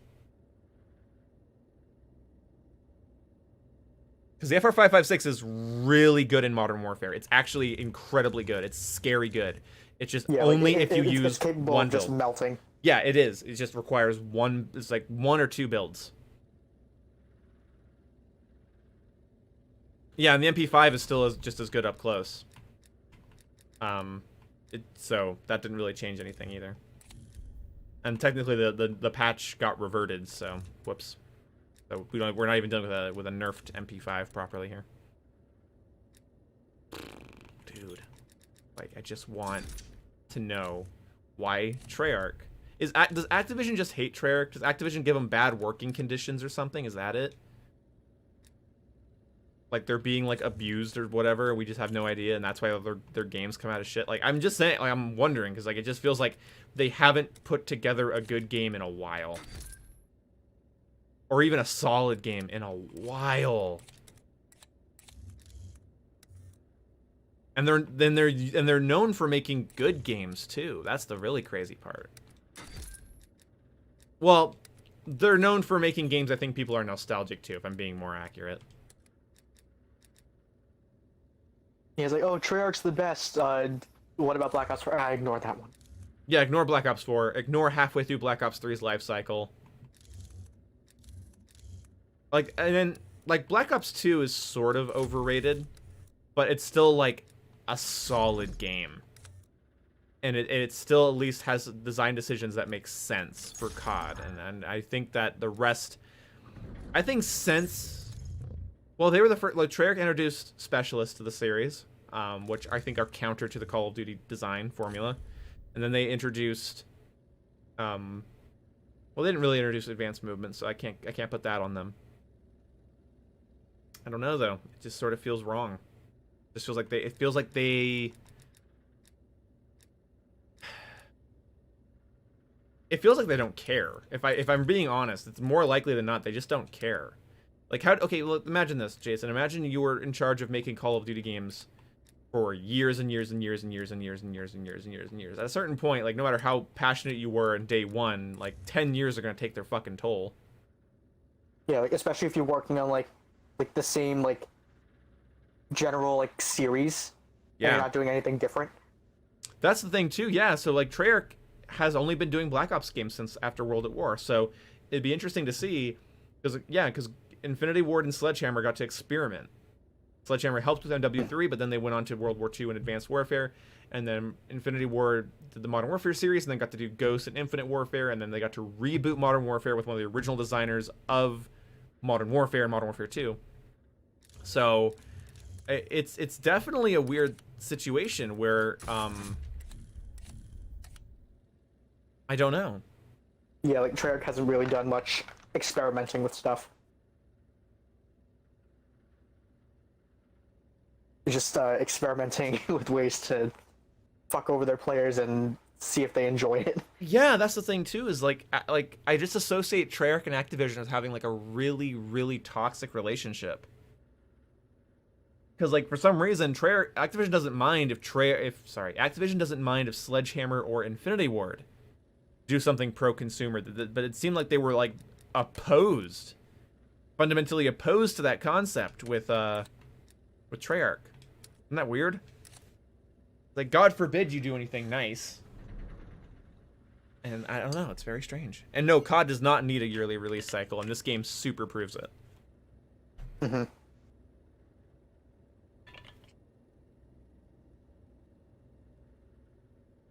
Yeah, like, the Call of Duty series should pull a Assassin's Creed. Skip a year. Just take a year off. And if you want to release a remastered game in that void, like a campaign or even a full remastered game, that's fine. Then just keep, doing Warzone and keep supporting the other COD games. But like, I do not think we need a new IP. Yeah, and like it's amazing, the two Assassin's Creed games that came out after like a year break, Origins and now Valhalla. They're both fantastic. Yeah, it's crazy, right? It's crazy what an extra year can do. Mm-hmm.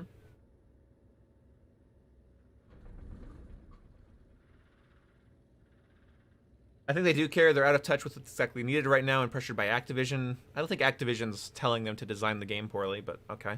But just look at how many fixes they're implementing. Sort of. I expect them... sorry, this sounds super fucking selfish, but like I expect them to fix their bugs and shit. Like, that's fine. I'm happy for it, but I kind of expect that. There's other things... Like, I actually think oh, sorry. Well, there's other things that I think like just sort of feel... Again, like when you nerf a gun, when the two guns that got nerfed today are dominating lobbies... Still. And just one bursting me at long range, like, man, I don't know. That tells me they might care in the sense that they want people to play the game, but I don't think they care in the sense that, like, or maybe they're just not, I don't think they're good FPS designers. That could be it. They could have all the love and stuff in the world, and Activision's the only real issue, but they just don't know, they're incompetent at balancing. I'm not meaning like calling them idiots. They might just be illiterate when it comes to game balance. That could be it. Yeah, 'cause, like that's kind of what I said to Ace when I got into like a little like debate with him. Like I was saying like yeah, sure, Treyarch can be like, Treyarch is usually pretty fast at getting out like weapon patches, but like based on like the trend of, like Black Ops 4 and all that, like it seems like they have no clue what they're doing when they actually do those balance patches. Like sure, like, you could be as fast as you want getting those balance patches out, but like it's obviously like they don't know what they're doing really. Yeah. So I think so. Maybe maybe they care. Maybe they're a really passionate team. Maybe there's nothing weird going on behind the scenes at all. They just don't know how to balance a game. I mean, they were the guys that introduced the Tempest and the War Machine. They thought that was okay. So who knows? I don't know. They thought that the Purifier and the Auger needed a buff. Oh god, that's a guy. In Black Ops 4. Not true. Are you using the AK? Because I recommend the AK. Oh, I've been using the AK for a minute. I'm not switching to the Milano. Okay. Ace does really well with the Milano, and I feel like I'm missing something when I use That's it. the Uzi looking gun, right? Yes, sir. I think it's an ugly little shit. That's one of the reasons I don't really like it, but... Oh, and the hip fire on the AK is actually, like, good. Oh wait, I have a laser sight on it, never mind. Oh, you know, maybe this is why I'm losing gunfights. Look how bad this sprint to fire speed is. That's like a...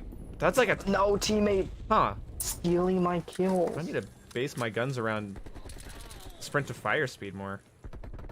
Oh my god! Holy shit! Ian. What? Listen to what I'm about to call in. What? Oh, nice. I got that already. Holy Nice job. shit! I'm Dude. on a 12 kill streak. Dude, I went on a 9... Shit, I didn't mean to call in that missile. Protect me. Oh, sure. You're good. Okay, thank you. Yeah, no, I had a 9 kill streak at the beginning of the game once. That was actually pretty cool. Almost makes me wish that the streak system was just the streak system. I think one of the reasons I'm actually playing lazier than normal too is also just like I don't feel really encouraged to survive. Like I should feel encouraged, but I just don't, because I know that I won't get my streak as fast, but I'm still going to get it, and it's like a match of kill confirmed, so it doesn't really matter. There's like, it takes that pressure away from the it takes the pressure away from the mundane. Ooh, that's a good way to put it. I might make that a video. Because that's what the old score streak system and kill streak system did. Even if you're playing like team deathmatch, like you have this feeling that like each life you could like dominate the entire map if you play your cards right. Interesting concept. Oh god. That was almost really bad. Really bad. Oh no! I don't know who killed you. Someone on the stairs. Ah, okay. Okay, one thing that I don't like. Okay, so yes, the score streak system is bad, but what makes it even worse is that like for the UAV, for example, you have to wait for your UAV to die or like just go away on its own before the cooldown starts. I don't like that. Yeah, same for the sentry gun. That's why I wish they'd go back to the original sentry gun idea. Yeah, like because like you should still be able to earn score for it while it's alive. Sure. That's the thing, is like the cooldown system is it's there to band-aid a problem that didn't need to be included. Oh, okay. I really just gotta stop aiming ahead of people. I need to like track targets better. I'm like looking where they're gonna be instead of just aiming at them where they are. I don't know what that's all about. Yeah, it's just like it's such like a flawed like design, like philosophy, I guess you would call it. Because like yeah, like I see what they were trying to do, but like it just didn't work. Yeah. And the thing is, like, they're not even like consistent with it. Because like if they want to reduce spam, like why not reduce spam of like lethals and tacticals too? Yeah, that's because, the thing. Because those in theory could get you just as many kills as the streaks. So like. Oh, dude, yeah. When I call in a napalm strike, it gets 1 kill. I'm like, that's like a Simtex grenade, dude. Like, I don't know. Yeah, and then guess what? You get a Simtex every single life. Dude, just getting one bursted by that M16 nerf just made people want to try it out, and they're like, hey, this is really strong. Fuck me, man. I might start using the M16 because I like the M16 in this game for good reason.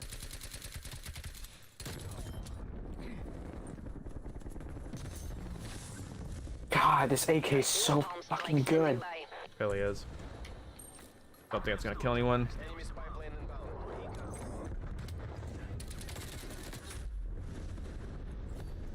Do you recommend the game? No, I think you should wait for a long time.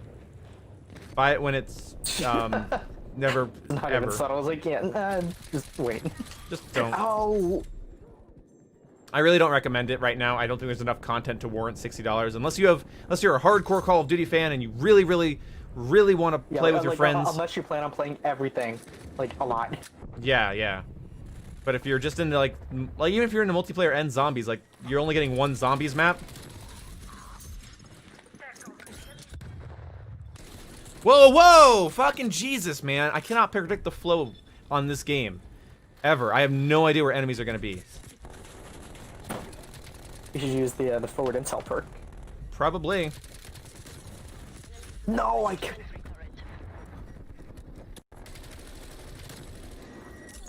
Why not? Enemy spy plane inbound. Oh, my nose itches. Artillery targeting detected.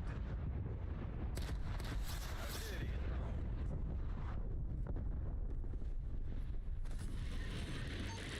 Spy plane commencing surveillance of.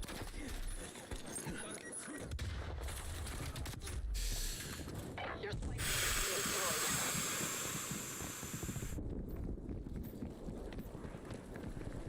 Fuck. No, reload faster.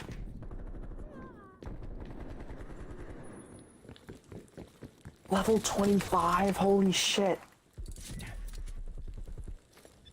Planting proximity mine. Level 25. Who? What's it called? Like, I really want the Ah! I want the extended fast mags for the AK, Sure. but I need it at level 25. My AK is only at like level 9, I think. Oh, yeah. Multiple enemy spy. Well, that's gonna take a minute. Weapon leveling in this game is slow as molasses. I'm just kidding, dude. Fuck. Oh, god damn it. I'm actually, yeah, like, I'm really liking how the What? AK handles. Why did it spawn me on the road if there's just gonna be somebody down the road with a fucking M16? What the hell? I said M16 with the cadence of M60. That was weird. I've never done that before. You say M16 and then M60, not M16. That's weird. Oh, thank you, Random. We've taken the lead. Your proximity mine was destroyed by hostile action. They're gone. I'll come to help.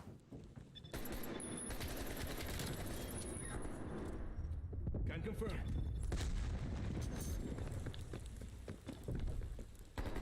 Oh, come on. Yeah.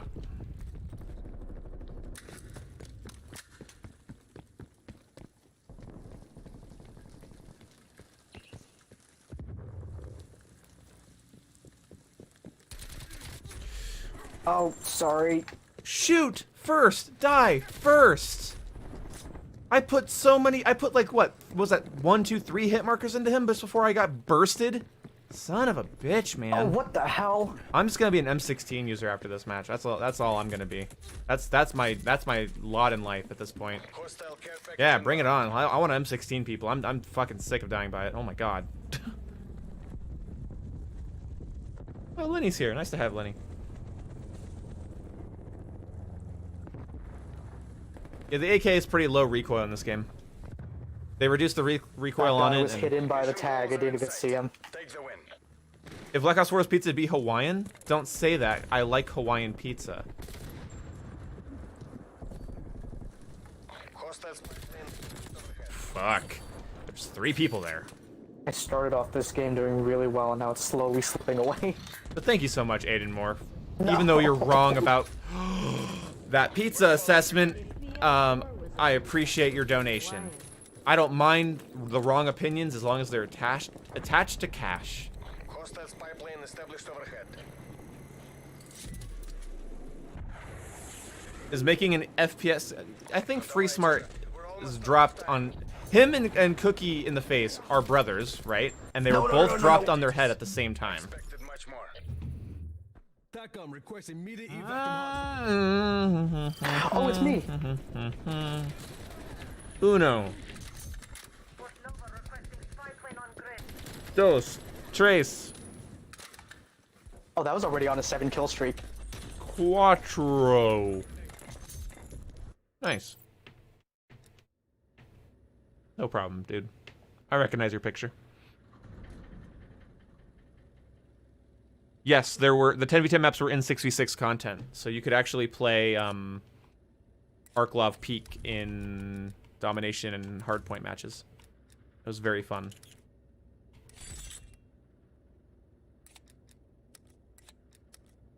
Never forgetty. Never forgetty. What does this help with? Oh, slide speed. Gross. I need to improve my sprint to fire speed on that. Alright, we're leveling up the M16 for the rest of the stream.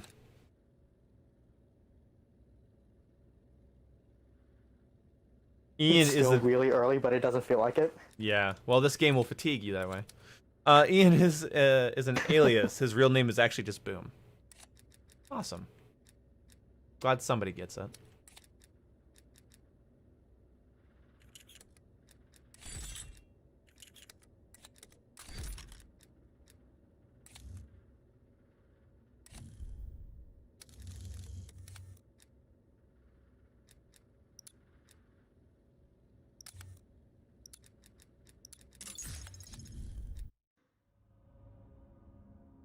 You're overreacting. The game will have more maps very soon.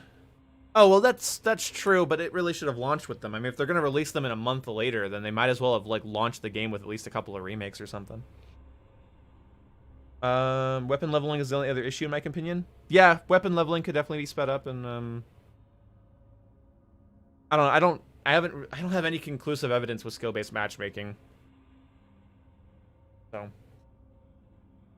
It's TOB, Yeah, like, short for Toby. It definitely feels like it, but there's no like actual like numerical like evidence showing that, yeah, exactly. So we'll have to wait. I like that Ace is even admitting that he's going to try to go, that he should get a bigger sample size this year. So I look forward to seeing what him and Drifter and other YouTubers come up with. Did he reach out to you with that? No, I actually told him, I said I'd love to do it, and he, if he wanted any help, I'd love to like expand my horizons a little bit there, and he didn't really seem to like that idea, so I don't know. Yeah, like, I tweeted at him about that, saying that I would be willing to help too, but yeah, we'll see. I'll ask him again, because like it's been a while. I basically brought it up when we were all playing Ground War on Modern Warfare, and I was just like, yeah, I'd love to help you, and he just like basically ignored me. So I'll ask him again. If he's not interested, then he's not interested. That's nothing, not bad, but I don't know exactly I how. survived on 1 HP. I'm not really good at data collection. That's kind of why I want to do it, just for a little bit of self-improvement at that point. Yeah. You don't need evidence, because Activision should admit to it. I agree, Activision should admit to it, but yeah, because like, they're not, we need evidence. So there you go. Yeah, like we shouldn't need evidence, but like since they're not saying anything to actually like prove something definitive, we need it. We do need it. So yeah, Yeah, it's because, really like, in order to actually like prove something definitive without knowing beforehand, you need proper evidence like that. That's the scientific part of it. And also the fun thing is that like I love this mentality with people, a lot of them in my comment section, this sort of like righteous indignation gamer thing where it's just like, we shouldn't have to. It's like, yeah, but it's a fucking electronic toy and we'll just do the testing and we'll be fine. I imagine most of you aren't playing Call of Duty for a living, so you know, I think we can just sort of relax. Yeah, and things like you should have to, but the thing is like so even if throw a big fit about Activision did, even if Activision did say something about it, like people would still test it anyway to see if they're telling the truth. Yeah, but that's the thing is Exclusive Ace, he sees patch notes and he goes, I don't know about that, and he checks them out. That's good. That's part of you know. Yeah, like things like Ace shouldn't have to do that. But the thing is, like, based on past trends, we've known that sometimes the patch notes are wrong. Very wrong. Yeah. So this was nerfed, huh? I don't think fucking so.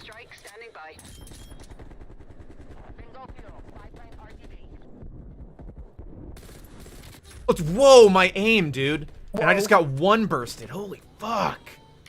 Oh no, the Magnum reloads one bullet at a time. Gross. You have to get the speed loader. Hey, Gross. finally! Ew. Napalm actually killed people. What the hell? Somebody want to get those tags, please? Nice job, teammate. You're going for it. Are you sure you downloaded today's patch? The M16 doesn't look nerfed to me. We wouldn't be playing if we didn't download the patch, so. No, we might be playing the old version.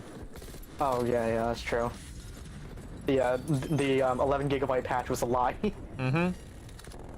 Oh crap! They spawned back here right after I placed my sentry gun. I should go back and pick it up, but I'm lazy. Oh god. Oh, my one burst. Oh, Treyarch. Oh, baby, yeah, give me fucking one bursted again. Oh, yeah, boy. Fuck this gun.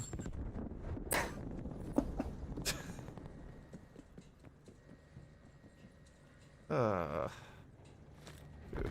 Ow. Grenades hurt. I'm from your R6 rant. I was wondering if you feel the same now. Feel the same way now when you made the video over a year ago. Can you remind me exactly what the rant was about? If you can remind me exactly what the rant was about, This game sucks. yeah, I don't know. I've said a couple of negative things about, R6 over the years, so I actually don't know. Enemy spy plane inbound. Oh. No. Bad, right? We COD 4 now. Yeah, like, I honestly do kind of want to play Siege a little bit again. Oh, dude, you know, just if you find people to play with, it'll be more fun, because, Jake and I uninstalled it. Oh, really? Both of you uninstalled? We both uninstalled it. Oh, well, they're still spawning over here. Cool, I'm glad this map is completely unpredictable and random and garbagey. Kyle might play with you, maybe Dylan. I think Kyle still has it installed. Hmm. Yeah, speaking of Siege, one of my my high school buddies, like he's the captain of his school's esports team, and they had like a statewide esports tournament for like the colleges in my state. Yeah. And his esports team ended up winning. Oh, awesome! Very cool. Yeah. I like that. That's a thing. That's cool. I really wish my school had something like that. But, you know, it's just Fortnite and Madden. How do you and, Fortnite competitively? I don't even know how that works. Yeah, that's confusing. Yeah. What else do they have? They have League of Legends. They have CS:GO. Yeah, I don't even know what else they have, but like none of like the games that actually matter. None of the actually. Who the fuck cares? Who the fuck cares about Fortnite? Who cares about competitive Madden? Who cares? You don't like Fortnite? I want to see some competitive COD and like competitive Siege. You want to play this game competitively, Jason? Is that what you want to do? No. But like, I don't know. I'd much prefer competitive COD over competitive Fortnite or Madden. Oh wait, they have the 2K like basketball game. Gross. Yeah, like who the fuck plays that competitively? I don't know. Like, that's outside my wheelhouse. Entirely. Yeah, like I didn't even know there was like a whole like competitive scene like around it. Like I know there's like obviously you can play against other people like online. Right. Yeah. But like, I don't know. Like I never even knew there was like a whole like esports thing surrounding those games. Yeah, I mean, like, I guess like for any like online game really. But yeah, I mean, if Fortnite's there, then yeah, I guess it's really any.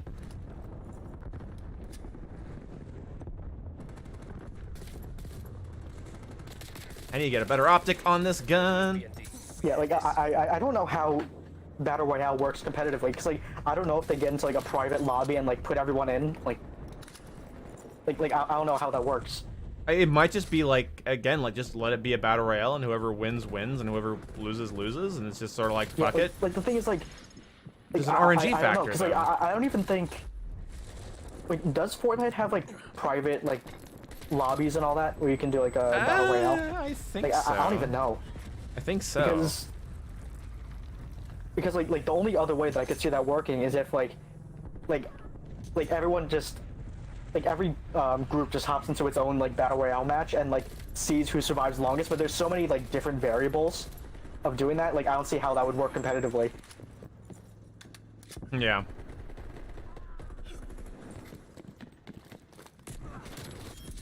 Oh crap! Whew, I really choked that. Yeah, like in like competitive like Fortnite, like let's say like. Yeah. Like sure, like there is like a decent amount of like skill involved in that, but like there is still luck like at play, and like how can you make luck competitive really? What is this final kill cam? I just watched the mine the entire time. Sorry. Like, wait for it. Wait, get ready. Really funny. Yeah, I'd love to find out how they did that, because that doesn't seem normal. Doesn't seem kosher to me. When do I unlock a suppressor for this? 20, that's right. It's old fucking level 20. Fine. I played that entire match with missing a perk. Whoopsie. Would have been nice to actually, I wanna have a perk or two. I'm gonna pull up my school's esports site and see if I'm missing any games. Oh, exciting. Because they really don't have many, and it's really disappointing. But, like, the thing is, like I'm not really a competitively, like I am competitive when it comes to games, but like, not to the point where I actually want to, like, compete. I know what you mean. Yeah, like I'm like a more, like, casual competitive player. Well, yeah, I learned or the other way around, like competitive casual player or something like that. Yeah, no, I know what you mean, because that's how I am. I had learned that by doing competitive Call of Duty Ghosts for so long. I did that for like, I want to say 5-6 months in a row, just like playing every day and doing game battles and stuff. And then I was just like, it's like I kind of don't like this. Like I realized I just wasn't having any fun anymore. It took me a while to recover from that, too. I became a Battlefield player for a while because I was just sort of, like, tired of COD. Yeah, like, my high school friends are trying to get me into that with Siege, and I got to a point where, like, yeah, like, I really enjoy, like, I like hanging out with you guys, but, like, I can't keep playing ranked constantly. Yeah. Yeah, ranked Siege is fucking rough. But, like, I think, like, even now, like, at this point, like, considering like how much Siege I played, I still have more time in ranked than in casual, and like I didn't do too badly. Wow. But like it got to the point where like there was a lot of like frustration and like yelling at each other, and I was like, yeah, I'm good. I don't really play with subs that often. It's kind of hard to coordinate. But thanks for asking and not demanding to play with me. Yeah, no, that's the thing. I had a couple friends I used to play COD with, and they would only they'd use like MLG sanctioned loadouts, I guess you could call them, and then they would just play SND like all the time in Black Ops 2 and Ghosts and into Advanced Warfare, and I kind of left them behind. Yeah, like at this point, if I wanted to play like an S&D type game, like I would just hop on Siege. Yeah, I mean, that's the thing about, like, I do actually want to, after they did some patches and stuff to this game, I wouldn't mind starting to play S&D in this game, because it's a really important game mode to play if you want to gain more confidence in gunplay. If you want to gain confidence in gunplay, you really should play S&D in Call of Duty. Yeah, like, I do remember, because, like a while back, like before I even started playing Siege, like I really hated S&D. Yeah. But then after playing Siege for like almost like 2 or 3 years, I forget which game it was. I think like Black Ops 4, like S&D. Like I was extremely like competent. And I was like, yeah, like it's basically Siege, but I can actually like rush around really fast and like be super aggressive. Yeah. It's like, yeah, like I'm catching people off guard. Like I know how to sort of like read these things now. Yeah, and also just increase, like, the thing is, the hardest thing to get over is having one life. Like, it's sort of a psychological thing where you're just like, oh, don't fuck up, and you get in your own head, and then you fuck up. So you have to, like it teaches you to act with confidence when you play no respawn game modes, and I'm going to do that in this game after a couple more patches. I don't want to play it right now because this is Oh my god, I'm getting assassinated. Can I please understand the flow of this fucking game for 1 second? God. Constantly getting fucking flanked. Oh my god. Anyway. No, but it increases your confidence because you have to learn to learn to deal with only having one life, and then you have to. It makes you better when you go play respawn game modes too. So, and that's what I prefer to play. Yeah, because like I always noticed like whenever like I had to like switch between like Siege and COD, like I would always perform like really well in COD after a long Siege session. Yeah, yeah. Oh come on, they're spawning here now. Guess so. It's all random at this point. Apparently, there's an enemy in the spawn over here. Fucking news to me. I don't know if he's in this building or not. Oh, fucking stuck it on the roof.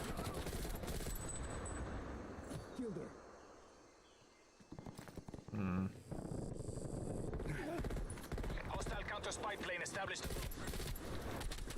Enemy spy plane inbound. Is that mine? Oh, she got stuck in the corner. That sucks. Fire. Multiple enemy spy plane contacts. Oh, fuck. No! God, iron sights, dude. God damn, dude. That felt awful. The mantling speed in this game is so weird. So, if you don't know, mantling a low wall is actually, I think, slower than mantling a high wall. Does that make sense? Yeah, like when you I feel like it's easier for me to mantle something higher than me than it is for something lower. Can I just focus on one target and have the aim assist not feel like piss the entire time? We have 9 tags picked up. What the hell is this? God, man, I'm so sick of this fucking game. Oh, what? I don't even. Where are they?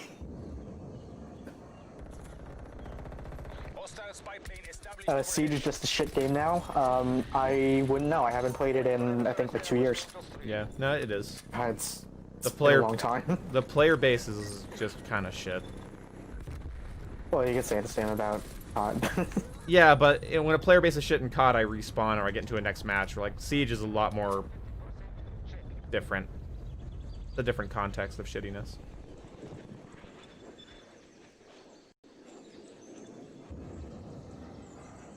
Oh my god, stupid goddamn tomahawks. I hate it. It's like I just dump bullets into him. It's like, I'm dead. Fuck, dude. Why do people? I cannot. Okay, this something has fucked up. I fucked up my. I fuck. I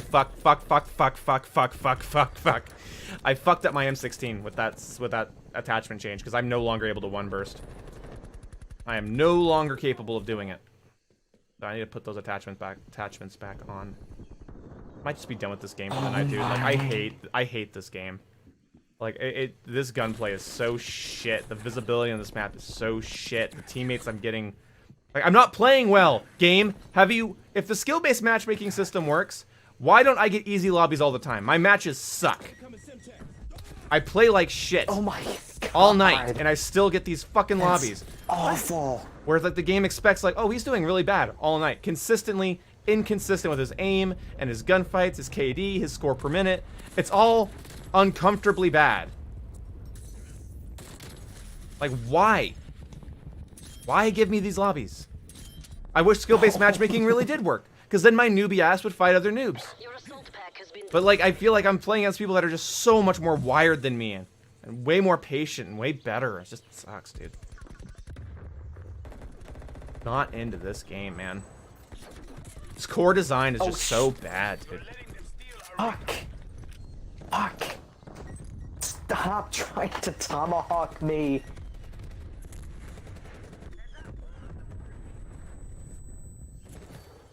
God, anything that can one-hit kill, like, has no place in a long time to kill game. Or they should be, like, really clunky to use. And they just... I thought her health bar was low, and I got a hit marker, so I thought I would just get the kill. But oh well. Never mind. Never mind me. Not how this game works, unfortunately. No. No, it's not. Dude, I'm sick. I'm not. I don't think I'm buying the next Treyarch card. I might just not buy the next Treyarch card. Isn't that crazy? Regret this day. I might just cover something else, dude. Battlefield saved me, dude. Yeah, but who's to say the next Battlefield game's actually going to be good? That's the thing too, is I have no faith in DICE. DICE hasn't released anything I like since Battlefield 4. Like Battlefront 2 is only good if I play against bots. Really, I don't really. It's a clunky, boring game in a lot of ways. So. It took them a long time to get that to a place where I'd even play it. No more camping in Cold War now. I don't know. What games have you been playing? I wish. Yeah, I think we played an entire game where people sat in one room with M16s. An entire match. And shotguns. And shotguns when you got it in close. And they put down proximity mines and head glitch in front of them, so I don't actually think that's accurate at all. And then the game spawns us right in front of the long line of sight windows. Oh yeah, it's real nice. And that's the thing too that really bites about this game is I feel like Modern Warfare just got to a place where there's a lot less to complain about, and I feel like I'm just been reset 12 months to being like, wow, I hope the weapons get balanced and the spawns get fixed and we get new content. Fucking Jesus Christ. Shit game.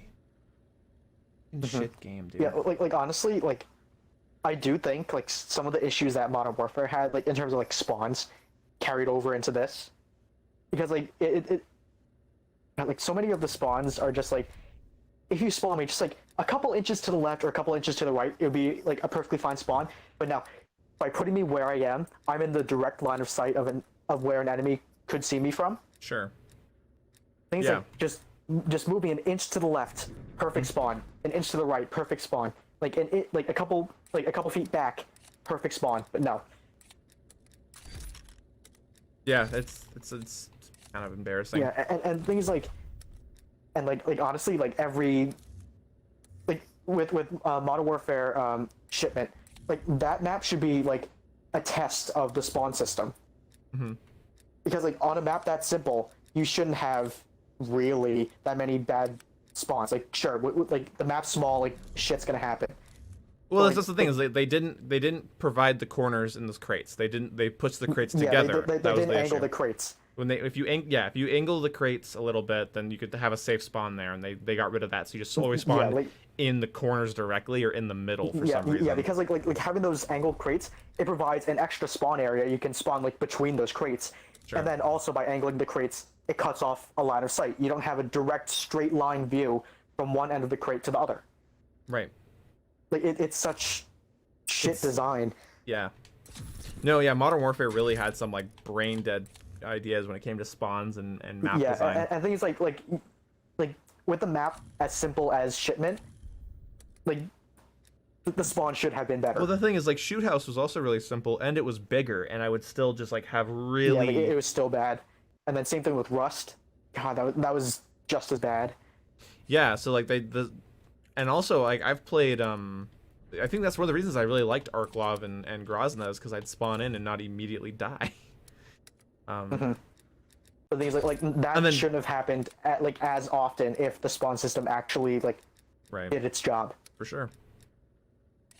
And things like if you can't get your spawn system to work on those simple of maps, then like your spawn system's garbage. And it could be as simple as like perhaps they whoever over there who's under Activision's payroll who worked on Infinity Ward's spawn system for Modern Warfare, like maybe he's working on this one's too. I don't know. Hard to say. Yeah, but the thing is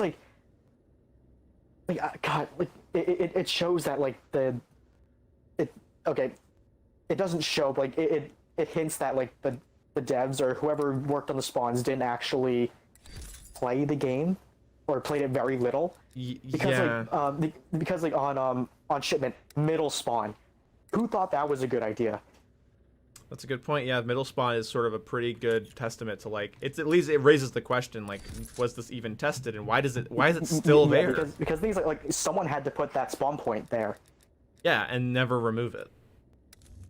That's really and weird. All those intersection spawns. Sure. Like on any of the four sides, those are awful spawns. Yeah. You're right. Because you have the line of sight from the middle, and you also have the line of sight from each of the sides of the box. Right. It's like it's awful. Yeah. Dude, the thing is like Modern Warfare spawns are still puzzling. Remember, you could get spawn trapped on kill confirmed on Petrograd, and the spawns would not flip. You could get spawn trapped on Piccadilly. Like the flower shop. Yeah, you could just get spawn trapped on Piccadilly too. They would never rotate properly. There was no mid map spawn or anything, and that's bad. That's obviously like really bad. And yeah, and things like with Piccadilly, like I said it like really early on. Like instead of having the map be like an L shape, make it a circle. And have like an indoor area. Yeah, they should have really made it a circle. They should have opened up that building back there. Yeah, because if you opened up like the map by pressing like the start button, whatever, to see like the full map. Yeah. It had like the whole like top right corner that they could have just used as the rest of the map. It would have been it would have been maybe a little too big, but at least people would have had a place to spawn. Yeah, and like it would have been really cool if that whole like top right area of the map was just like an indoor section, or maybe like an underground like subway, like a fully fleshed out subway area. Something. That would have been cool. Would have been very cool. Yeah, and see, that's the thing when it comes down to this entire conversation is it's just like, at least I think Modern Warfare launched with a better base. What it was going for was more in line with what Call of Duty has been in the past. It had things I would just come to expect from Call of Duty. And I was ready for it, and the worst part of that game is the devs did not listen to very simple requests that would have changed the way the game plays both in objective and non-objective game modes. Right? So if the minimap had been reverted, and the Ghost perk had been changed, and Dead Silence and Amplify were made into perks and added to the game. And there was another one too. There was a couple other things. If those things would have happened, right? Then just those things I just mentioned. Whatever else is whatever else. But then the game would have had a different meta. And people would have felt more excited to rush around the map and a little bit... And they would have also felt like they can't... Oh, also if they would have added score streaks or point streaks instead of kill streaks. Like, those are the big things. People would have felt more aggressive and the game would have been more balanced. Because the maps themselves cater towards camping. But they didn't need to also shift the meta towards it. If you give people an incentive to actually, like, leave those spots. Yeah, you gotta get... Yeah, exactly. If you give them an incentive to leave, then the maps play more varied. So like I said in my old video was that a slower-paced Call of Duty game is welcome. Especially after what we had recently. But a stagnant one is not. And that's why Hardpoint, Headquarters, Domination, Demolition, those are the game modes I'd play. Kill confirmed if I wasn't feeling too sweaty, but, you know, whatever. Stay the fuck away from Domination or Free-for-all. Because the game just promoted bullshit. So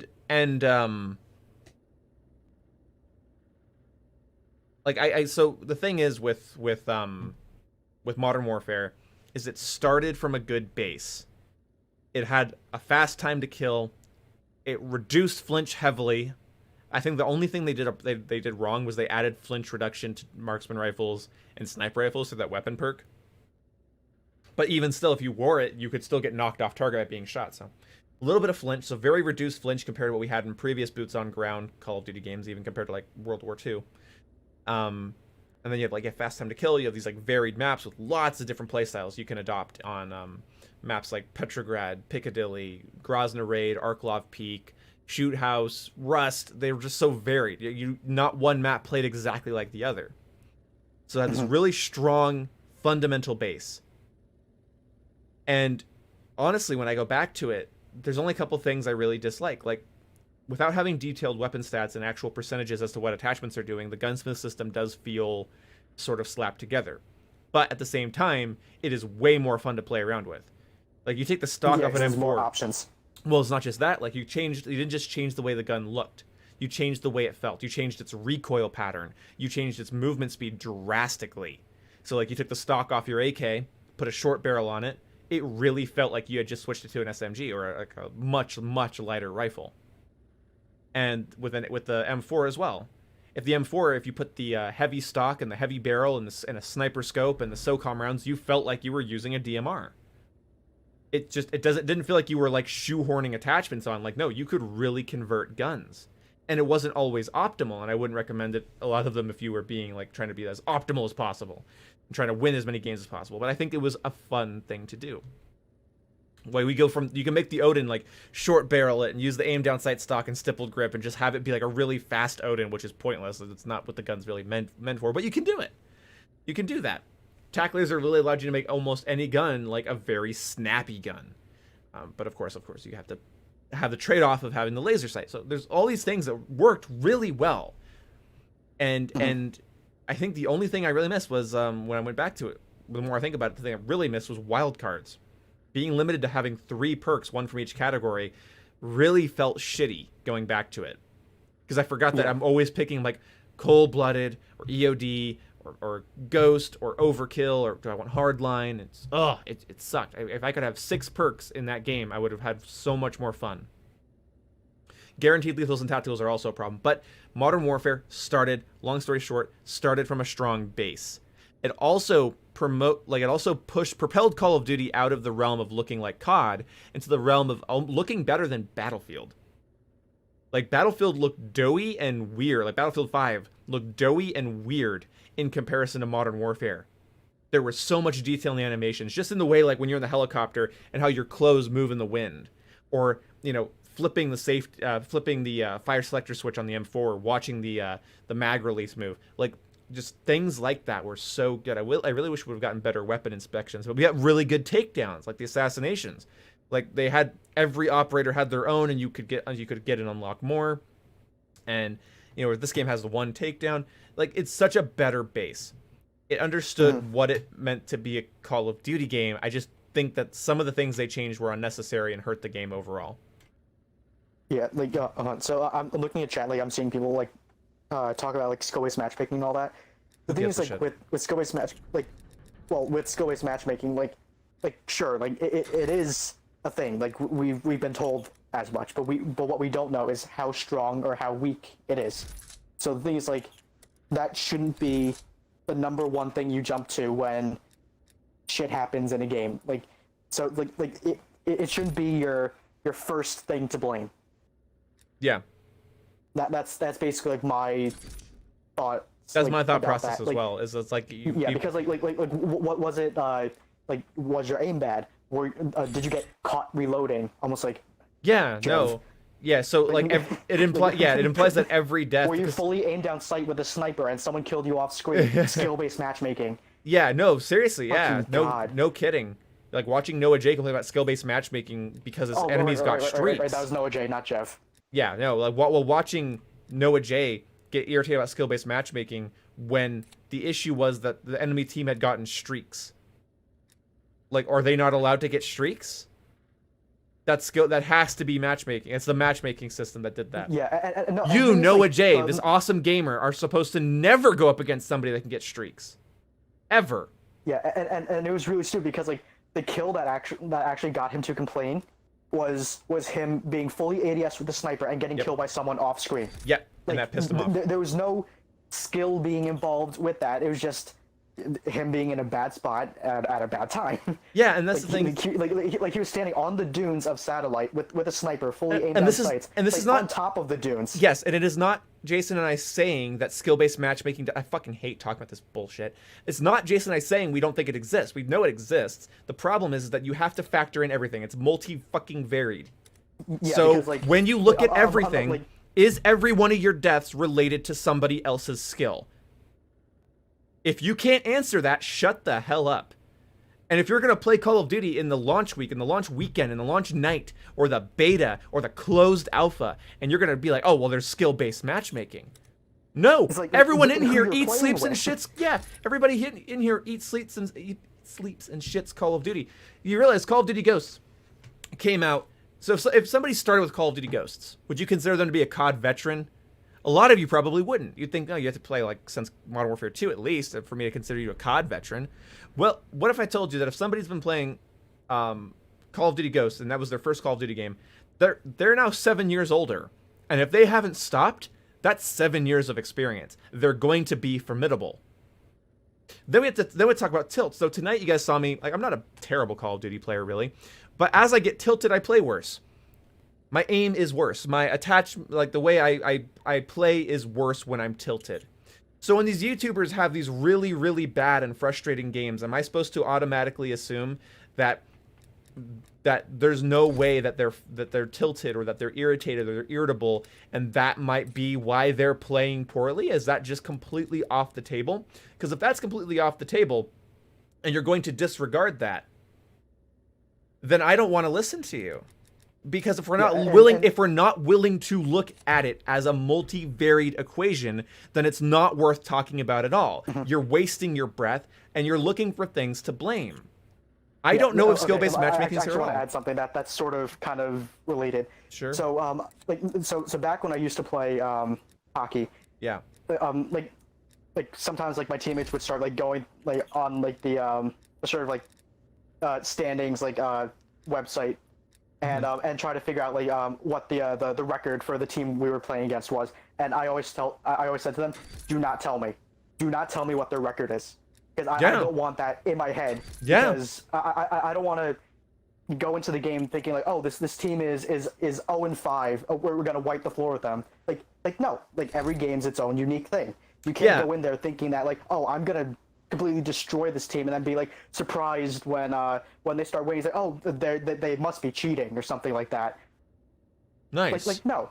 Like you go into every single game as if it's a complete blank slate.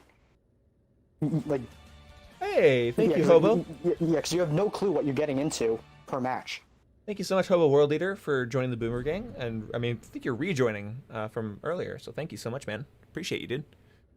Yeah, no, you're right, and that's the thing. It's a really important thing to look at, because if you're talking about skill-based match, oh, thank you, Dalbert, for the $1. If you're looking at skill-based matchmaking, I don't mean to like disregard it, but there's no message attached, so I'm gonna say thank you and go on. But like, if you're talking about skill is a human thing. It's not a programmed thing. Okay, skill is not programmed in by the developers. That's the person you're fighting. Because like you're dealing with people, not robots. So, yeah, exactly. You're not dealing with veteran bots. You're dealing with people. Just for some good luck, thank you, dude. Glory times 2. And that's the thing, is like if we're not willing to look at that, then it's not worth talking about. Because I think there's also a problem that I have that goes deeper than any sort of evidence and findings and things of that sort. There's a problem with me that goes deeper. And this is why I don't like talking about it, because if I talk about it, it's going to take all night. So if I can try to distill this down. I'm not trying to throw him under the bus. He's just he's what comes to mind, because I've talked about him with when it comes to this. So Exclusive Ace doesn't like skill-based matchmaking. Exclusive Ace joins a game, and he has to sweat really hard to win. I understand that all the time could be very, very frustrating. What I don't understand is why the conversation is absolutely retarded in many people's opinions, right? If you say this. But why can't it be about fighting the individual, regardless of how you were paired up with them? See, my problem with Call of Duty games is always like mechanical. Like it's always like the weapon balance, or the lack of flinch, or the health, or the TTK on this one thing, or this head glitch in this one spot. That's usually my issues. The skill-based matchmaking seems like such a cop-out. Because you're sort of pushing the blame off yourself onto some sort of magical system we don't fully understand. Yeah, exactly. You're pushing it onto a phantom. So Ace, obviously, when he's in these sweaty matches, is worried about the individual on the other end of his gun. And the individual he's fighting, if he's worth his salt, is worrying about the individual at the end of his gun. And that's where the stress is. Yeah, but that's not the factor. That's not the conversation. The conversation's never about who am I fighting and how can I win. It's the matchmaking doesn't want me to have a fun time. And that's where but it's not about fighting noobs. It's not that they want to fight noobs, it's they don't always want to fight good players. I get that. I understand that. But the thing is, that also implies the other. A little bit. It doesn't just to an extent. Well, you can't detach it from the other. That's the issue. You can't detach it from the other. They're not separate issues. And so, and Activision's probably scared to death that people like Exclusive Ace would kick people like Jason I's ass.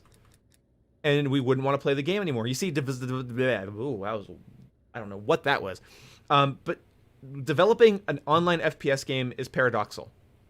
If that's the way you say that, right? It's paradoxical in the sense that you are developing a game to be fun. How do you have fun in an online FPS game? Well, you win, you do better. And so when a player is having fun the way you intended, somebody else isn't. They're not having fun because of the way the game was designed to promote fun. So somebody's always hating your video game. Somebody's always having a bad game. And a lot of times, because Call of Duty is such a sucker punch, and many online FPS games are such a sucker punch, and connections involved, and yes, matchmaking systems are involved, and weapon balance is involved, and all these other things are involved, and bugs and glitches and exploits are involved. A lot of times people don't, we're kind of against the idea of like learning from each mistake, because so many mistakes feel so far out of our control. The topic of online FPS games is a really interesting one to me, and skill-based matchmaking is sort of at the top of my list of things that interest me but that I hate talking about, because nobody's interested in talking about the human nature of it, and nobody's really willing to wait and see. Because when Exclusive Ace says he finds skill-based matchmaking with whatever sample size he uses, okay, fine, that's awesome. That makes some sense. But what I don't like is people coming into my chat going, I can't play because of the skill-based matchmaking. It's like there has to be like some sort of psychological issue there. There has to be, because you don't have the information. You have the assumption. It's like going back to like my hockey analogy. It's almost like going into the game knowing the other team's record.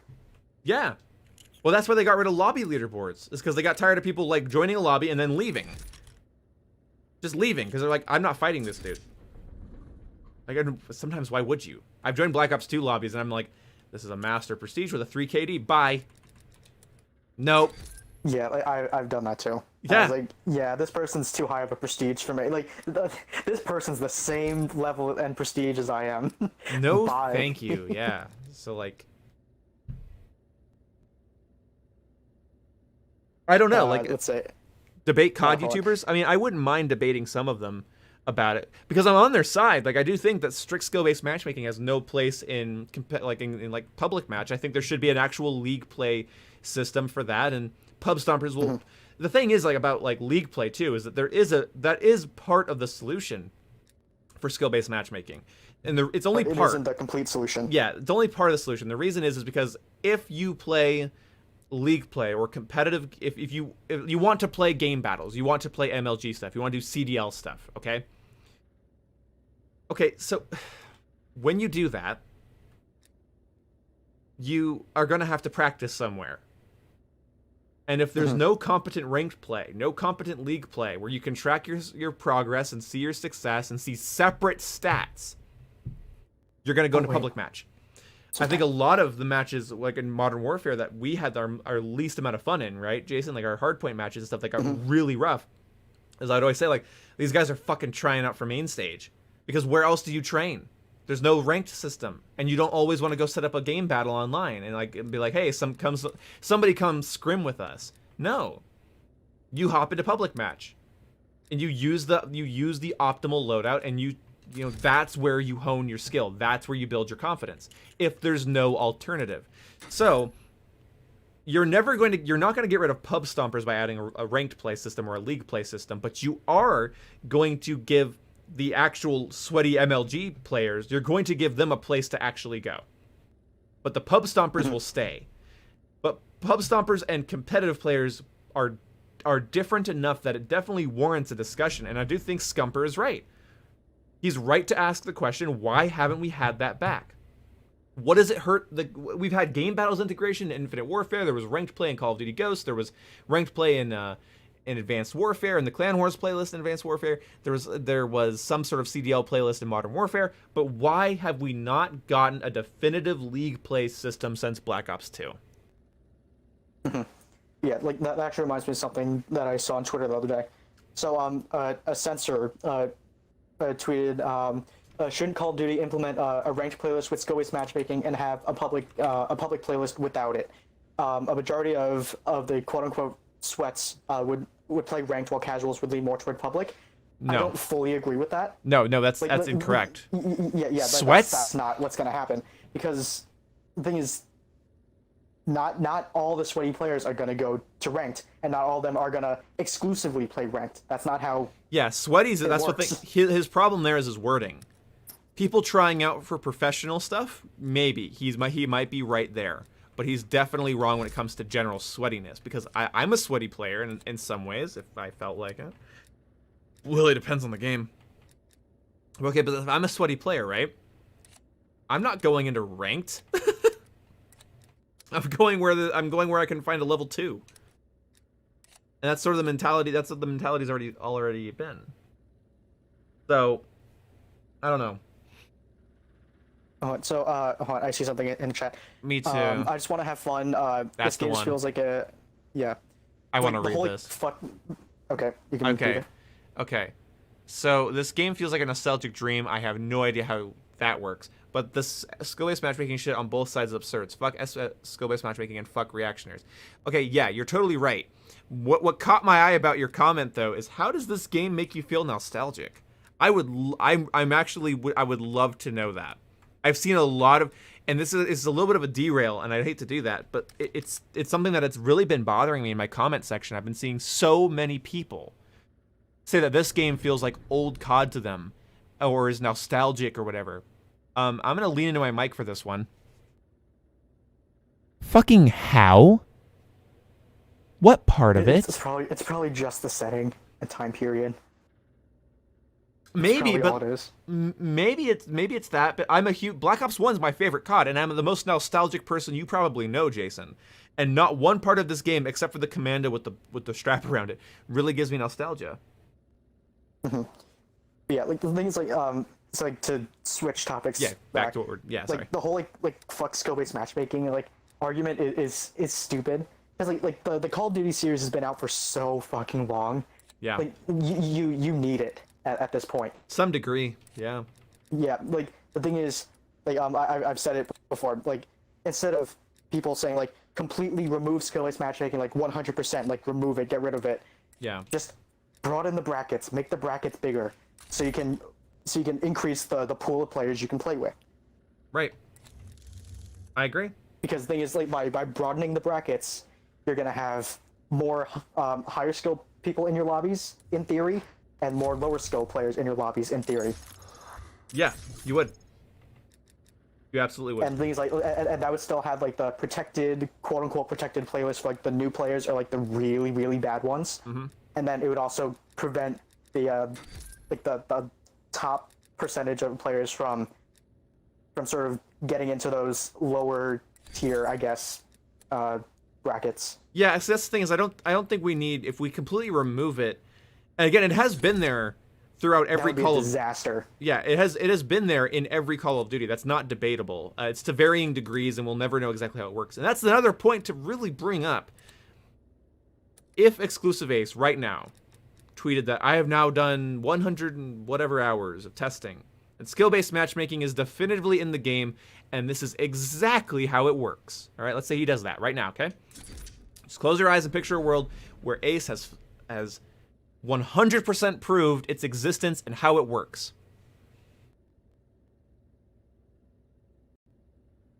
Okay, so fine. Then he goes to sleep. He wakes up the next day, and unknown by him, Treyarch has adjusted the parameters, and now it looks at something else. It was first looking, in this hypothetical, was looking at kill-death ratio, and now it is looking at score per minute. Good luck.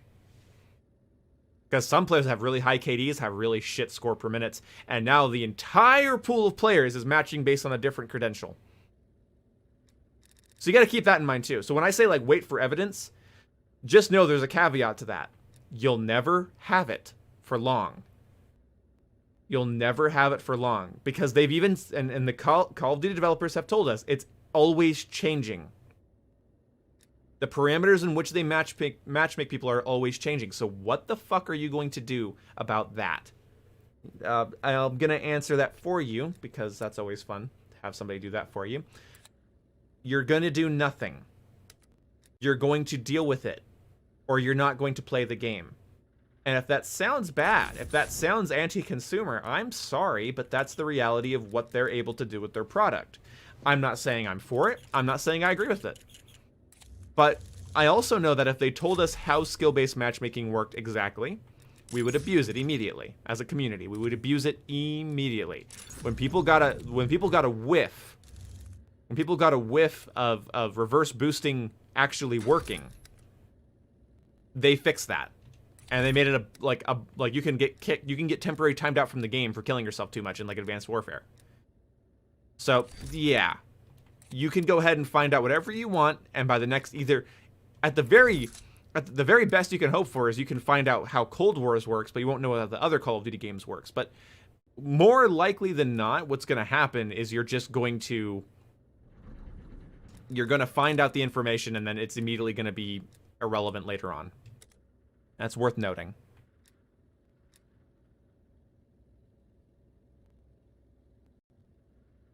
Yeah, exactly.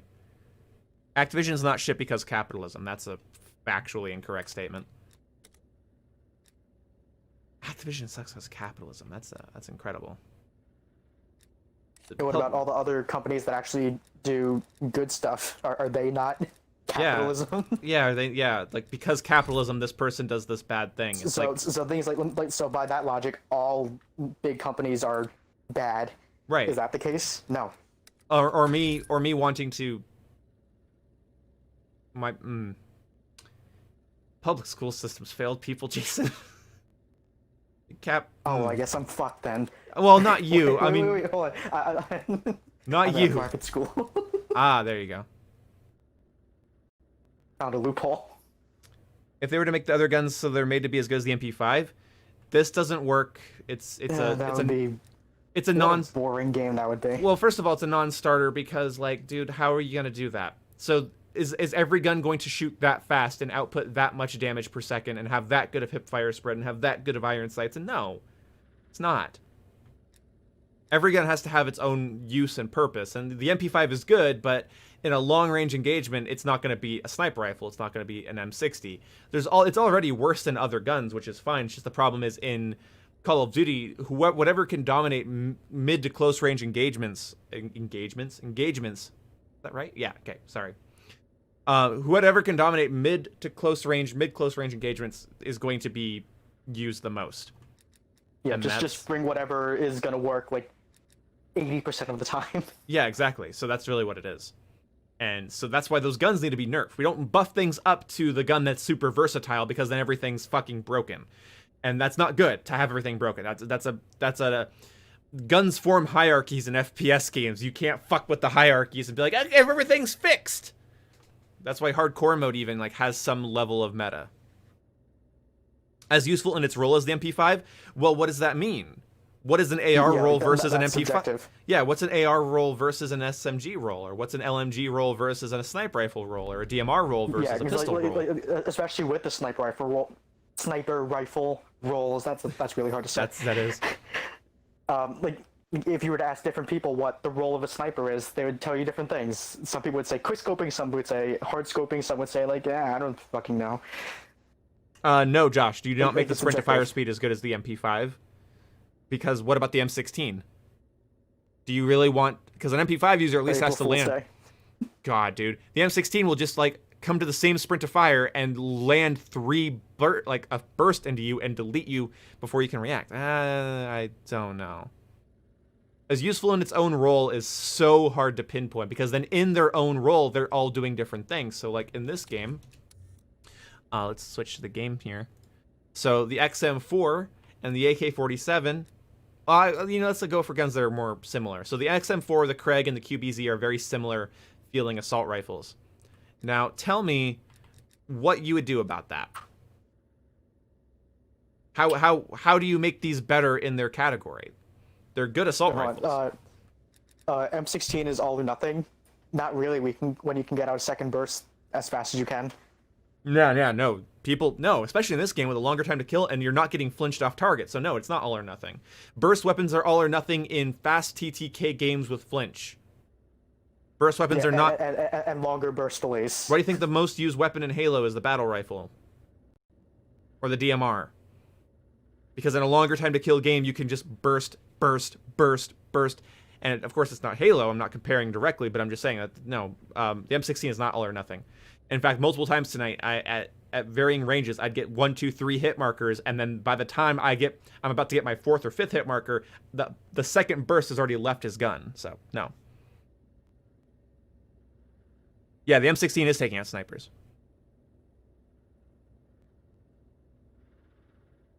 But I will fully admit the one toxic YouTuber thing I can say is that sometimes you people in my chat you really confuse me. I feel like the long time to kill and no flinch is what's truly driving most people off the wall. Yeah, that's the thing. That's what's pissing people off. They don't, and some of them don't even realize it. Burst is risk because of delay, and that delay you could be knocked to half health or even killed. Yeah, but not in this game. Sorry. Yeah, because the burst delay is so short on the M16, like, it really doesn't matter. And also, you can increase its fire rate, and also you can head glitch, and also. Like, I have had no trouble getting a second burst off all night. Even if it misses, I can still get a second burst off. And again, so this is why the burst weapons in this lack of flinch scenario is really bad. So traditionally, let's say you're playing, Jason, let's say we're playing Modern Warfare right now, and you're using an FR556 with like my favorite build. It's really good at one bursting people, and you put your red dot on me, and you pull the trigger as my kilo starts hitting you in the leg. So that's gonna be about a 5-shot kill at this distance I'm sort of describing here. So 5-shot kill. So I start hitting you, 1 shot to your leg as your burst is coming out. Part of your burst can go up over my shoulder now because I hit you in the leg. And you're going to have to recenter as you're getting shot to combat that. See, Modern Warfare doesn't have crazy high flinch. You can control it. You can control the flinch. It's subtle enough that you can sort of control it as if it was recoil. Okay? That's important. So if we're playing a game that has 0 flinch at all, and your iron sights are not going to budge, when you fire your burst, those 3 rounds, wherever they were going to go, if I'm not moving, they're going to go into me.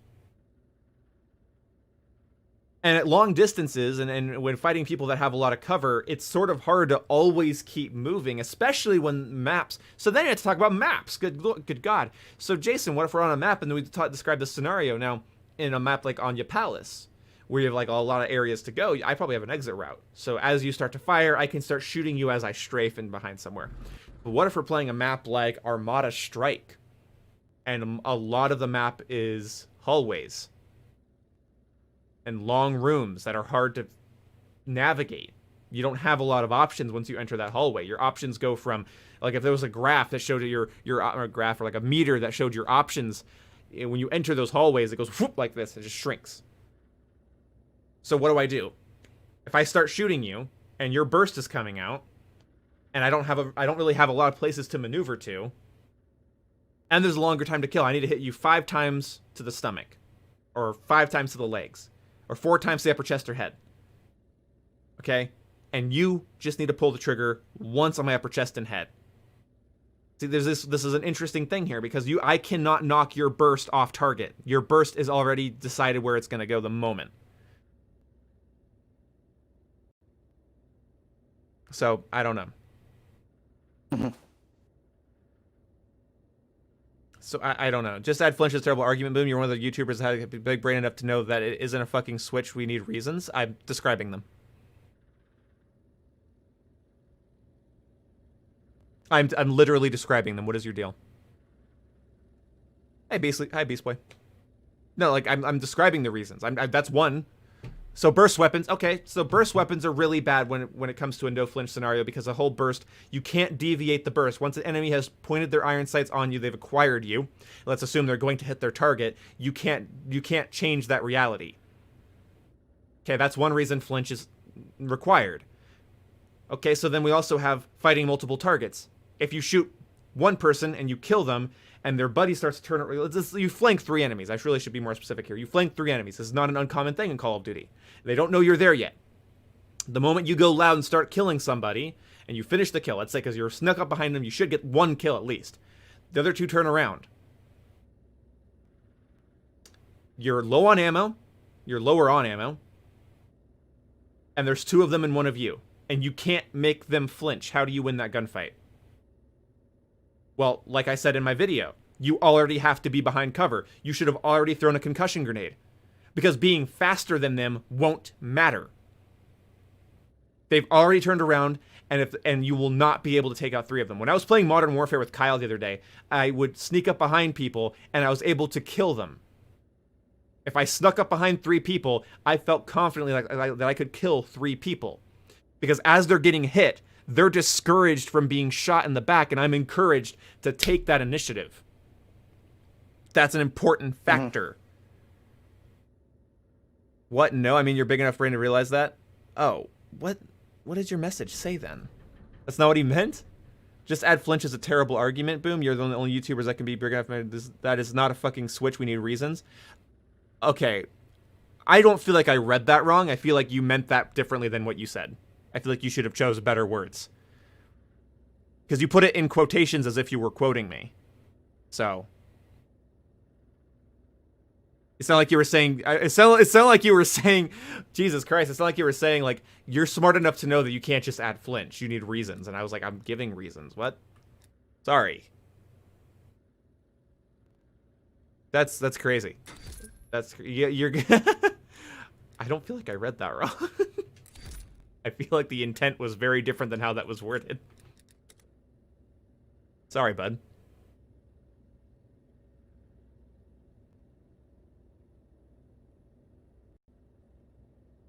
I'm small brain. No, you're not small brain. I think you should have said, like, I don't know. I don't know how I would have worded that differently either, honestly, but okay. And I'll admit I'm a little punchy on the subject because I've gotten a lot of comments on my videos basically telling me I have no idea what I'm talking about, and it's like, well, I'm telling you, like, reasons, and you're not giving me any. So, sorry. I wronged that red. See you later, Sharpshooter. Camos in Cold War look better than Modern Warfare. I disagree. Yeah, I disagree too. I think they're too, what's the word? Like, they're just, like, I don't know if it's just me, but, like, a lot of them, I'm pretty sure are just copy and paste from old games. A lot of them look like it, and also, to me, they're just not saturated enough. Like, they're really faint. I don't really love the way most of them look. Even, like, my favorite, which is, like, Blue Tiger and Red Tiger, like, they're really, really faint. They're not saturated at all. Which is, like, you might say, well, they don't want the game to look too unrealistic, and then you're going to have to explain to me why people can run around with Plague Diamond, so. Diamond does not look good, in my opinion. I think Diamond looks pretty damn ugly in this. Gold looks fantastic. Like, this is orgasm worthy. That looks fucking fantastic. Ew. Oh, yeah. Yeah. Oh, yeah. There you go. That's the graph.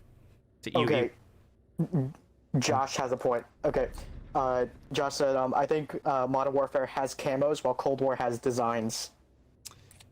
I don't get that. I don't understand exactly what that means. Like, designs versus camos. Because they're applied the same way. It's just like, these are, to me, they're just like boring patterns with really faint, like, boring, like, grayed out colors, like washed out colors. I don't understand. Okay, like, I think what he's saying is that, like, the Modern Warfare camos are more camo-like, and these ones are just, like, random, like, weird pattern things. Oh, I see what you mean. Okay. Yeah. Okay, I get you. Does Cold War have better gameplay than Modern Warfare? I do not believe so. No. I should mail you lasagna. I actually had lasagna tonight. It was very good. I don't know if I'm bad or something or what's wrong with the game. My play experience is getting frustrating too. That's the thing, man. It's not just you. No, it's not just you. Just make sure that you use meta guns. That's the big thing. Use meta guns. Only meta guns. And yeah, use meta guns and increase your bullet velocity as best you can, and you'll be happier. Modern Warfare is the best gunsmith in camos? Yes, it does. I really like a lot of the camos in Modern Warfare. Even if, like, mostly I would just run a nice variant than the camos, I think they did a better job. But the gold in this game is miles better, in my opinion. What does this game need to be improved in your opinion? Top 3. Sure. So... Only 3? I mean, I got 3. This would make me happier. So revert to a basic, a normal, traditional score streak system. That's 1. Add Black Ops 4 or Modern Warfare levels of flinch. So not too much, essentially. Low flinch, but add it. And I want to see how much better the gameplay is when I get the drop on an opponent. I want to feel like I'm not playing a 50-50 game. So increase the flinch a little, like add a little bit of weapon flinch. For the reasons I was ranting about earlier. And sorry. And then the score streak system, and then the last one, I would say increase the amount of maps.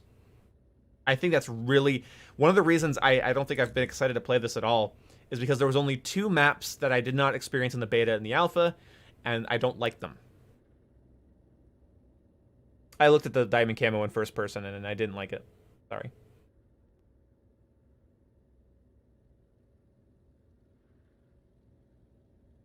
Yeah, metiguns will always be there. This game's going to accentuate that by an insane amount, but yes. So, add a little bit of flinch, so when you get the drop on somebody, you feel like your gun's doing a little bit more punch. And the thing is, though, is the headshot multiplier would also have to go. So, so I think my secondary thing, if I was gonna say like, okay, score streaks, gunplay, maps. So change the gunplay to having a lower, more normal headshot or only have a headshot multiplier at range. Okay, so not in like these mid-range engagements. But then have a little bit of flinch. So lower the headshot multiplier, a little bit of flinch, and a normal score streak system. And I think this game would be a lot better in terms of gunplay. And then after that, have add more maps. This game needs more maps. I want remade maps too. At this point, I think they've lowered my standards by making me wait. I want Villa, I want Raid, I want Hunted, I don't mind if they're old maps. I think they'd play better. I just want something. Yeah, right? Because my favorite map... something that we know the flow of. Yeah, that isn't garbage. Yeah, exactly. Like, because like I don't trust them. These maps kind of suck. So if I go... Actually, I can actually look at these maps very quickly. I can go to versus bots and go change map. So, Cartel needs to have the bushes trimmed and need to have the contrast ratio changed. Checkmate is just too much cover. There's too many head glitches. I find it very annoying. Garrison, very similar in the terms of head... Yeah, exactly. Garrison is very... It's not... I don't think it's as bad as I thought it was at launch, but it's still so head glitchy.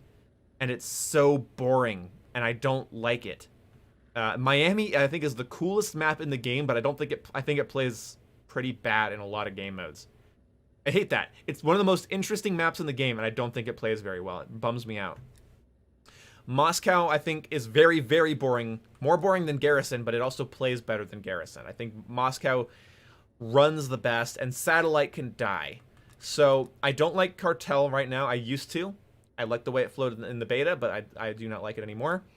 I don't like Checkmate. I can tolerate Garrison. Miami's cool, but I do not really like playing on it. Moscow is boring, so I don't really like playing on it, but doesn't play badly, so I don't mind it. And Satellite, I hate. 6 maps, god damn it. Yeah, it's not good.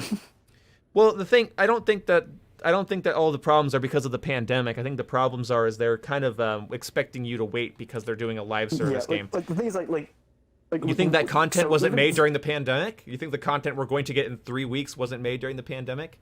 No, they want you to wait and be more used to this sort of live service $60 game thing. So that's what that is. Yeah, like let's call it so even with the pandemic, like you would think some of these decisions would be a little bit better, because like, it shows that like they don't really seem to know what they're doing, like pandemic or not. It's just like some of these just basic decisions with like just balancing and all that. Yeah. It's like the pandemic shouldn't affect the sort of thought process. Right. Yeah.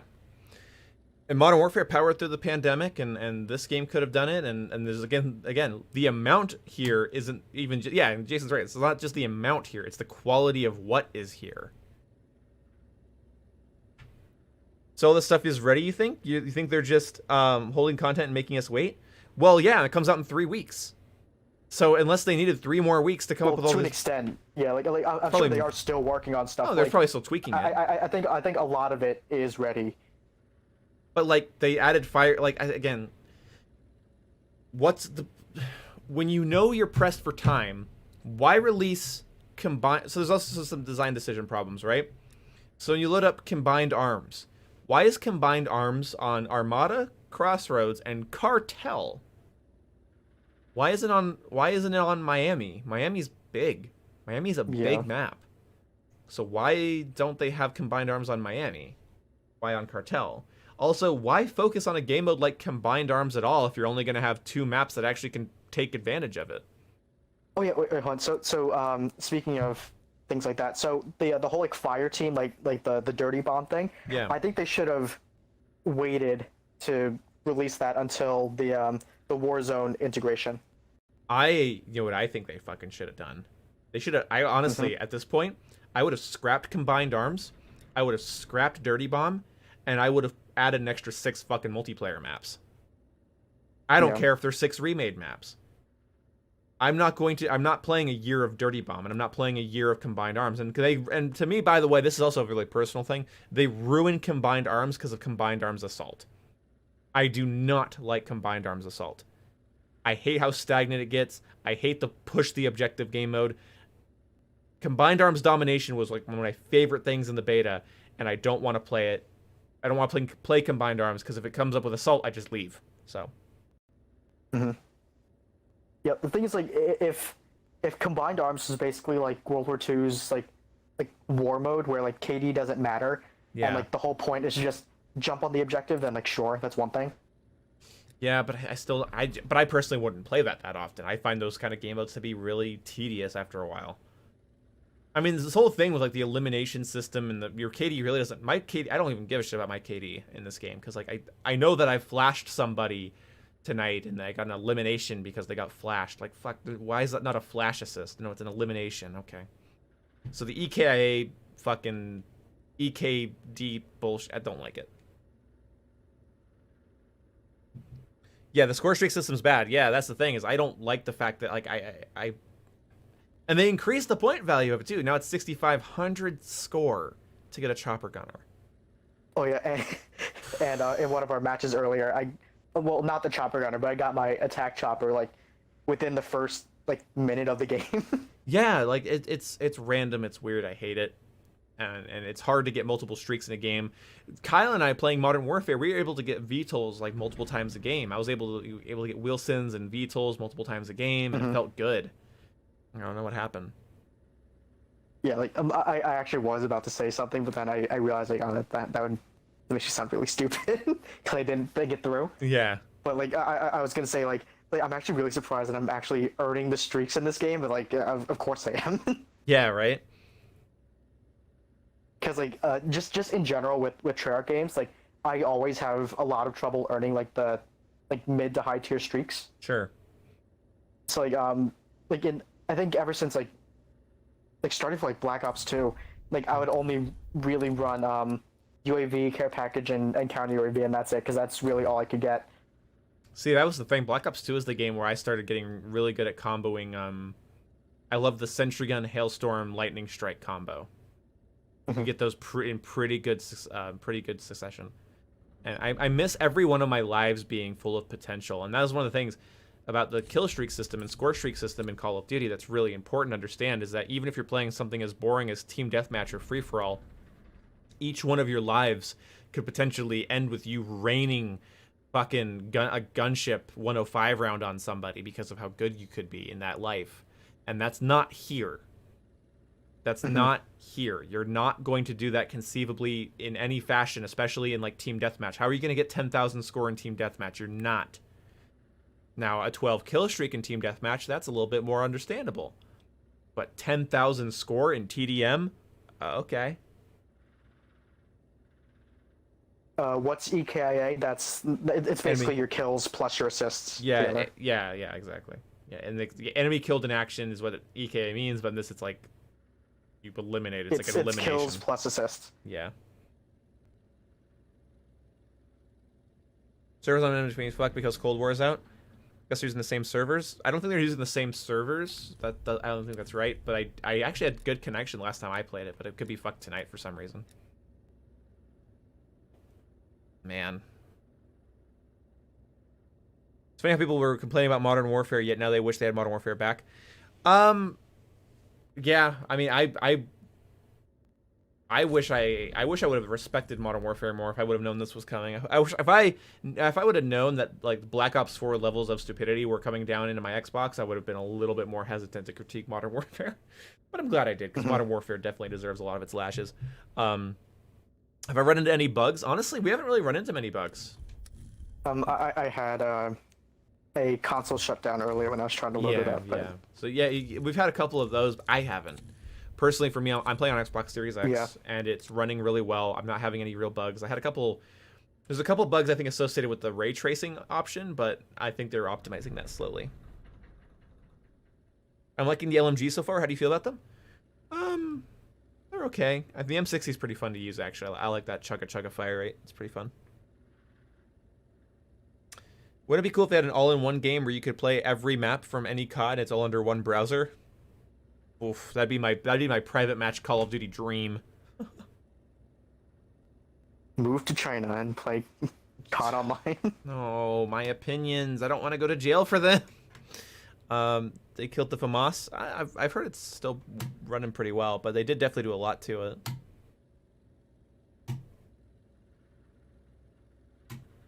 Gotcha, Toxic.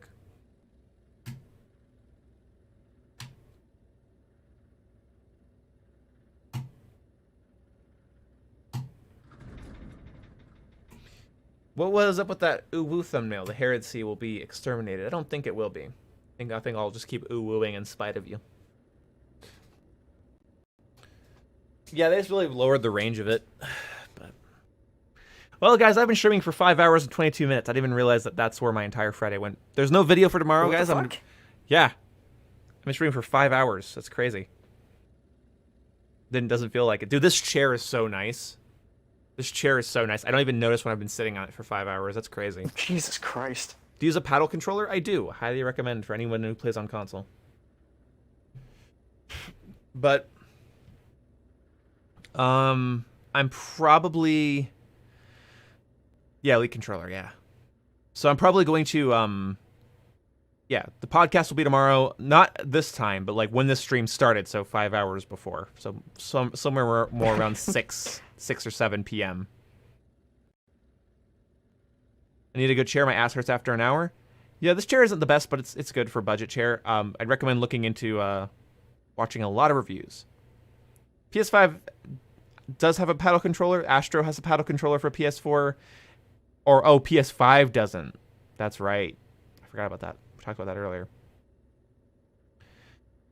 All right, I will talk to you guys later, and we'll do an episode of the podcast tomorrow, and we'll just sit and talk like we're doing now, essentially, but I'll actually have some like notes, and we'll probably involve some Discord callers, which could be a lot of fun. Wow. Wow. Exciting. Very. We'll see you guys later. Bye-bye, guys.